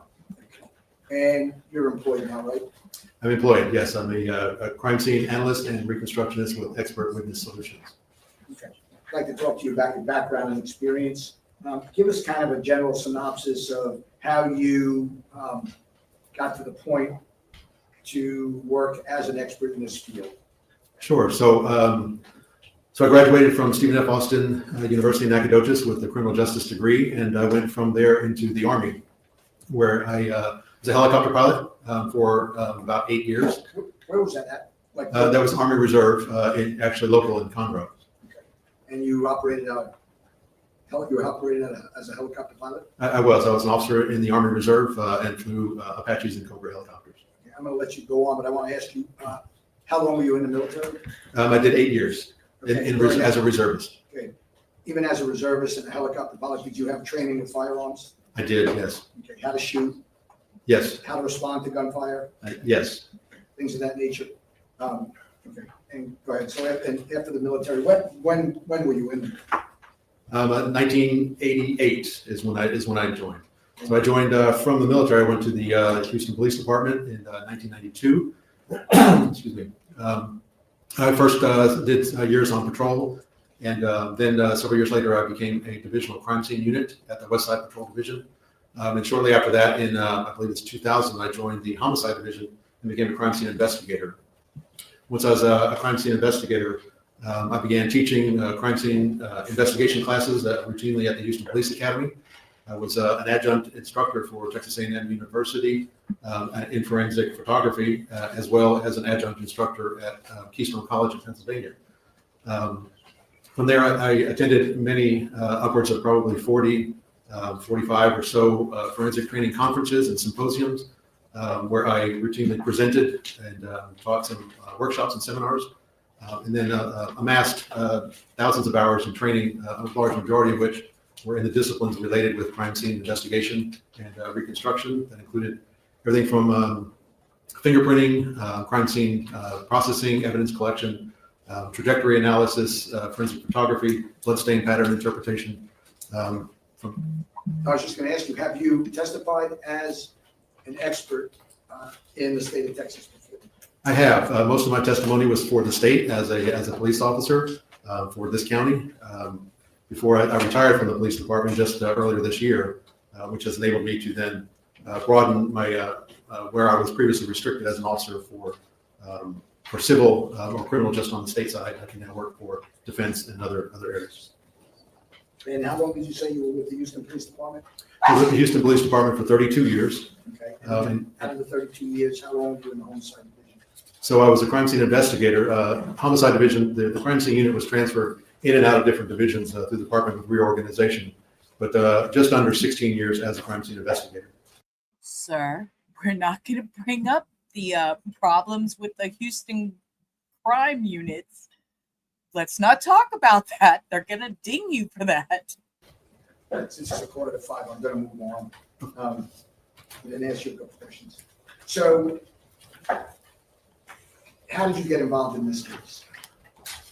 So as a crime scene reconstructionist for a company that's known in the community, I was called by you about 3 or 4 weeks ago and asked if I was interested and had time to help with this case.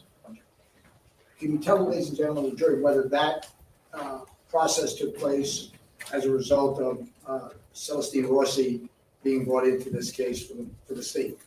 Well, that's what I believe. So I was brought in, as you know, in a reactive manner instead of like she was brought in a proactive, asked to do certain things. I was brought in to be more reactive, to analyze the case, look at the evidence, look at basically the case file, and then be available to look at how the other experts from the state side had interpreted a certain piece of evidence or did their testimony, and whether or not I agreed, disagreed, or that their methods were valid. More particularly, did we ask you to review some of the exhibits that were created by members of the District Attorney's Office, Harris County District Attorney's Office? Yes. Okay. And so to move along, you had an opportunity, I believe it's State's Exhibit number 108, is it? Okay. You recall seeing the compilation that was put together by, I believe it was Mr. Colvin, sorry, it's getting late for everybody. Zachary Colvin, you had an opportunity to look at that, correct? I did. And for what reason, well, first of all, when did you first have access to it to review it? Let's go with that first. We're talking about Mr. Caldwell's Yes. compilation. Compilation. I believe that was Thursday morning of the day 2 of the trial. Okay, so after the trial started, you were given an opportunity to look at that compilation, correct? Yes. Now, is it safe to say that during this trial, you were sitting in, not either here or watching the live stream to listen to the various experts testify for the state in this case? I did, yes. And why did we ask you to do that? That was the only method that I had to actually review things that were offered into court, such as this video and other exhibits. Okay. We didn't ask you to do any reconstructions of the actual shooting, did we? No. Did we, had we ever asked you or told you that we were challenging the fact or wanted to challenge the fact that Tony I'm was going shot? to object, Judge. It's a violation of the court's order regarding communication between experts and the defense. Just clarify your question. Yeah, I just want to know, like, the specific reason we asked you to get involved. Were you asked to do some reconstructions, or were you asked to review their experts' evidence, testimony, and exhibits? So I was asked to review the exhibits and their testimony and offer guidance to the defense regarding those.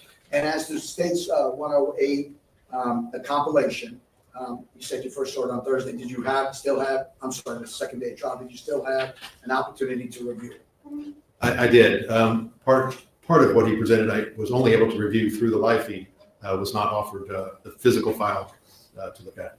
Okay. I want to talk to you about some of the things you can republish your Honor 108, and I'm going to, if I can approach it. Okay. Yes, I'm going to tell you where to stop it.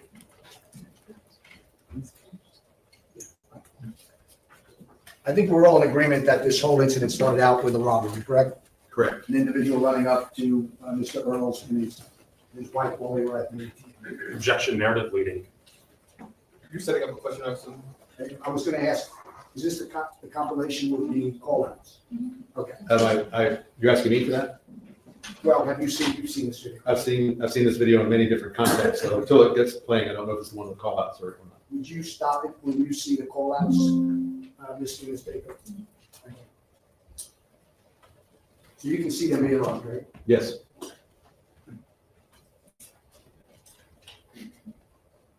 Now stop it for 1 second, would you please? you've seen a photograph that's in evidence that shows his wife and Tony has his hands up like this, right? I have, yes. And so there was some questioning by Mr. Jordan to the psychologist about him not pulling out his gun. He would have to have shot, well, first of all, at the point that he was referencing and questioning her about why he wouldn't pull his gun out, based on your review of the evidence, at that point, was his wife being held at gunpoint? Absolutely. Okay, you may proceed.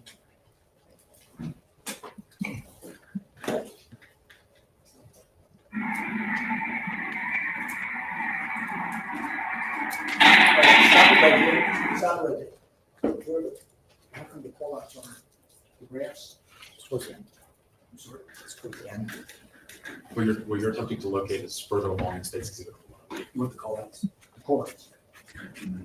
Is that a different exhibit or is that the same? Oh, it's just, okay, all right. This conduct right here, well, the call-outs are connected, so go ahead, go through and we'll do the call-outs.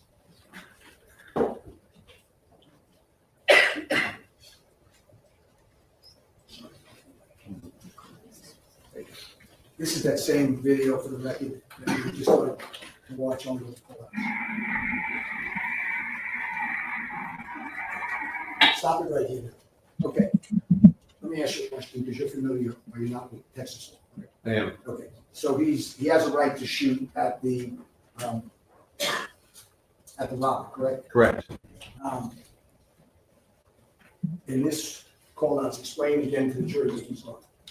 So this is what we call a wave form. The waves that you see are basically sound waves, and it shows the sound waves as they come through with the spikes in their amplitude.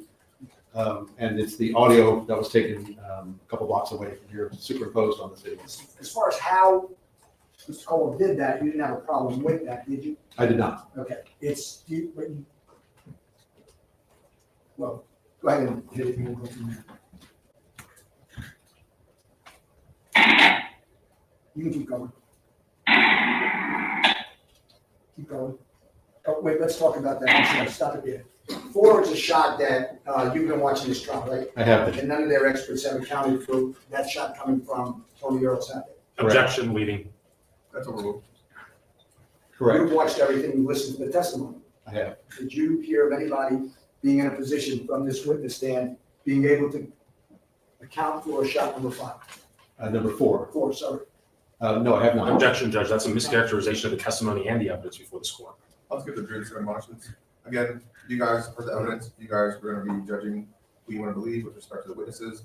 Statements by both attorneys, the state and the defense, that's their opinions. It is not evidence. You may continue, sir. Let me ask you yours. You've reviewed this, right? I have. Have you reviewed all the video, surveillance video? I have. And have you listened to the testimony of their experts? I have. Do you have an expert opinion as to whether or not this shot, the state's able to identify where the shot came from? I do. Okay, where's that opinion? My opinion is that shot number 4 is unaccounted for. It's certainly not attributed to Mr. Earls, given the evidence in the video. So that you heard the testimony of Mr. Alvarez, correct? I did. Okay, and you know that he was under the impression, at least back in 2022 and 2023, that the parties, Mr. Earls and Robert, were had shot at each other, correct? Correct. Okay. You can keep going.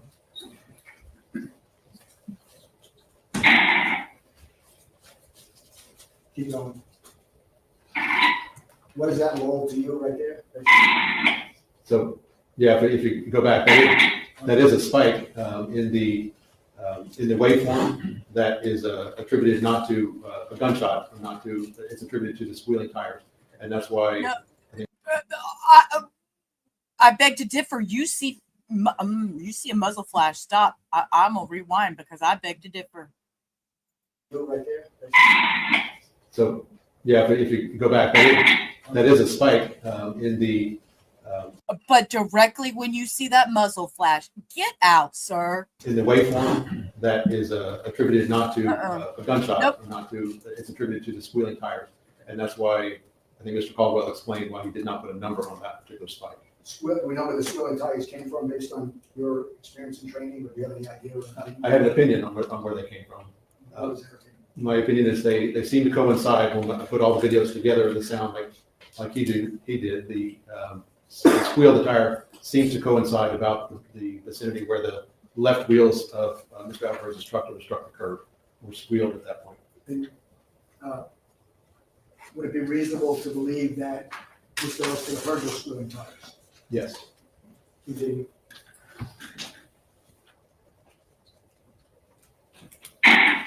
Again.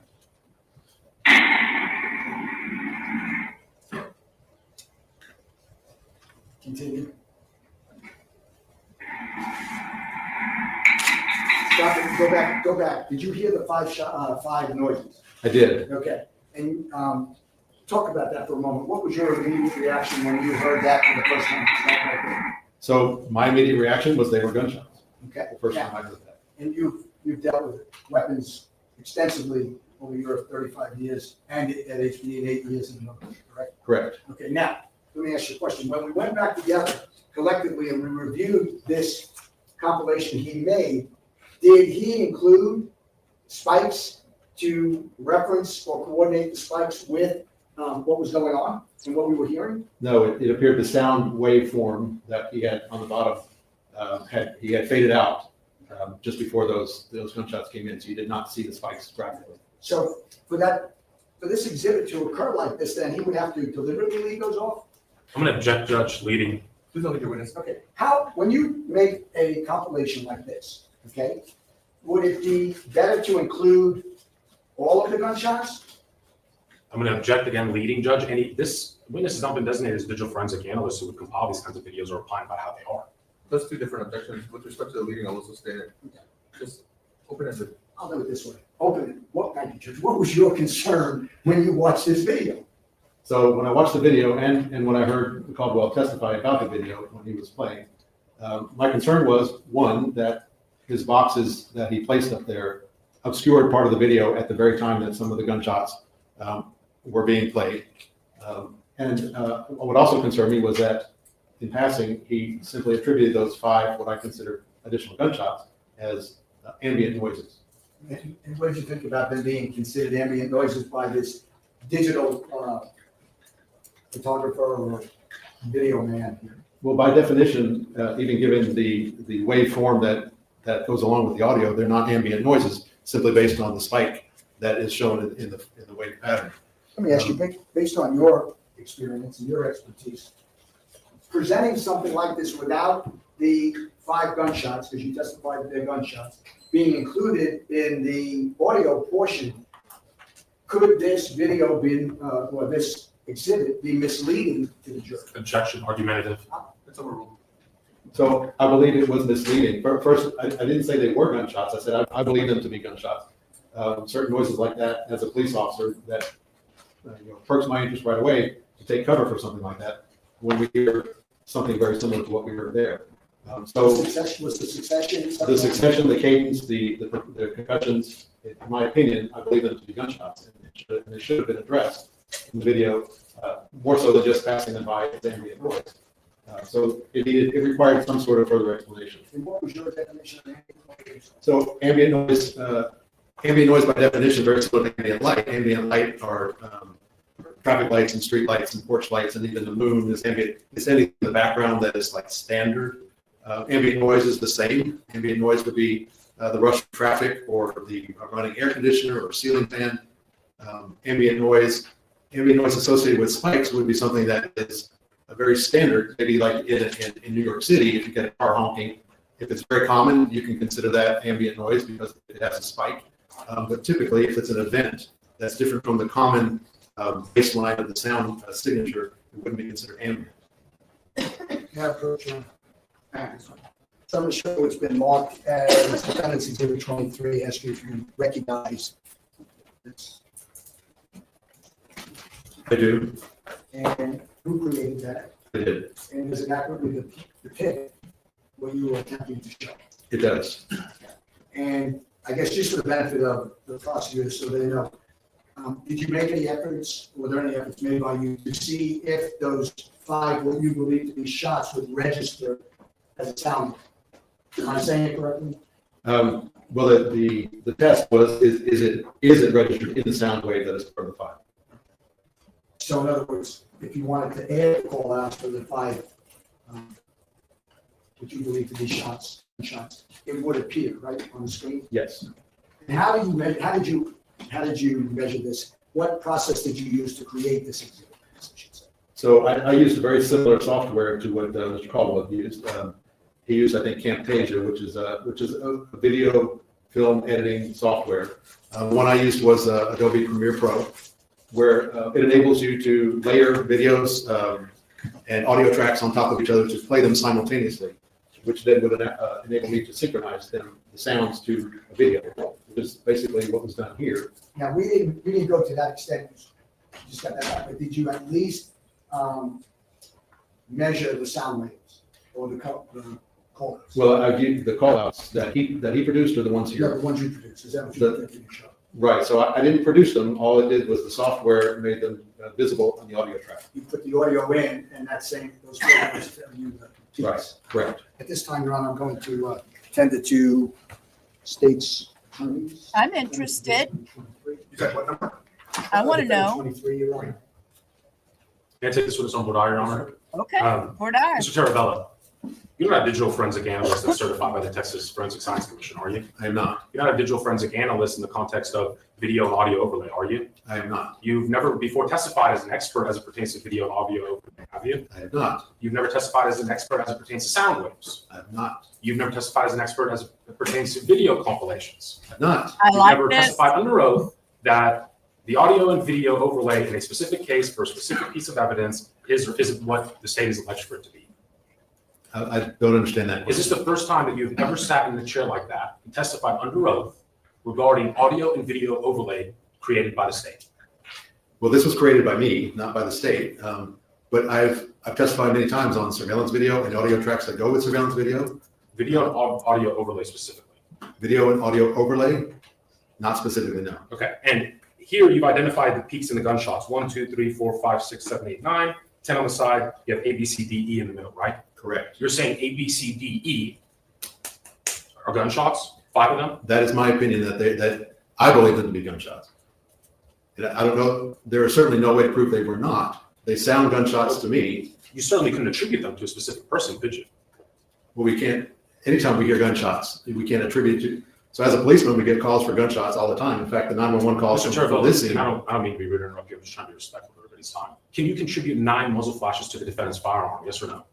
I contribute 9 muzzle flashes, yes. You can contribute 9 gunshots to the defendant's firearm, right? Your Honor, I'm going to object at this point. You come on board, relative. Oh my gosh.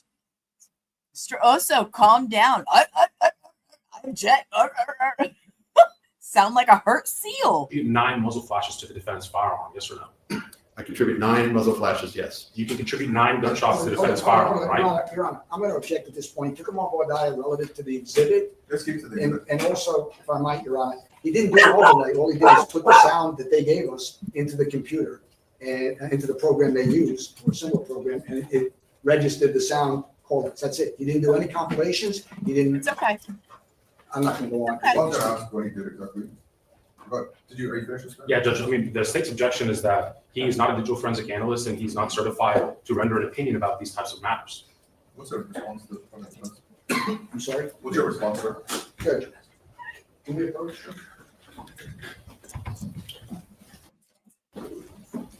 Approaching. Goodness gracious. The audio didn't come from the sound that was produced in one of the videos from a lady who went to her aunt's house and got the video of the shots being fired. So the audio track that went with the video from A lady that went to her aunt's house and got the video. 149 Winkler, which was the video that was presented as part of the evidence in the case. That video was accepted, and that's the one that was used by Mr. Caldwell to produce his, put in his software that produced the same sound waveform that's there. I just extended that sound waveform to include those other gunshots. Okay. And again, so we're clear, that's just your opinion is that gunshots. You're not. Correct. And to be fair, you're not saying who was responsible, where they came from. I'm not attributing those gunshots to any person. All I'm saying is that there's gunfire in that same span of time frame that this occurred that was picked up by that audio. And it's a different sounding, rapid succession, right, as far as volume goes? As far as the amplitude of that, it's slightly lower, and yes, it does have a different signature than the 10 gunshots recorded on the same track. And then this is the ABCDE that he's referring to, right? So yes, I used ABCDE just to delineate them differently than the 1 through 10 that was already there. I didn't want to confuse the fact, but those 5 to me indicate that there's actually 15 gunshots heard on that audio track. Now, that would be this right here, and is that what the call outs are where they're registering? Yes. Okay. So if the state, in your opinion, wanted to give the entire picture, then would it be your opinion that those call outs should have been also added to the compilation that they're expert in? Objection leading. Just tell me whether or not you feel that right. How about use your own words? I feel like they should have been addressed instead of just bypassed as ambient noise. Okay. Now, I want to talk to you about your belief that they're gunshots. I'm going to do that because Ms. Rossi's sitting back here. They might call it back to dispute that opinion that they were gunshots. But they're in rapid succession, aren't they? They are. They're of equal sound levels pretty much, right? Yes. Okay. And as far as them being maybe a lower sounding or softer sounding, you don't have any idea what type of gun the robber was holding when he pointed back towards our client, do you? Other than a semi-automatic, I don't. So it could be the caliber could impact the amount of sound or the level of sound? Certainly. So the caliber, and still I'm saying that I don't know these to be gunshots. All I'm saying is I believe them to be gunshots. And certainly I don't have to have gunshots proven to me to believe they're gunshots. As a policeman, we get calls frequently of reports of gunfire and that we never find the source. Yet we still have to react to believe they're gunfire for our own safety. We would all take cover if we heard that one standing on the street. I believe them to be gunshots.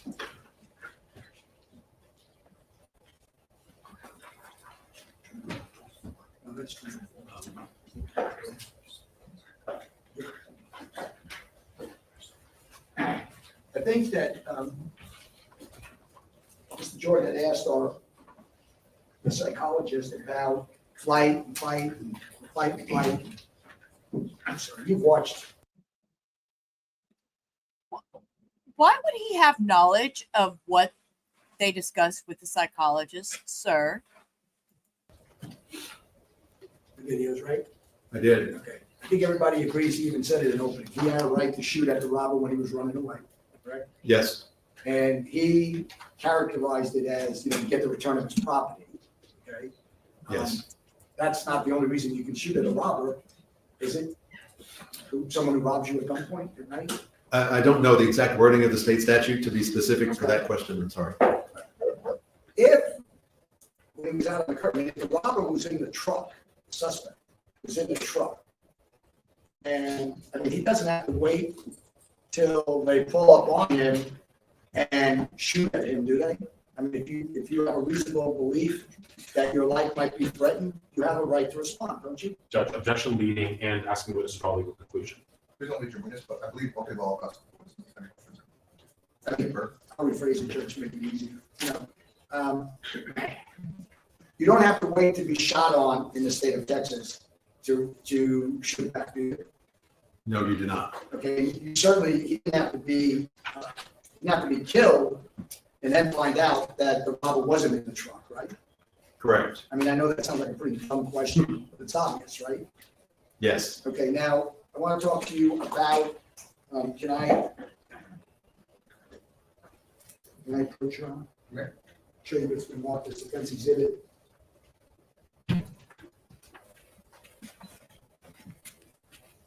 Number 24. Did you generate this? I did. And does it accurately depict? You basically, let's go through this. All you did is you took three pictures, correct? Well, this is a compilation of these 3 videos at a still, at a moment in time. That's what I'm saying. You're not overlapping. You're taking a still from one video, a still from another video, and a still from a third video. Correct. And you're making just a picture. Correct. Okay, because as he pointed out, you don't do extensive digital overlays and compilations. If you do, but he's questioning your. Right, I don't do extensive compilations and overlays. This is not extensive. This is a compilation of a commercially available software that I use to put the videos together and synchronize the sound and freeze frame it at this very specific point. There's no sound on this picture. There is not. So you're not adding sound, right? Correct. Let me show the statement. Then I may have misspoke. At this, the moment of the freeze frame was not delineated in this case by sound, rather a visual that was related to a sound. Okay, and the sound that's related to is on their exhibit, it's shot number 4 that is unaccounted for. Correct. Sure.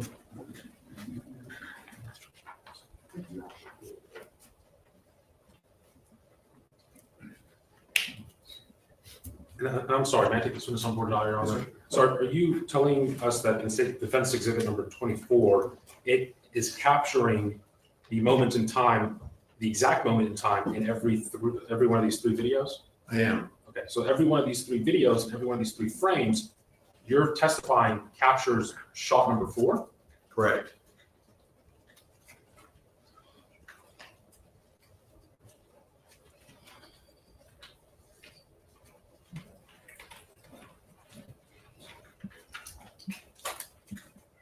No objection from the state, Judge. What was that? That was defense exhibit number 24. What kind of objection made? Defense counsel will be admitted evidence to make published. Publish this, Your Honor. Yes, sir.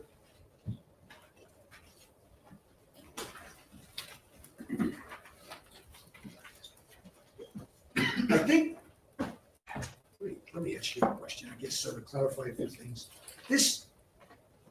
What were you trying to show in 24, defense exhibit 24? So the freeze frames in all 3 of these are showing that at the moment that shot number 4 was sounded, that the robbery suspect was not visible at that moment in these 3 surveillance videos. Okay, and let's talk about that for a moment, because I think what we haven't addressed here really is, first of all, these cameras, where are they located, like height-wise, most of them? Most of them are under the eaves or under the roof overhang of the surrounding businesses. Okay, you reviewed all the videos. Were you able to find a single video in the state's file that has a view at eye level, looking straight at what Tony Earls would have been seeing at the time this whole incident occurred? At Tony Earls' eye level? Eye level. No. Okay, everything, all of these exhibits in this courtroom presented to this jury have all been from heights that were almost ceiling level, correct? Correct. Okay. And so when we talk about the fact, right, that the robber is out of the view of these cameras, okay, we already know, don't we, that he ran behind the sign, right? Correct. In the lower left corner, that's the video from the Chase Bank that at that moment, according to Mr. Caldwell as well, at the moment that shot 4 was sounded, the robber is not seen, he's behind the sign. Okay. So basically, you can agree or disagree.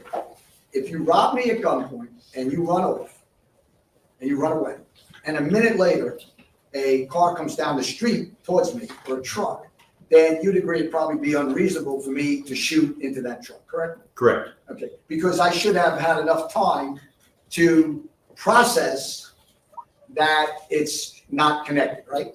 Correct. Okay, but if you need to try and figure out whether or not it's reasonable to believe that a truck coming at me or towards me is involved with the guy I just got robbed from, then time would be a critical factor, wouldn't it, as a investigator? Judge, I'm not object leading. There's only your witnesses. That's the Well, same. tell me if time. Tell me how you would evaluate time relative to what took place out there.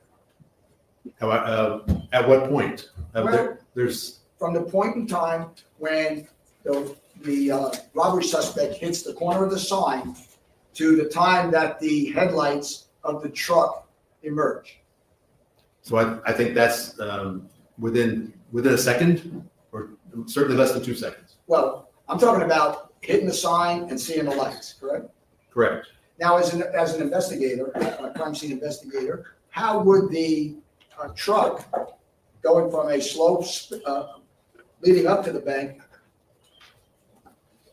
going at a slow rate, okay, or speed, and then immediately accelerating and squealing his car tires, would you, as an investigator, give that any significance or importance in trying to figure out what's going on? I do. And how does that play into it? That could easily give the appearance of that truck was waiting behind the sign, possibly parked there or stopped there, because it was not in that line of field of view until such time as Mr. Earls would have rounded the corner around that sign to see it coming straight at him. From everything you viewed during this trial, was there anything that indicated that the robber ran in an opposite direction from the truck? Was there anything that indicated? Yes. Well, certainly. I mean, there's No, surveillance videos to show I don't that. think you understood my question. Wasn't it clear? That's not was it the clear answer from he wanted, sir. That was not the answer he was wanting. Hold up. That wasn't the answer he wanted. That was funny. Line of field of view until such time as Mr. Earls would have rounded the corner around that sign to see it coming straight at him. From everything you viewed during this trial, was there anything that indicated that the robber ran in an opposite direction from the truck? Was there anything that indicated? Yes. Well, certainly. I mean, there's No, surveillance videos to show I don't that. think you understood my question. Wasn't it clear? Was it clear from everything that you viewed and heard that the robber ran right at the truck? Yes. Okay. He ran in that direction. He didn't ride at the truck. There's another video where I think it's on this video actually. Do we still have that video ready to play? Can you put that up and go to the part where they emphasize that he shoots at the truck as he's pulling out? Let me talk to you about that. This You're aware that as Mr. Earl's wife was, they're trying to pull out, that he looks down the street and shoots, correct? Yes. I mean, you saw, you. I did. You're aware of that in your testimony. You saw it on this video. We don't need.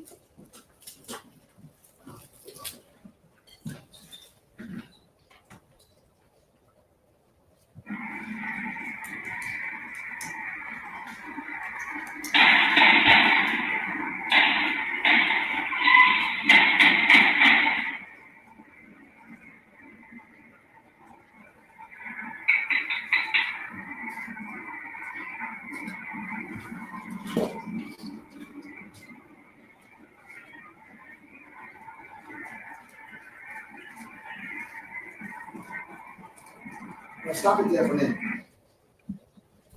We don't see him running down the street after the truck, do we? No. Okay, there you go.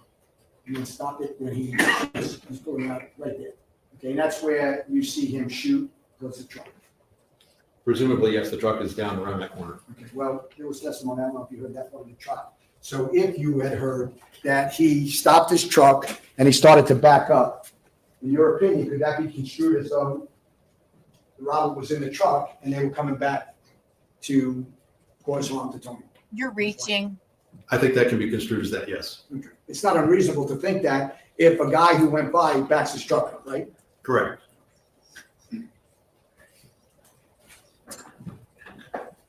Could, in your opinion, could that explain why he, when he was Nope. leaving, he fired the shot in the direction of the truck?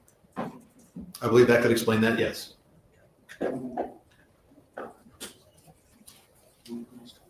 I'll pass the question.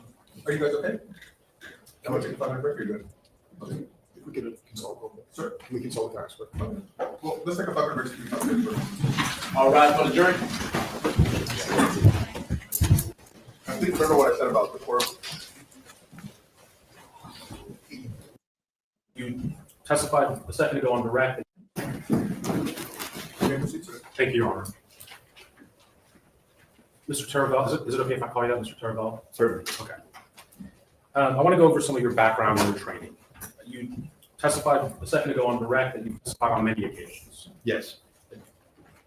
As a police officer, as a reconstructionist, digital forensic analyst, which one? As a police officer, as a crime scene investigator Okay, with the Houston Police Department? with the Houston Police Department. It seems like for a while, right? Since, I think you said 92? 92, yes. Okay. But you're not a licensed crime scene reconstruction expert, right? I am not licensed. When you say licensed through the, Texas Forensic Science Commission. I am not. Okay. And you said you work for Expert Witness Solutions. Yes. That's your company? No, it's not. Okay. Somebody else owns it, you just work for them? Yes, Okay. You were contacted by the defense in this case? I was. In fact, you actually came with them to our office. I did. And we sat down and we went over Charlie Rossi's demonstratives that we looked at in court today. Some of them, yes. Okay. And you were sitting here during her testimony, Yes. but you weren't here during Zachary Caldwell's testimony. No, I wasn't here in the courtroom. I was watching on the live stream. And then, just so that I can get an understanding, how many times have you watched these videos? I couldn't put a number on it. Lots of times. Have you ever been to the crime scene? Yes. Okay. One or many occasions? I was there twice during the daytime and once at nighttime. Did you go stand where we see the defendant standing when he discharges the firearm? I did, yes. You would agree with me that once a person passes that chase sign in the tree, you can't see that. Just because I want to show y'all, and this is what it looks like in 2024. This is the Chase Bank. Let me see if I can back up a little bit out of it. This is the Chase Bank. And you see they took out all the ATM machine. There was an ATM machine right here. They took them out. It's a very, very, not going to lie, it's a horrible, horrible neighborhood. It, the freeway's right up here, which is, I think it's 45 actually. Yeah, this is a 45. So Papa's bar. Oh God, I'd love to have some Papa's barbecue right now. A big old Papa's baked potato. But this is like a really, really sketchy neighborhood. So I just kind of wanted to give y'all just like a little view of what it looked like. This Gulf Gate, this it's a really, really bad neighborhood. Well, from which perspective? From the defendants. At what point?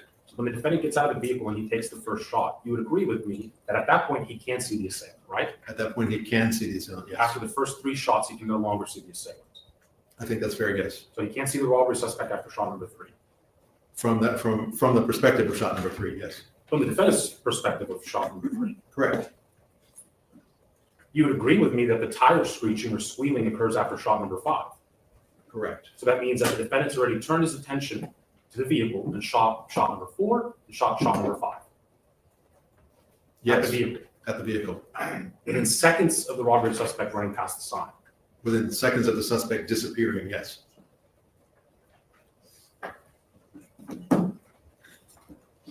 We're going to review State's Exhibit number 108 before I ask you the next couple of questions. He looks confused.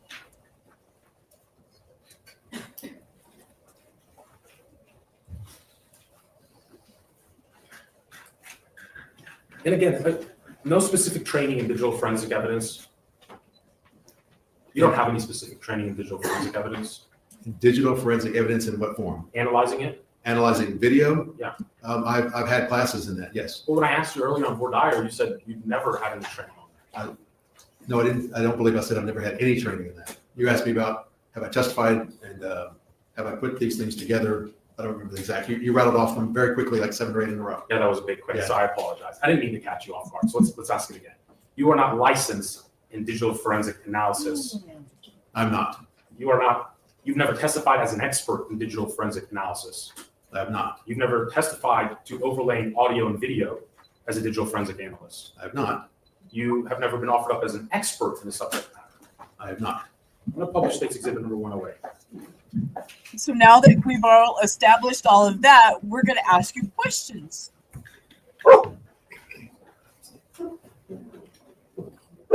Meat, stop. Leave her alone. Meat doesn't like this line of questioning either.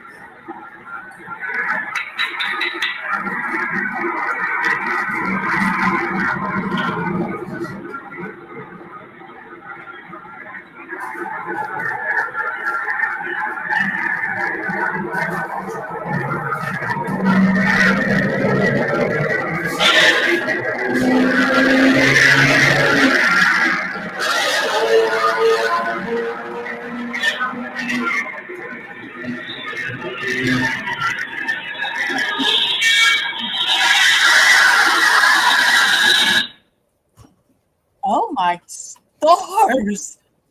You heard 8. I heard 10.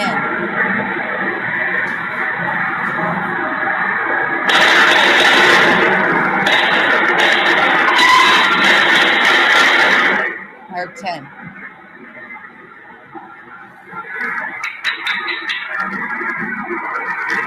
And you see, look, I'm going to back that up. You see, that's that car that I was talking about that made a U-turn in the middle.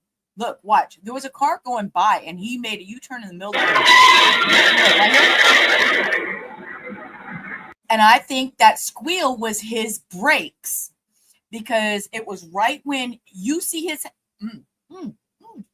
you see his taillights come on right when you hear that squeal. I'm going to back it up for just a second, and we're going to watch it again.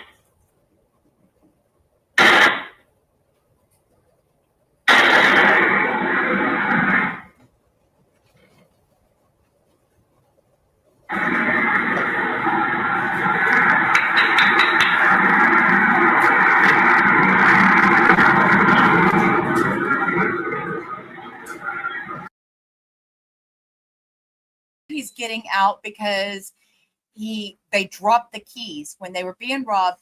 She handed him, I believe, the money, which was $20, a check. They had a check, and I think the keys, but the keys got dropped, if I'm not mistaken, and he jumped out to get the keys right here. Now, when they get up to where it's at the stop, when they go through this curve and it's at the stop, he opens his door, and I think he shoots more shots, and that's what you're hearing.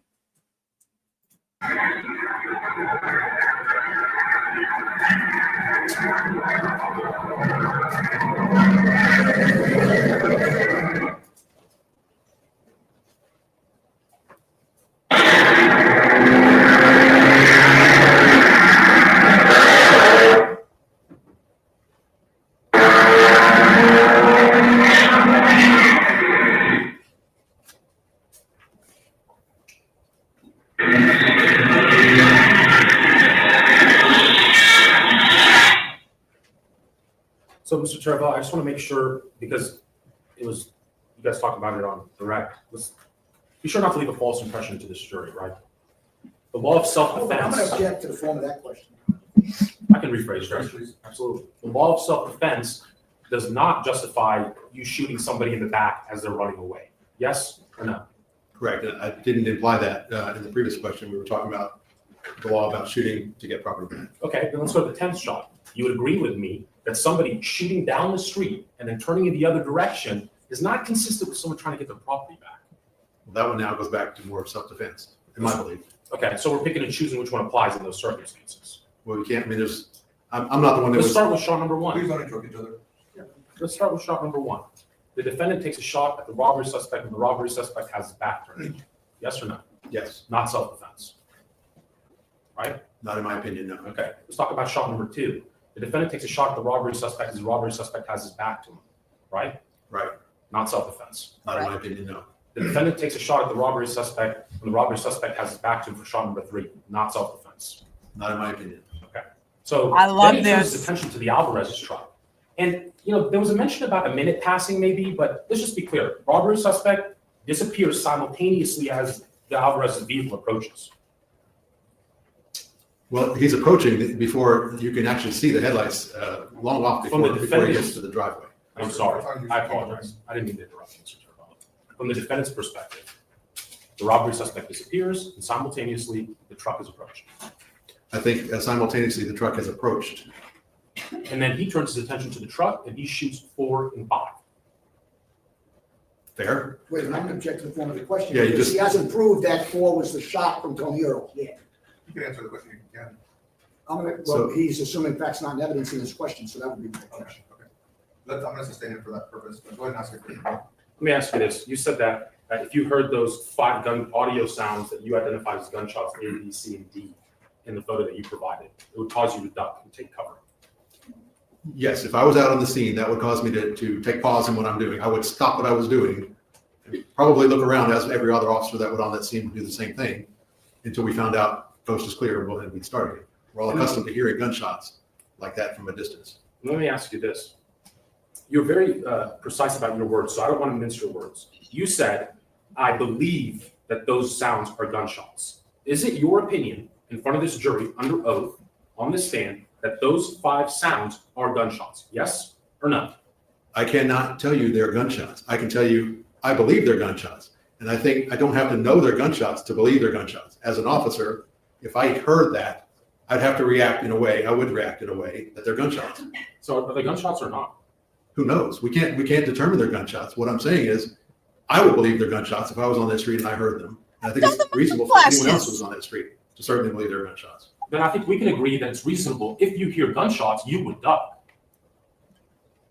I'm not gonna duck, especially if they're gunshots that might be further off in the distance or where I don't know they're coming from. It's got to be contextual. I don't know. Sir, you would duck? Fight or flight? You would duck?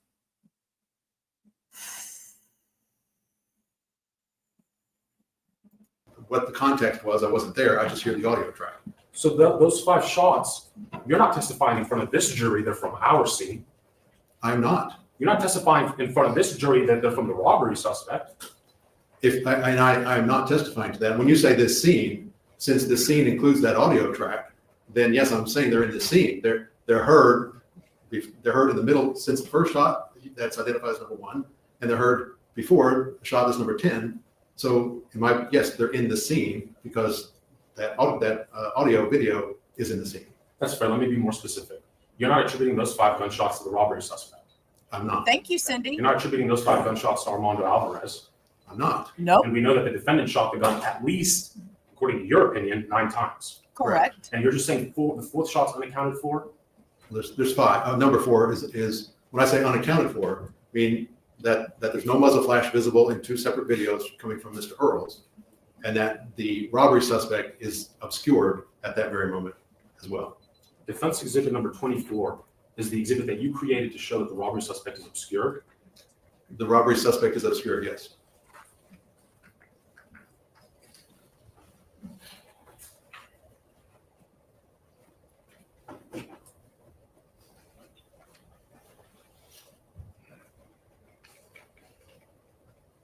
Who's that right there then?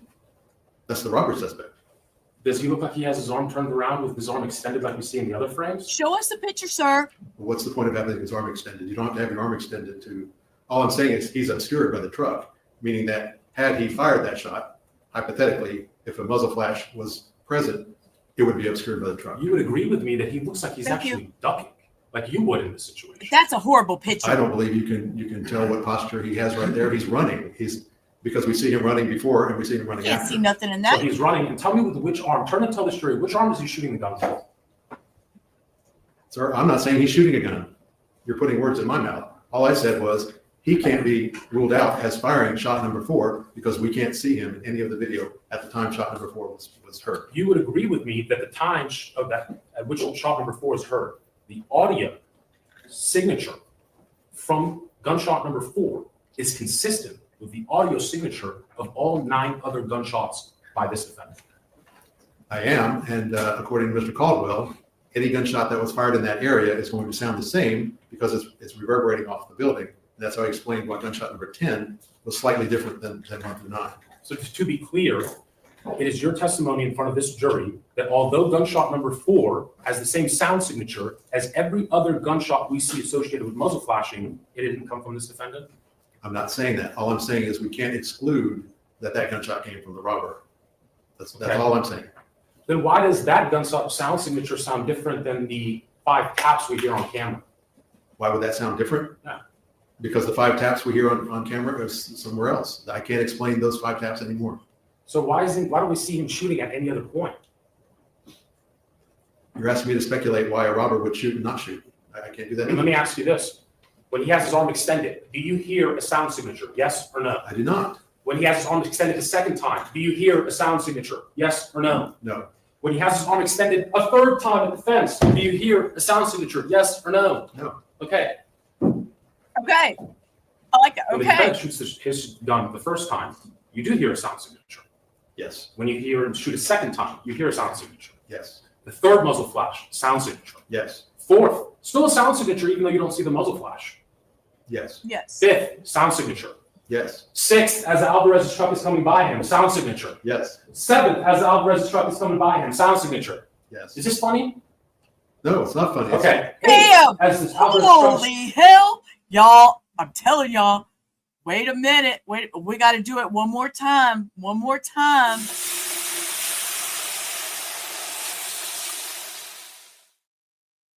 Whoo. Alvarez's truck is coming by him, sound signature. Yes. Seventh, as Alvarez's truck is coming by him, sound signature. Yes. Is this funny? No, it's not funny. Okay. Eighth, as this Alvarez's truck is still going by him, sound signature. Yes. Ninth, sound signature. Yes. All of them sound the same. Yes, use your words. Yes, And no then nodding. We watch him shoot down the street into the middle of an intersection. Yes or no? I don't know which Almost. direction he was shooting into the intersection, but he shot out the window of his car. While the car's moving. Yes. You've been to the crime scene though. You don't know that there's an intersection on the other side of that I do know. I just don't know where his intent was to shoot. You're right, because he could have been shooting at Armando Alvarez. Yes or no? Yes. And he could have been shooting at the parked truck. Yes or no? Yes. And we can tell from the China Star video that the truck is parked and the rear lights are facing the defendant. And he shoots in that direction. Yes? Or no? Yes. Oh, Mr. Oso looks pissed. So- we gonna do a redirect? Even though we see the robbery suspect here, and even though sound signature for number Look 4 at that sounds grin on just like all Oso. the other 9, it's your testimony that the tapping, you tell me, is the tapping not consistent with packing a pack of cigarettes? No, I don't believe it's consistent with packing a pack. You of believe it's a cigarettes. firearm. I believe it's a firearm. Please turn and tell the jury what caliber of a firearm it is that is being discharged in that audio. Cannot tell what caliber of firearm from the sound. Tell me what it's consistent with. It's consistent with gunshots. What caliber? I cannot tell you that we don't even know the origin or the area of where they may have originated. So you heard a sound on the audio, right? I did. I'm dead. And the defense called you to the stand to testify that those are 5 gunshots. Yes or The no? defense called me to the stand. I'm not testifying to 5 gunshots. What I'm testifying to is I believe they were gunshots. Yeah, let me ask you this. You can't contribute those to anybody. No. Not trying to contribute them to anybody. You know what? Let me just say this. This is Houston. Okay? No shit, no lies. It could be, I'm just speculating because we could do that.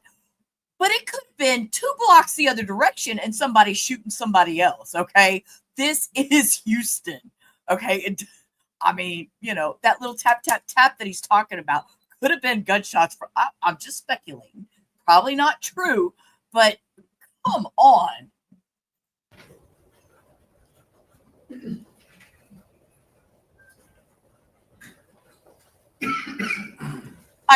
Rare that simultaneously we're going to have No further gunshots. questions for this witness, Judge. Had shot collar been Sir, how many times have you implemented, testified as a state's witness in a courtroom and had the shot collar, we have a program called Shot Collar in Houston. I don't know if they have it anywhere else. I just know that we do have it in Houston, and it picks up the sound of gunshots in the city.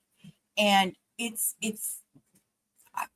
I want to call them sirens, but they're not sirens, but they're throughout the town, and they pick up the sound. It was started, but it wasn't fully implemented in 2022. It was later in 2022, because I looked this up. It's later in 2022 that it became citywide. So now they're more precise with gunshots, and they can pinpoint where they are within the city, multiple gunshots, and all that. So it's very interesting. So anyways, I just wanted to point that out. County, Texas. Probably. No further questions for this witness, Judge. Shot spotter, So that's how what many it times is. have Shot you spotter. testified I as a call. state's witness Yeah. in a courtroom? So you do have it there too. So you do have it there too. See, I keep talking. I'm missing what he's saying. Sir, how many times have you testified as a state's witness in a courtroom in Harris County, Texas? Probably 50 or 60 times. In each of those instances, did the state of Texas put you on as a witness in the case? They did. Did they ever indicate to you they had a problem with your testimony? Not that I can recall. Okay, now, you went out to the scene a couple times. I'm going to show you what's been marked as defendant's exhibit number 25. Ask you to take a look. Ask you if you recognize it.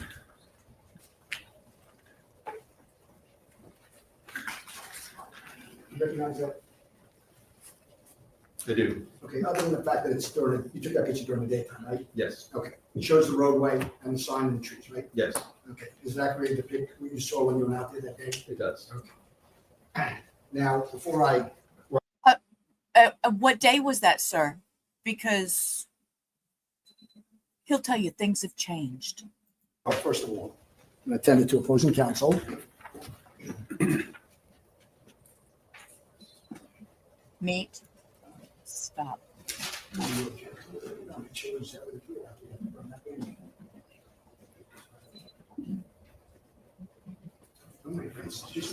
No objections, Judge. You said no objection, sir? No. Judge, I'm going to ask that you instruct them not to make faces in front of the jury.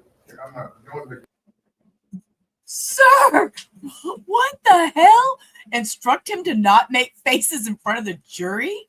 You said no objection, sir? No. Judge, I'm going to ask that you instruct them not to make faces in front of the jury. I'm not going to make any faces. Well, no objection, any cases, whatever, 25 will be admitted. Before I publish it, Your Honor, I want to clarify something that even confuses me, and I've been working on this case for a while. If you're Mr. Earls and you're shooting towards me, okay? If I'm right near the truck at the time that you're shooting at me, or in the vicinity, let's say this. Here we go, hiding behind walls again. And you're shooting at me as I'm running towards it, okay? Is that concrete proof that his intent is to shoot at the truck, or could it be that he's shooting at me? I'm sorry? I believe his intent would be shooting at you. Well, let's look at this exhibit where they pointed out 24 right here. You see the robbery suspect's right on the truck, right? Right. I mean, sorry. Zoom out, sir. Zoom out. There we go. There's the truck and there's the robbery Look at your suspect. nasty right? finger. At least at that point. Gross, did y'all see that? Did y'all see that finger? That was a gross finger. I'm sorry. I'm going to traumatize y'all, okay? Look at that. Sorry. We're all going to be traumatized by this finger together. Oh, my Lord. There we go. There's the truck and there's the robbery suspect, right? Yes. At least at that point, that flash, he's right at the truck, right? Yes. Okay. Now, this has been admitted. This is defendant exhibit 25. Okay. Now, you weren't out there that day, were you? The day of the incident Yeah. or the day of the photo? No, the day of the incident. No, I was not. And you heard Ms. Rossi testify. She wasn't out there either, correct? Correct. But you saw a video and you saw the graphics showing that Tony ran to the edge of the street, right? Yes. So if you stand at the edge of the street from 25, may I approach, sir? Okay. And you were taking the picture, okay? Can you tell us whether or not you can see the truck, where the truck would have been coming up, and where after he cleared the path, but when Tony ran out here, okay, can you tell whether or not he would have been able to see the suspect running still? At that point, it would have been difficult for him to see the suspect running beyond that point. No, I'm saying, like, if you come out here, okay, and you're looking down the street, because he comes out from the video and he starts shooting at the truck as it comes towards him, right? Yes. Okay, and we know from the exhibit that the robber came in close proximity to the truck, right here, correct? And the truck's still on the street, right? I mean, it's on that street we just looked at, right? Correct. Coming up, he's coming towards, the truck's coming towards Tony, right? The robber's running away from Tony. Correct. Okay. Now, I'm not asking you to give me a concrete answer, but if you saw something like this, is it possible you could think that the robber's getting in the truck, being that close to it? I think at that point, the robber is within arm's reach of the truck. Okay. And I think it's conceivable that someone who loses sight of the robber at that point could believe that that person got into the truck. Well, we keep talking about losing sight of the truck. Does anybody really know exactly where Tony was? Okay.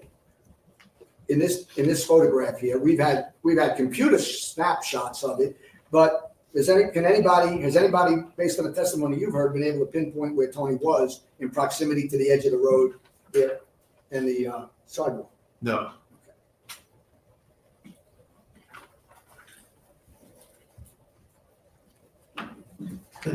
The 5 shots that you believe were shots, let me ask you, sitting in this courtroom, if you heard that, the 5 taps, Hello? shots Come in. out in the hallway, would you run out there? What would you do? Would you respond?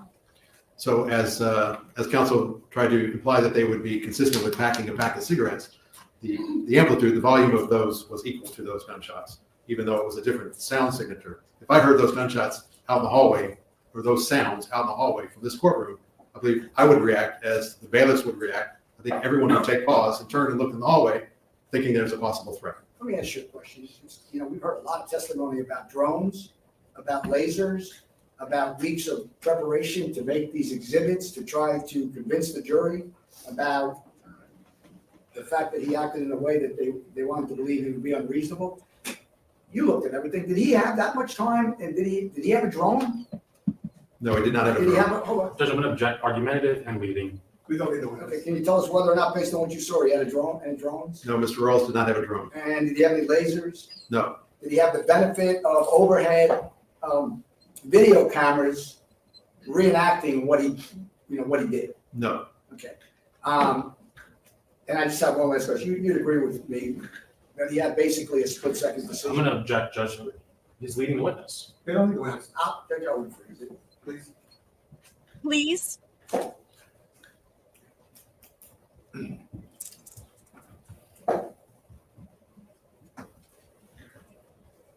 Do you think he had, strike that. He didn't have very much time, did he? No. And there were a lot of factors, were there a lot of factors that come into play? You're leading witness. Don't witness. I'll help you answer it. Tell me whether or not, I don't The want to. judge. Tell me whether or not there were factors that you saw evident during the trial that would be something that you as an expert would consider would come into play in looking at this case as a investigator. So I'm not sure where you're going with that. I'm just asking, like, Judge, I'm going to object. Not only is he asking the witness to invade the province of the jury, but he's also asking the witness a compounding question that the witness can understand. well, first of all, can I respond to the first objection? He needs to rule 702. He needs to read rule 702 because it specifically says that I can ask that question and it's not objectionable. Secondly, I can rephrase the question if it's compound and I'll make it easier for him to understand. There you go. Thank you. Here's my question. If you were the investigator involved, would you consider all of the factors? I'm sorry, did you see a lot of different factors that you would consider in forming opinions about this case? Yes. Okay, now, I know you've been in HPD 35 years, you were in the homicide division. Can you tell the ladies and gentlemen of the jury whether or not the state of Texas routinely calls their lead detective in their prosecution? Question is, I'm sorry? what the question is on? Do they routinely call on their detectives, the lead detective, to testify in court. Objection, relevance to this case. It's just that, what do they do Yes, routinely? yes, they routinely call the investigating detective to testify in the case. I'll pass it. I've got nothing for Mr. Turner. From the state, Mr. He's like, get out. I'm done. Who do you have next? Anyone else?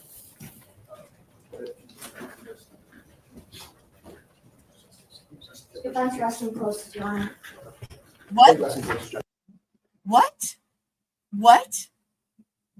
We miss, but they didn't ask the defendant if he wanted to testify. Defense resting close to Your Honor. State resting close, Judge. Both sides of the rest of the close. I think this is an excellent time for us to stop for today. We'll start tomorrow. There's a couple of things that I have to do. You guys have heard testimony, opening statements.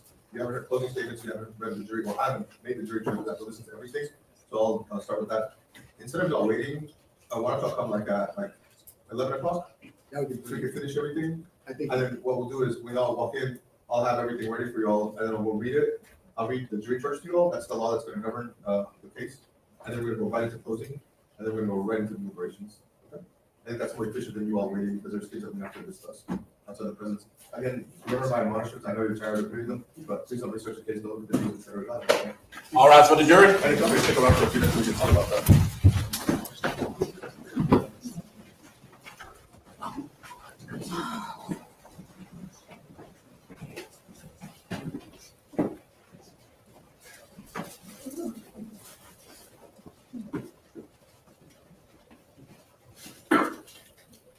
Y'all may be seated. We'll stand in recess until tomorrow morning. What time do you want to see, Judge? Earlier. Let's talk about the jury charge. You want to be off the Off the record? record, please. Yes, ma'am. Thank you.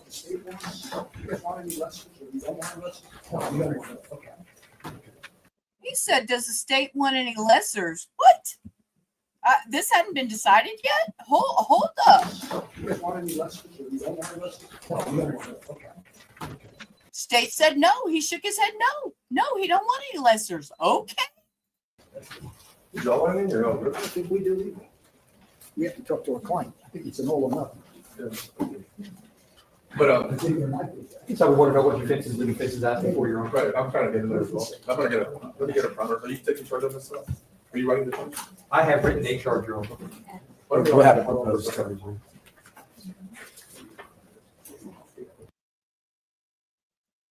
Well, okay. That was an interesting day. Lots of spicy, lots and lots of spicy. Defense had three witnesses, Dr. Lambert, 2 witnesses, and Andrew Terrapin. Wow. And they didn't even ask him if he was, maybe the judge just went over it during one of those breaks, but they didn't even ask him if he was going to testify. And whoa. Okay. I'm just going to leave it at that. I'm going to do a late night stream. Probably I'm looking at maybe like 11 or midnight. So if anybody wants to come back, if y'all are awake, I'm going to cover the Gary Busey sentencing, what he got for the hearing that we watched that not long ago for his essay. And there was another one. Oh, Karina Cooper was sentenced, and I want to go over that. I know that they closed on the Soto Escalera and they have a verdict on that, but I'm going to save that probably for tomorrow night, middle of the night type thing. Hector's gone back to working long hours. So yeah, I'll have a lot more time at night that I need to find something to do with to entertain myself. So with that, I will be back later. I have a stream set up for, I believe 11. Yeah, I have it set up for 11. And like I said, I want to go over the Karina Cooper sentencing and the Gary Busey thing. So we will do that later tonight. So with that, I will see y'all later. Till then, peace. Rubber out. Y'all have a great rest of your evening. Life's a ride on a